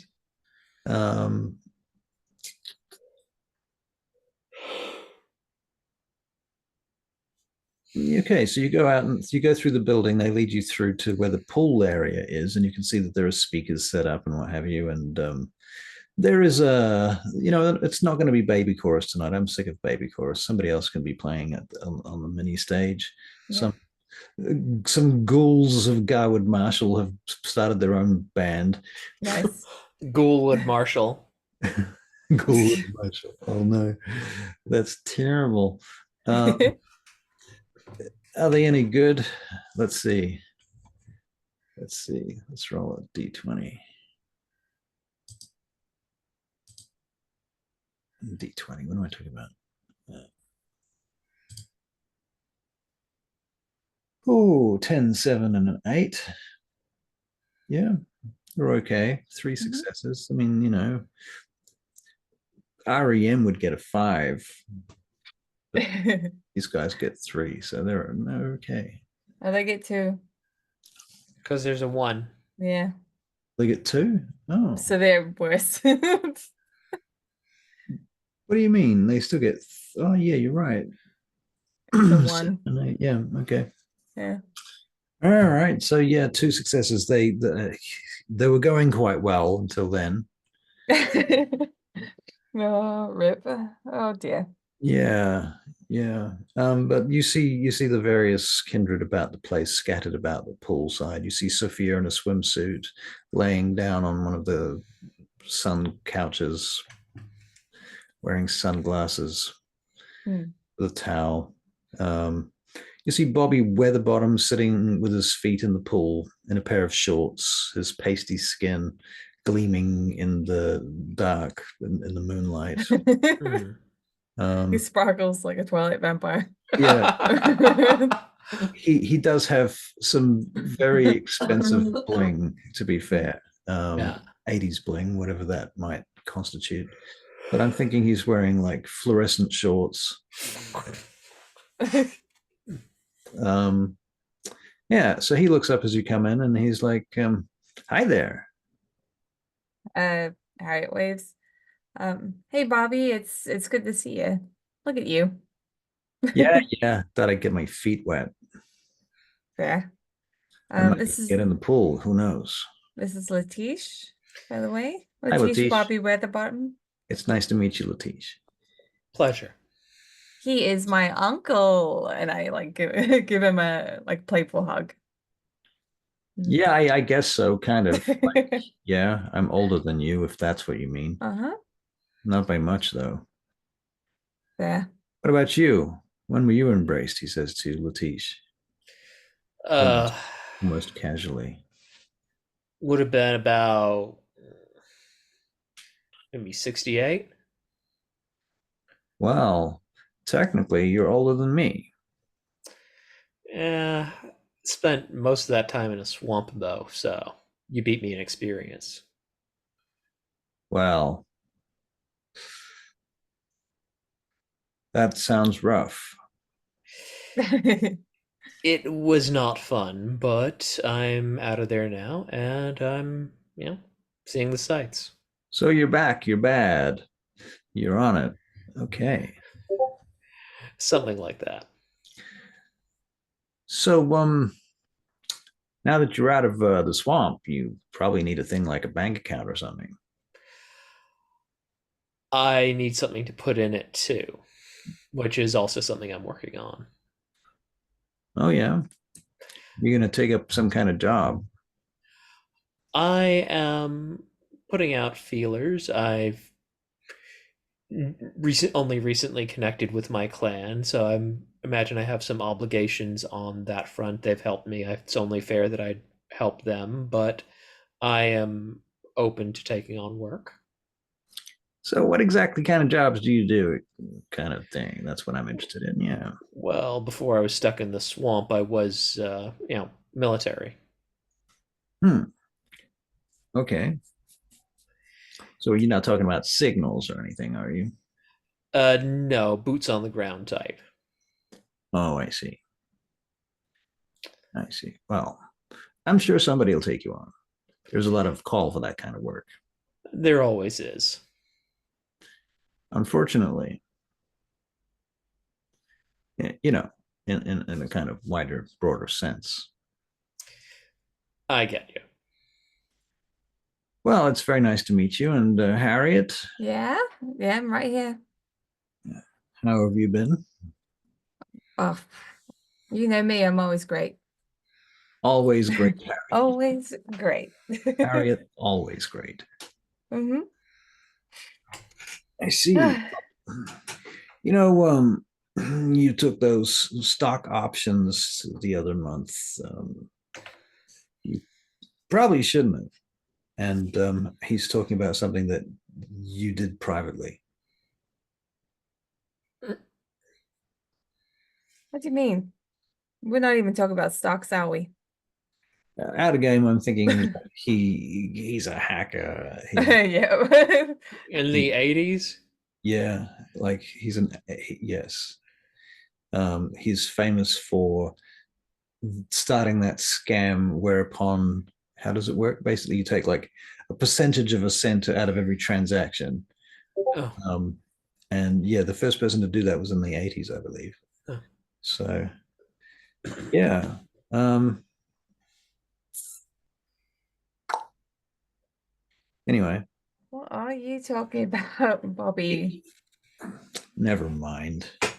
Yeah, just tell me later. Yeah. Yeah. You could be doing better with your money, is what I'm trying to tell you. If you want, look, if you want to give me some advice, Sure. yeah. Okay. So, No, look, no, not right now. Okay. oh, okay. I got you. Yeah, right now I'm trying to enjoy the party here. So Well, the party's hardly even started yet. that's true. All But right. I'm trying to enjoy the what little embers we have. I don't care about money talk. Not right now. All right. So, Annabelle comes wandering out. Yeah. She's wearing, I don't know, like haute couture Jesus. swimming costume. Oh God. So it's like, wearable art, but a swimming costume. It's hardly worth, being able to swim in. Yes, exactly. You wouldn't even want to try swimming in it. Yeah. It's all about the look. And so she comes wandering down where you are, and she says, "Ah, you have made it. I see. That is good. Are you well?" Yeah. Oh, Letiche, do you want to answer this one? I'm well enough. Thank you for asking. Have you fed? Are you hungry? I have considerable herd. Almost every taste you can think of. Hmm. What do you think, Letiche? Do you want something to eat? Yeah, I don't know if you'll have what I'm after. Stupid She math looks at you. lessons. Of course, I understand. We could always order in for you if you wish. Uh, well, uh, hold on, I'm just gonna get the accent back. Chicago. Chicago. Yeah, it's really hard for me to keep this accent. Right. Yeah, so maybe. I I don't know. No, it's lost again. But um look, I can have a look. No. What? Chicago. I'm having such a hard time right now. Chicago, right. Chicago. Okay. Yeah. Yeah. Why don't we have a look to see what you've got? And see if there's anything that I could possibly eat. But yeah, I'd rather not, Why don't we tell go you and have what a it is look? Come I'm with after. me, and I will see what we have for you. All right, let's do Come. that. She walks forward and she just heads through, and you follow. I don't know what the teacher's doing, if he's following or. Basically, if he wasn't explicitly invited, he's going to, take as an excuse not to go with Annabelle Triabelle. Okay, that's fair. Okay.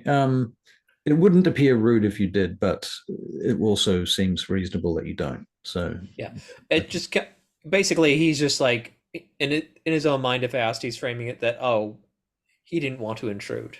yeah, that makes sense.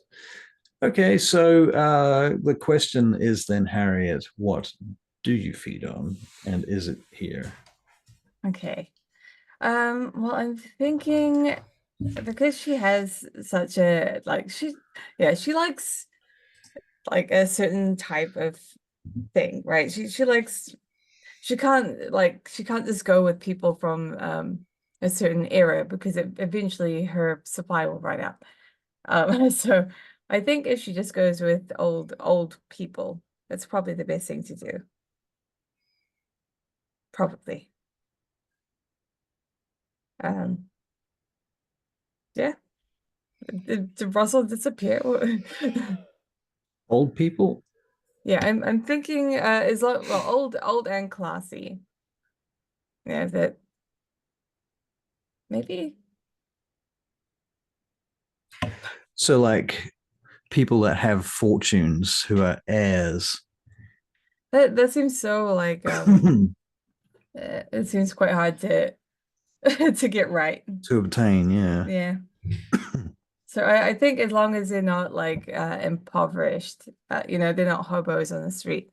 Right. Older people, middle class above.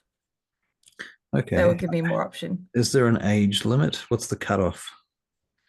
I think I'd say Don't say, 65 plus is probably good. thought you were going to say 47 and I was going to slap you.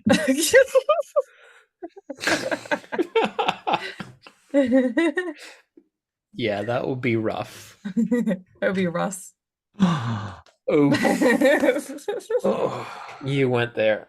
You went there. I went there. No, it's fine. You know It's that fine. XP I gave you before? I take it back. Voice spins it, bro. Too late now. I've already spent it. It's on the page. As they But say, yeah. if it's not on the page, it's not on the stage. So Okay. yeah, she'll look through the herd and see what they've got, but she's not going to say exactly what her type is. Do they have her type? Yep. All right then. I will go over to that type, and I will take them to a quiet space. And nom, nom, nom, nom, nom, nom. I don't have a lot of points to replace, so I'll just take 2 and thank them for the contribution. So I'm thinking like she I don't think Annabelle was expecting you to go for old people, so that's interesting. So there aren't a lot of old people in the herd per se, but there are some older servants that fit the bill. Right. So when you end up sort of standing next to one of the servants, standing there with gooey eyes, looking over at Annabelle, like, "Is this okay?" Yeah. She nods. Amazing. Okay, so you go and feed off some decrepit old crone. Yes. That's disgusting. Well, at least this one didn't have her ass hanging out. They taste bitter. Okay. It's Tastes amazing. Seasoned. it's like aged like wine. Yeah. Exactly. If you mean, yeah, not like vinegar. Yeah. Okay. All right. So Letiche. All right, Letiche. I'll pull this shit on you. Yeah. Oh. So Letiche, you're outside. Yep. And there's nobody standing around you momentarily. You've got this sort of moment to yourself when you can sort of look around at the area and take it in. Yep. And then there's a splash in the pool, and you see something wiggling under the water in your direction, and then this woman pops out. She appears to be half black. She has big hoop earrings. She is attractive in a kind of I paid for this body kind of a way. Mostly. Although that being said, actually she's a dancer, so she's probably quite muscular. And she pops up out of the water nearby where you are. And she says, "Excuse me." Yes. Actually, wait a minute, I have to get her voice right. It's not her voice. That was still Annabelle. Yeah, that was.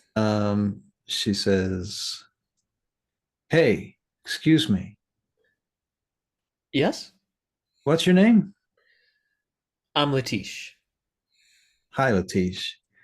Look, I just dropped my earring in the pool. Can you get it for me?" I look at her.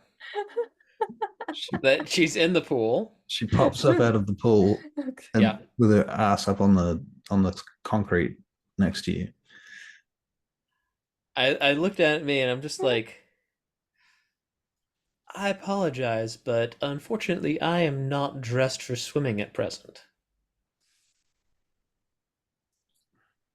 That's a shame. I was really hoping you could help a girl out. I do understand. Unfortunately, I do not have a swimsuit, and it would be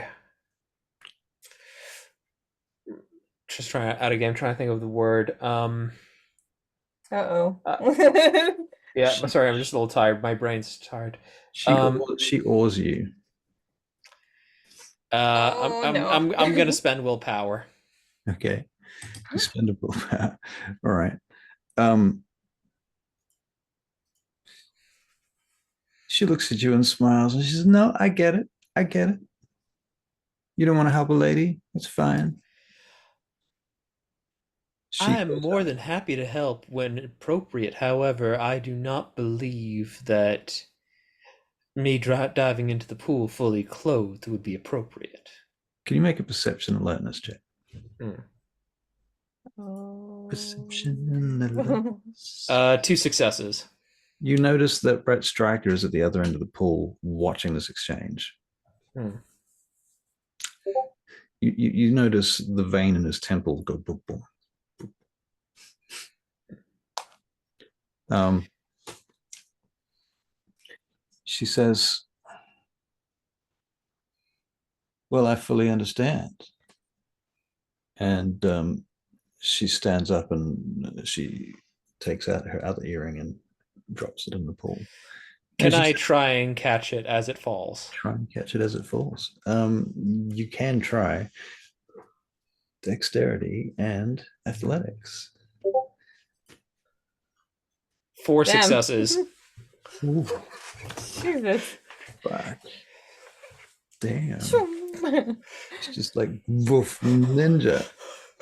She turns around and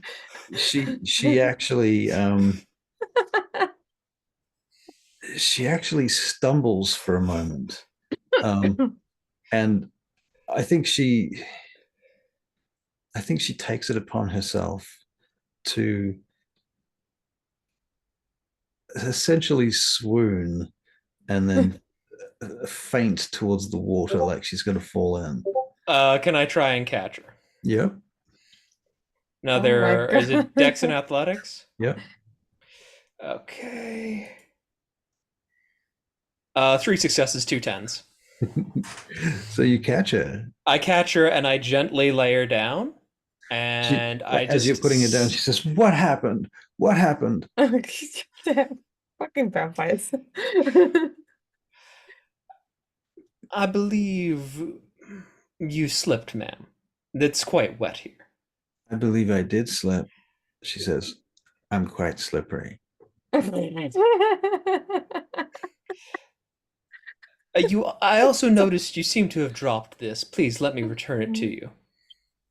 And is Brett Stryker still staring? When you look up to see if Brett Stryker is staring, he literally, in his clothes, dives into the pool. Uh, and it's like I'm kind of like after I gave her the earring back, I just kind of took a half step back, so I'm like not right in front of her. Like I've made a little subtly made a little Personal bit of space. space, right? I've made a bit of personal space. So it's like, hey, she's just I'm playing it out that she slipped. I've caught her. I'm checking on her, but I'm not like being too close to her. I got you. Okay. You hear Brett Stryker getting out of the pool behind you, dripping wet clothes, his suit soaked. And he stands up and he takes the earring out of his mouth. He says, "Is this what you're looking for, Sophia?" And she's like, "Oh, Brett, my hero." Now that is what I call chivalry, sir. You are an absolute gentleman. He walks over and he carefully puts it back in her ear. He says, "I know, I can't help myself." He starts taking off his clothes and flexing a lot. Oh dear. And That is turning, impressive. That clearly you have an amazing exercise regime. he says, "Would you believe I haven't done a fucking push up in 20 years?" Well, actually, some people are just blessed with physique. You must be one of them. Well, it's true to say that when I was embraced, I was in peak fitness form. Mm. And that's the thing, that's the key. You want to make sure that when you make a child, or you make sure that they're at peak fitness, peak mind, peak body. I will take that under consideration. That's how I was made. That's explains this. Of course, of course. Like, he's like just being like kind of like the guy seems to like having his ego inflated, so I'm just playing along. Totally, yeah, loving it. I mean, you're literally just mocking him, and he doesn't even know it. Oh no, Yeah. like Letiche isn't doing it to mock him. It's just like On the it's just like inside. I don't think he's actually considered it that far, like the implications of it. It's just like this guy wants to be like it's just he's responding to Brett Stryker clearly wants to have some people make a muchness of him. Right. And the whole thing, oh, you're such a gentleman, chivalry was a deflection. Like, Right. oh, you're more of a gentleman than I am. That's why you dove into the water. Right. Yeah. No, And I didn't. no, you didn't. Yeah. Not that she didn't try to get you to, but Oh, yeah, I know. I was expecting that. Okay. So, Charlie, what are you doing? Well, I'm pretty sure I would have fed at that point, and then I would come back out and try to find Letiche. You see Kathy Glenn's. You see Annabelle. Mhm. You see who else do you see? Well, you see Brett. You're right. So you see the scene unfolding as you come out from the building. Right. And you basically catch the part where Brett Stryker is taking his clothes off. Right. I wonder how many people saw me catch the earring out of midair. Probably a few. Mm. I will Not that they will ever let you know that. Mm. I will walk over to the side of the pool. Not getting too close because I'm still wearing heels. Right. And I just try and find out what's been happening. Right. How do you go about doing that? I just walk over and I wait till someone recognizes that I'm there. Right. Well, Brett recognizes you that you're there immediately because you're female.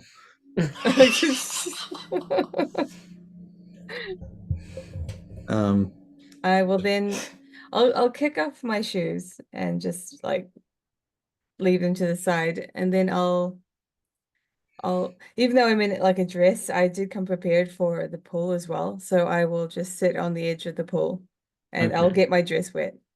Okay. Well, you're sitting across from Bobby Weatherbottom then. He waves to you. I wave back. Wow. Yeah. Okay. So did I miss something else? Brett's behind you. Did you miss anything? Sure, Did I you miss missed anything? me. Being all Right. chivalrous, right? I Oh, mean, this guy what did was he there. do? He saw it. Yeah, Yeah, this lovely lady lost her earring in the pool, and I I couldn't did. believe it. Brett dove in fully clothed to retrieve it for her. I've never seen anything like it. Wow, Yeah, when I realized that she obviously needed it back, somebody needed to. Yes, Brett, it was what the amazing. that's really well, nope, If only you'd been there to American catch me when I nearly American fell in accent. the pool, though. That's really not nope. Fuck, I'm having a hard time with this. Maybe it's because it's like it's no. Could you say something, please, so we can get back into it? Just say anything. Sure. Sure. Okay. Right. Okay. Yeah. Right. American accent, and then Steven. Goddamn, goddamn. Right. Okay. You know what? I'll Ding, just ding, ding, ding, Yeah, ding, yeah. ding. maybe I'll chill out for a bit. Okay. Talking in a Chicago accent, y'all.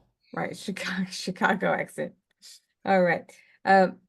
So yeah, what did she do to no, I can't do it. What did she do to deserve your chivalry, Brett? What? I don't Uh, understand the question. okay. What did you do to help her? Oh well, just ask this guy here. He was there. He saw it. What happened, Letiche? Well, this lovely lady lost her earring in the pool, and Brett dove right in to retrieve it for her. She did have a minor slip. I was able to catch her, though, fortunately. Brett, I absolutely believe that if you'd just been a second quicker, you would have been there, but it's just because you stopped to get her earring first. But you knew the situation was handled. Yeah, exactly. It was handled already. I was way over there. I couldn't have made it that fast. I mean, it would have been impossible. Nobody could have done that. And as he's talking, one of the servants comes running out with a clothes rack, with like 4 or 5 different sets of clothes on it, and just hangs it over their shoulder while Brett casually picks out some new clothes and starts putting them on. Oh, somebody dries him off with a towel. Just stands there while they do it like he's some sort of Greek god or king or something. Right. Well, it must have been really scary for you, Sophia. Oh, you have no idea how scary it was. I nearly died. Okay. Brett looks up at her like, what? I'm gonna look at Brit like you know her game. You know this was only to win over Letiche. So why are you playing along? That's the kind of look I'm that's the giving. look. You're like, It's a bit rough, but yeah. Does he he, understand? he looks away.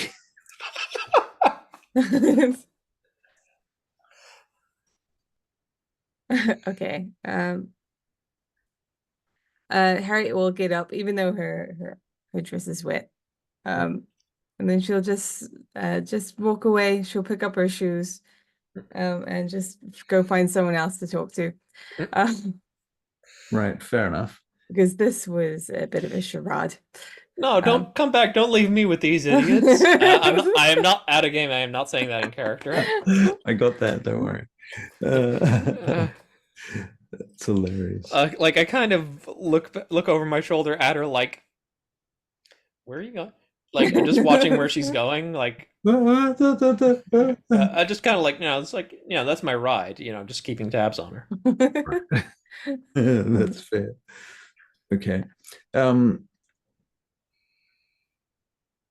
Annabelle appears next to you guys. What is going on here? Has something happened? Are you okay, Sophia? She says, I think I'm okay. I'm going to be all right. Just give me a few minutes to recover. And Brett's putting his pants on at this point, and Annabelle looks over at him. What are you doing, Striker? Why are you putting on clothes? Well, okay, fine. He just drops them.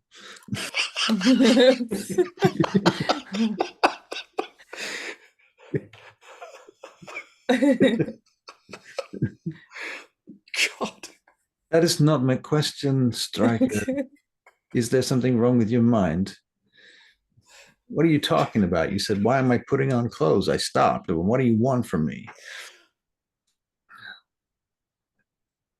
Why are you putting these clothes on now here? Those are your clothes, the wet ones. Sure, why do you care? I don't know, but it seems like there's drama everywhere you go. She turns and walks off dramatically.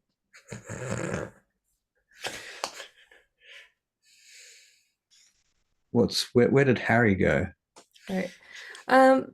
Harriet has gone to probably see Okay, yeah, Tasmosius. Tasmosius. Yeah. Yeah. All right. Greetings, he says as you approach him. He's playing a fucking harp. How is it that you're just amazing at everything? I am not amazing at everything, but almost. Hmm.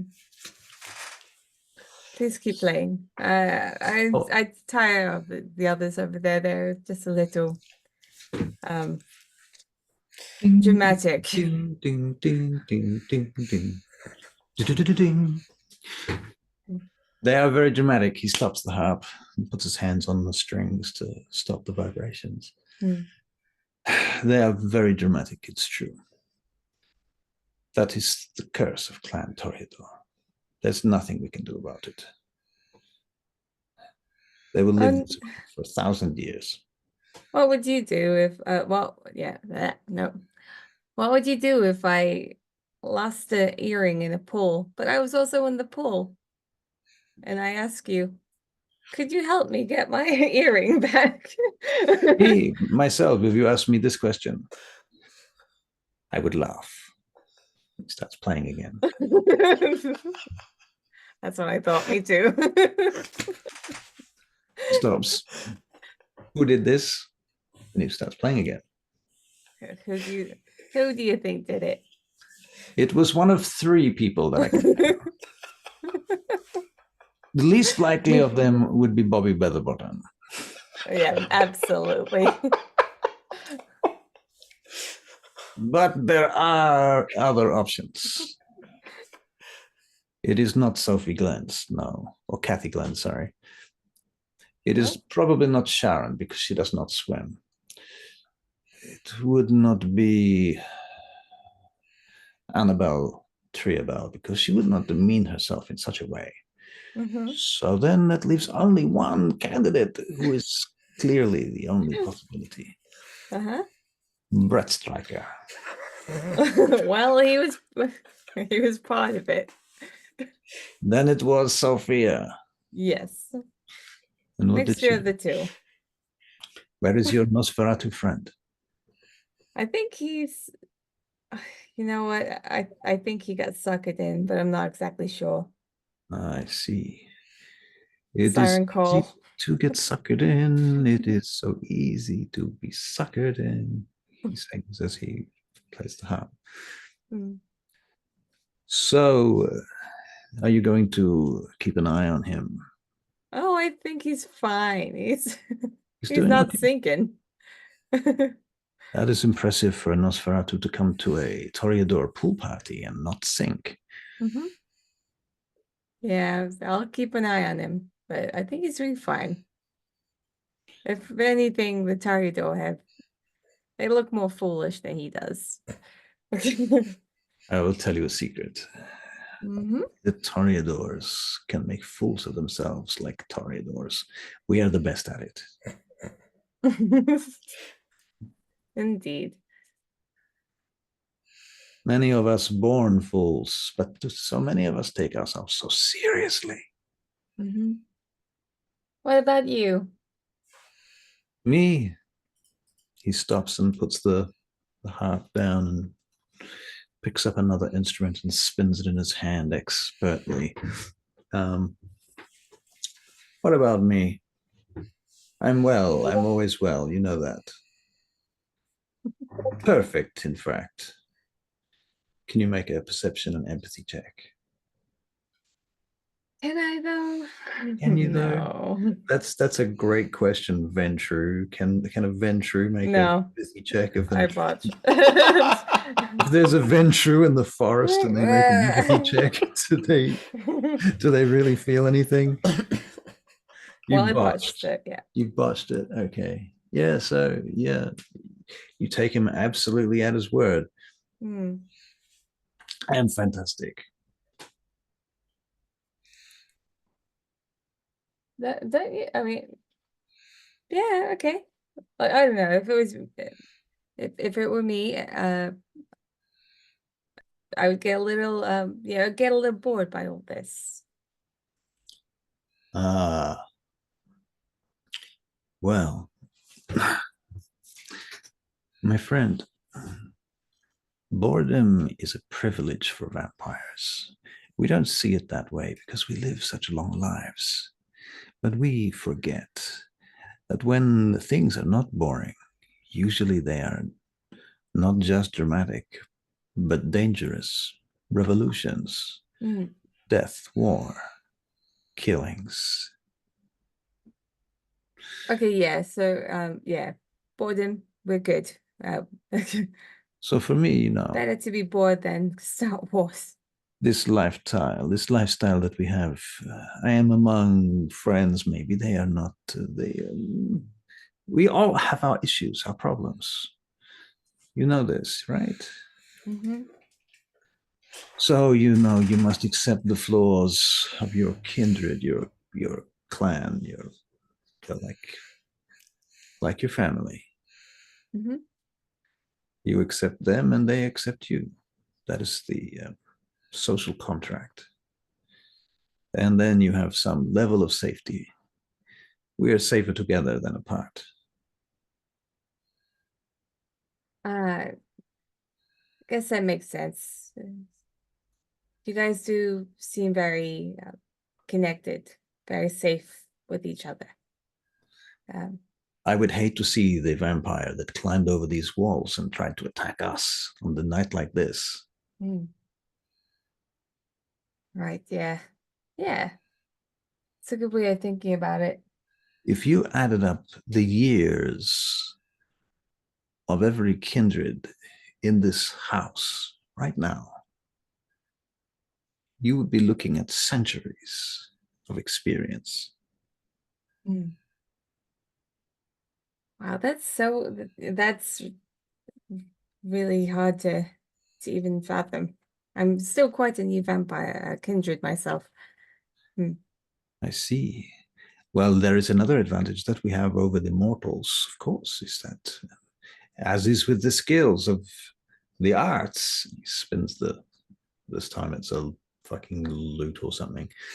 Why not? He plays everything. That's probably a violin. It'll be a violin. Yeah.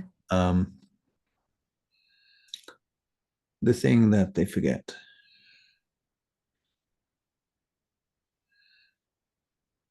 When we learn something as a kindred, as a vampire, we remember it perfectly. We do not forget. The memories do not evaporate like mortals. The memories are ephemeral for them. They recreate them. They remember the memories of other memories, and they are fake. They are contrived. They are not always true. Do you understand? So when a kindred, a vampire, learns a new skill, it does not deplete. It does not atrophy. Suffer. Yeah, I was going to say suffer from entropy, but atrophy is a better term. I never thought about that. Do you think I could learn how to use one of these things? The violin? The violin. Honestly, I really like the big violin. I point to the cello. The cello. Yeah. That one is the cello. Come, let me show you. All right, let's So he sets see. you up on the cello, and so you've got this mad toreador with crazy hair, Yeah. standing behind you with his skinny arms wrapped around behind you, showing you where to put everything. And he gives you a cello lesson. So old man. you can have 2 experience points towards some sort of music performance specialty. Cool. By this stage, can we say that I've extracted myself and wandered off looking for? Yes. Okay, and I'm just practicing, trying to learn this cello. So Do you yes, think you I walk could in on in on the cello, and Tasmosius standing together looking to play the cello. Do you think you could I don't know, maybe if I could come around every once in a while, you can teach me a bit more, because I really like this. This is fun. He says, of course you may, but I warn you of one thing. Sometimes I have been known to play for days at a time. No sleep. It wrecks your body, it wrecks your mind, but it has to be done. Well, I don't know if I could last that long. No, you couldn't last 5 minutes before you were talking to me again. You should be listening to the sound. Come on. All right. One more time. Let's go. One more time. All right. Let's get a performance check from you. Okay. So charisma or dexterity and performance for the That's challenge. the same. It's Um, fine. when she's going to what's she playing? It's a cello. What is the music? I don't know. It should be Yeah. something pretty classical, but maybe probably something Tasmosius has written. Actually, that would be what Yeah. it was. Amazing. Now my character's from New Orleans. New Orleans has a lot of music. What I would like to do is I look at Tasmosius, gesture to one of the instruments, and like, Ask may him. I? He nods. Okay, so I pick up the violin and Dex and performance. Yep. I'm just trying to follow along what she's playing. Well, I got 2 successes. 4 successes, 2 10s. Wow. So at least you don't come from the Appalachians, because we could be playing ding ding ding ding ding ding. Okay. Excellent. Well, I mean, yes, really good. And Charlie, you get 2, so not as good. But Yeah, well, still, like for the first time, it's Yeah. not too bad. I think it's clear that he must have had some experience, though. No one can pick up a violin and play it with 4 successes. Yeah. Yeah. Um, Like, it's not the first time he's picked up a violin. Like, there's like yeah, but it's the first time in 20 fucking years. well, as you say, skills don't atrophy when you're a vampire. Right. Yeah. So that's cool. Okay. Mm. So yes. So Charlie, you gained. Did I gave you XP for playing Sure did. music? Yeah. Mhm. Cool. All right. What Yeah. you do? She Tasmosius is going to just keep trying to play forever, basically, if you don't stop him. But you will Tasmania. yeah. Thank you so much. No, I've lost the accent. I'm sorry. too early in the morning. Thank you so much for teaching me this. I will cherish it for forever, and I'll keep coming back because I really want to learn more. Of course, anytime. Thank you. Please do. And I'll sit back. Yeah. Thank you for allowing me to borrow your instrument. I will leave you to your music. Of course. Thank you. Thank you for your interest. I'm from New Orleans. There's a lot of music down there. Ah, yes. Well, till we meet again. I look forward to it. I pick up my shoes and my jacket. Uh-huh. And then, so Letitia, what are we going to do now? At a game, how long have we been this party? A couple of hours. Okay. What would be a polite amount of time to spend here? I think I'm out of game. You could probably leave any time now. Definitely. Well, if there's nothing pressing, I am happy to leave right now. Say our goodbyes to our hosts. All right. I would agree. So Harry is going to just go over to Annabelle Treebell and thank her for being so kind and Darling, please, of course. She kisses you on the cheeks. Oh, I'll do the same. I'm just trying to think of something. What should we do with Letiche? No. I'm she's going to give you a gift, but I'm trying to decide what it should be. Oh.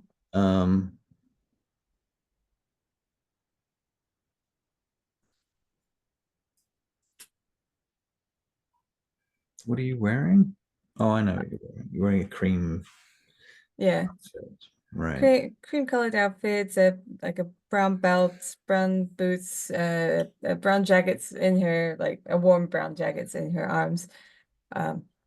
Sorry, shoes, not boots. And she's holding her shoes in her hand at the moment. Because the floor is still a little slippery. Right. She says to you, I have something for you before you go. All right. It's a sign of goodwill between our clan and the clan of our prince. Yeah, look, You don't have to do that if you don't want to.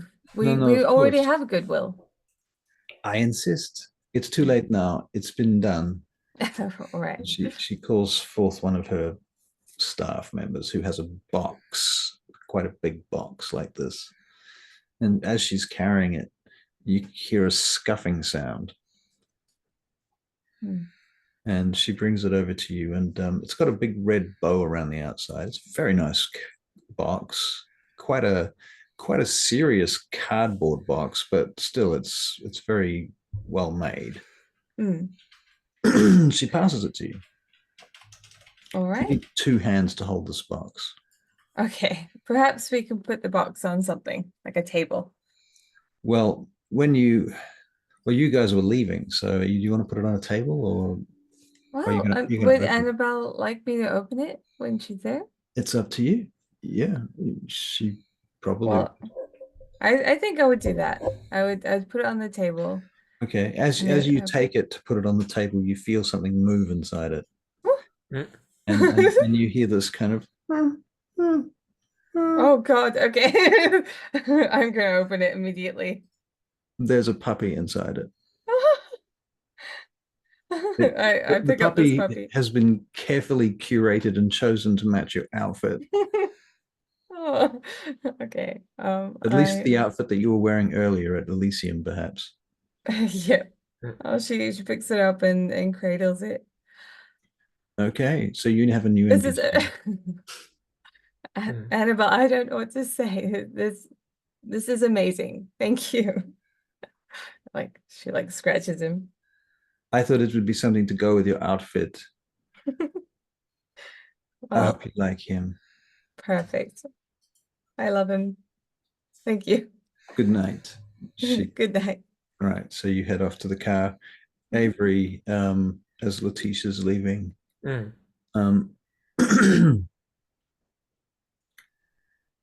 she stops you as well. Oh, I would have gone up to her to say goodbye. It's only polite. Right. She brings out a bigger box the size of a crocodile. Alligator. Alligator. She just gives you a box. There's nothing in it. It's just a box. It's a big box, though. Oh. No, I'm kidding. Just in case you thought I wasn't. Okay, so she says to you as you approach her, she says, "So you're going?" Yes, I do appreciate and I do thank you for your hospitality and your kindness in inviting me here. I have a tradition here that before anyone leaves, I like to give them a gift. How thoughtful. I'm not sure it's something that you want, but I didn't have much at short notice. Forgive me. It would be rude of me to decline. And she calls over one of her servants, and the servant hands you a car key fob. What the fuck? What is there any markings on the fob? So out of game, I was thinking about whether it was a car, whether it was something really impractical like a jet boat, or something like that, or whether it might actually be something useful. Both of those are useful.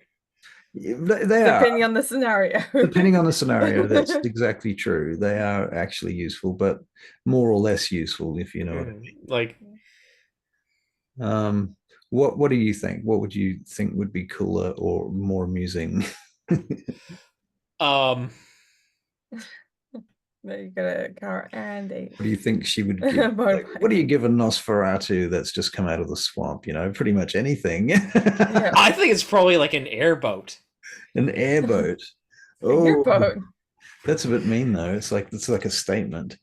Okay. That is that too mean for her? She would be mean, but she's subtle. I think it's just like she'd probably give me a really nice car and say, "Oh, I hope you've got somewhere to park it."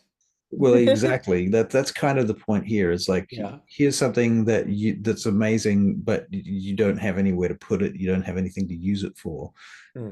you know. I think. What about this? What about there's a trailer with a boat or a jet ski or something on the back of it, parked in the driveway, and that's the key is for starting it or whatever. I don't know. Yeah. Okay, that's like that's something at least. Right. Like, It's a point of drama more than anything. So yeah. what are you going to do with And it's it? like, Raises questions. okay. That is so kind of you. I don't believe that I have any way of transporting it or a place to store it at the moment. Would you be so kind as to look after it for me until I can make proper arrangements? Oh, of course, yes, I can have it done. I will transport it to you when you are ready for it. Mr. Weatherbottom, where are you, Bobby? Bobby, come here. Bobby comes over. She says, "You make these arrangements for him." Yes, sure, of course, as you say, my queen. Don't be sarcastic, Bobby. I will beat you. He kind of gives a look like he's looking forward to that. It's Um, like, yeah. so yeah, she gives you the thing, and thusly you fuck off, and Bobby makes arrangements with you to give us details, etc. Like, yeah, basically I've got his details and I just say, look, I need to, once she's away, look, I don't currently have a haven or anywhere to store it. So yeah, I need to arrange that first. He he offers to help you with any of that if you need help. Yeah. Again, I think like I don't really want to take out loans, so I need to get some income before I take anything else like that on. Fair enough. Or income, or like do something for a boon or something. Yeah. Okay, so thusly you guys go and get in Harriet's car, Mhm. and over to you, Jack. Well, it's getting a little late, so I Yeah, should it's like 1 probably a.m. call. Uh, This I've seems got like my a brother good here still. this seems like a good stopping point. What? This was amazing. Oh my God, I Yeah, love Harriet so much. this was Especially when fun. I'm awake enough to keep her accent. Now I have to think of like some pictures for like her for her whole life, and also this beautiful new dog, which I can imagine in my head. I can Right. imagine this dog. So I have a question, Cute as fuck. Avery. How Yeah. how do you find this game versus D&D now? Um, it's interesting because it's like It's a different game. it's a different game. It's like I do like both. Um, And I'm not asking for your favorite necessarily, unless yeah, you yeah. want to say that, but No, it is interesting. I'm still getting my head around a few things. yeah. Um, but yeah, it's interesting. It's an interesting challenge. It's so funny the way that you think when it comes to people like Sophia. Um, that's funny. What Like, about that? well, basically, how I'm just like I can see what she's doing, and I'm just moving to. I'm just like kind of like playing it like a game of chess. Right. Yeah. I don't know if you saw that episode with Ray, but there was a very similar scene with Yeah, Ray. yeah, and he just like totally did not see it coming. No. Yeah. Oh, Yeah. right, with DJ. Yes, with DJ. Yeah, that's right. Love that. DJ's just like, oh wow, I'm invited to a party. Right. Am I gonna get laid? Yeah, I'm just like this. I'm just like this whole thing is a trap full of landmines. Right. Pretty Like, I much. was basically treating it as a reskinned combat encounter. That's pretty much what Mhm. it was. Yeah. Yeah, That's it so was funny. yeah, like I was treating it like a combat encounter. Yeah. Okay, well, I have to get going. You're gonna get Yeah, carrying. yeah. Very well. Yeah. Well, thank you for Yeah. spending your precious time with us. Yeah, Well, that's fun. thank you for spending your precious time and brain resources with us. Yeah. You're Let me welcome. know when we can do this again, Yeah, if we can. yeah. Okay. Goodbye. Can I have any XP for anything? I gave you 10 XP. Okay, that's you. Yeah. You gave her 10 XP as well. That's true, but I also didn't give her extra XP after that. Or did I? Okay, you did. I did actually. Yeah. Okay. You gave it. Yeah. Yep. Okay. Okay. I feel like social skills almost might be Um, because he certainly had to deal with a lot of social shit tonight. what about like something towards empathy? Yeah. Yeah. That makes sense. How much? Like what? 2 points? I might give you 3 experience points tonight. Okay, 3. So 3 experience would let me level up empathy with 1 left over. What's maybe up, maybe might put a point in leadership. I think it's the first point just like 1 XP. Okay, hold on. Asking me these questions. Okay, so for disciplines, or you're talking about Talents. talents? Well, abilities. Abilities, yeah, okay. Current rating times 2. Yeah, so but if the current rating is 0, Then a new ability is 3. oh, a new ability is 3. Okay. Okay, good to know. Good to know. Okay, so yep, noted. Thank you.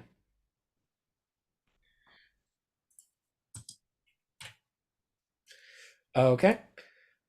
And I will call it a night. Thank you, Russ. That was fun. No worries. Thank you. You have a good night. You too. We'll see you soon. I'll see you Tomorrow. no, I'll see you this evening. Yes, this evening. Yeah. Yeah. Bye, Russ. See you.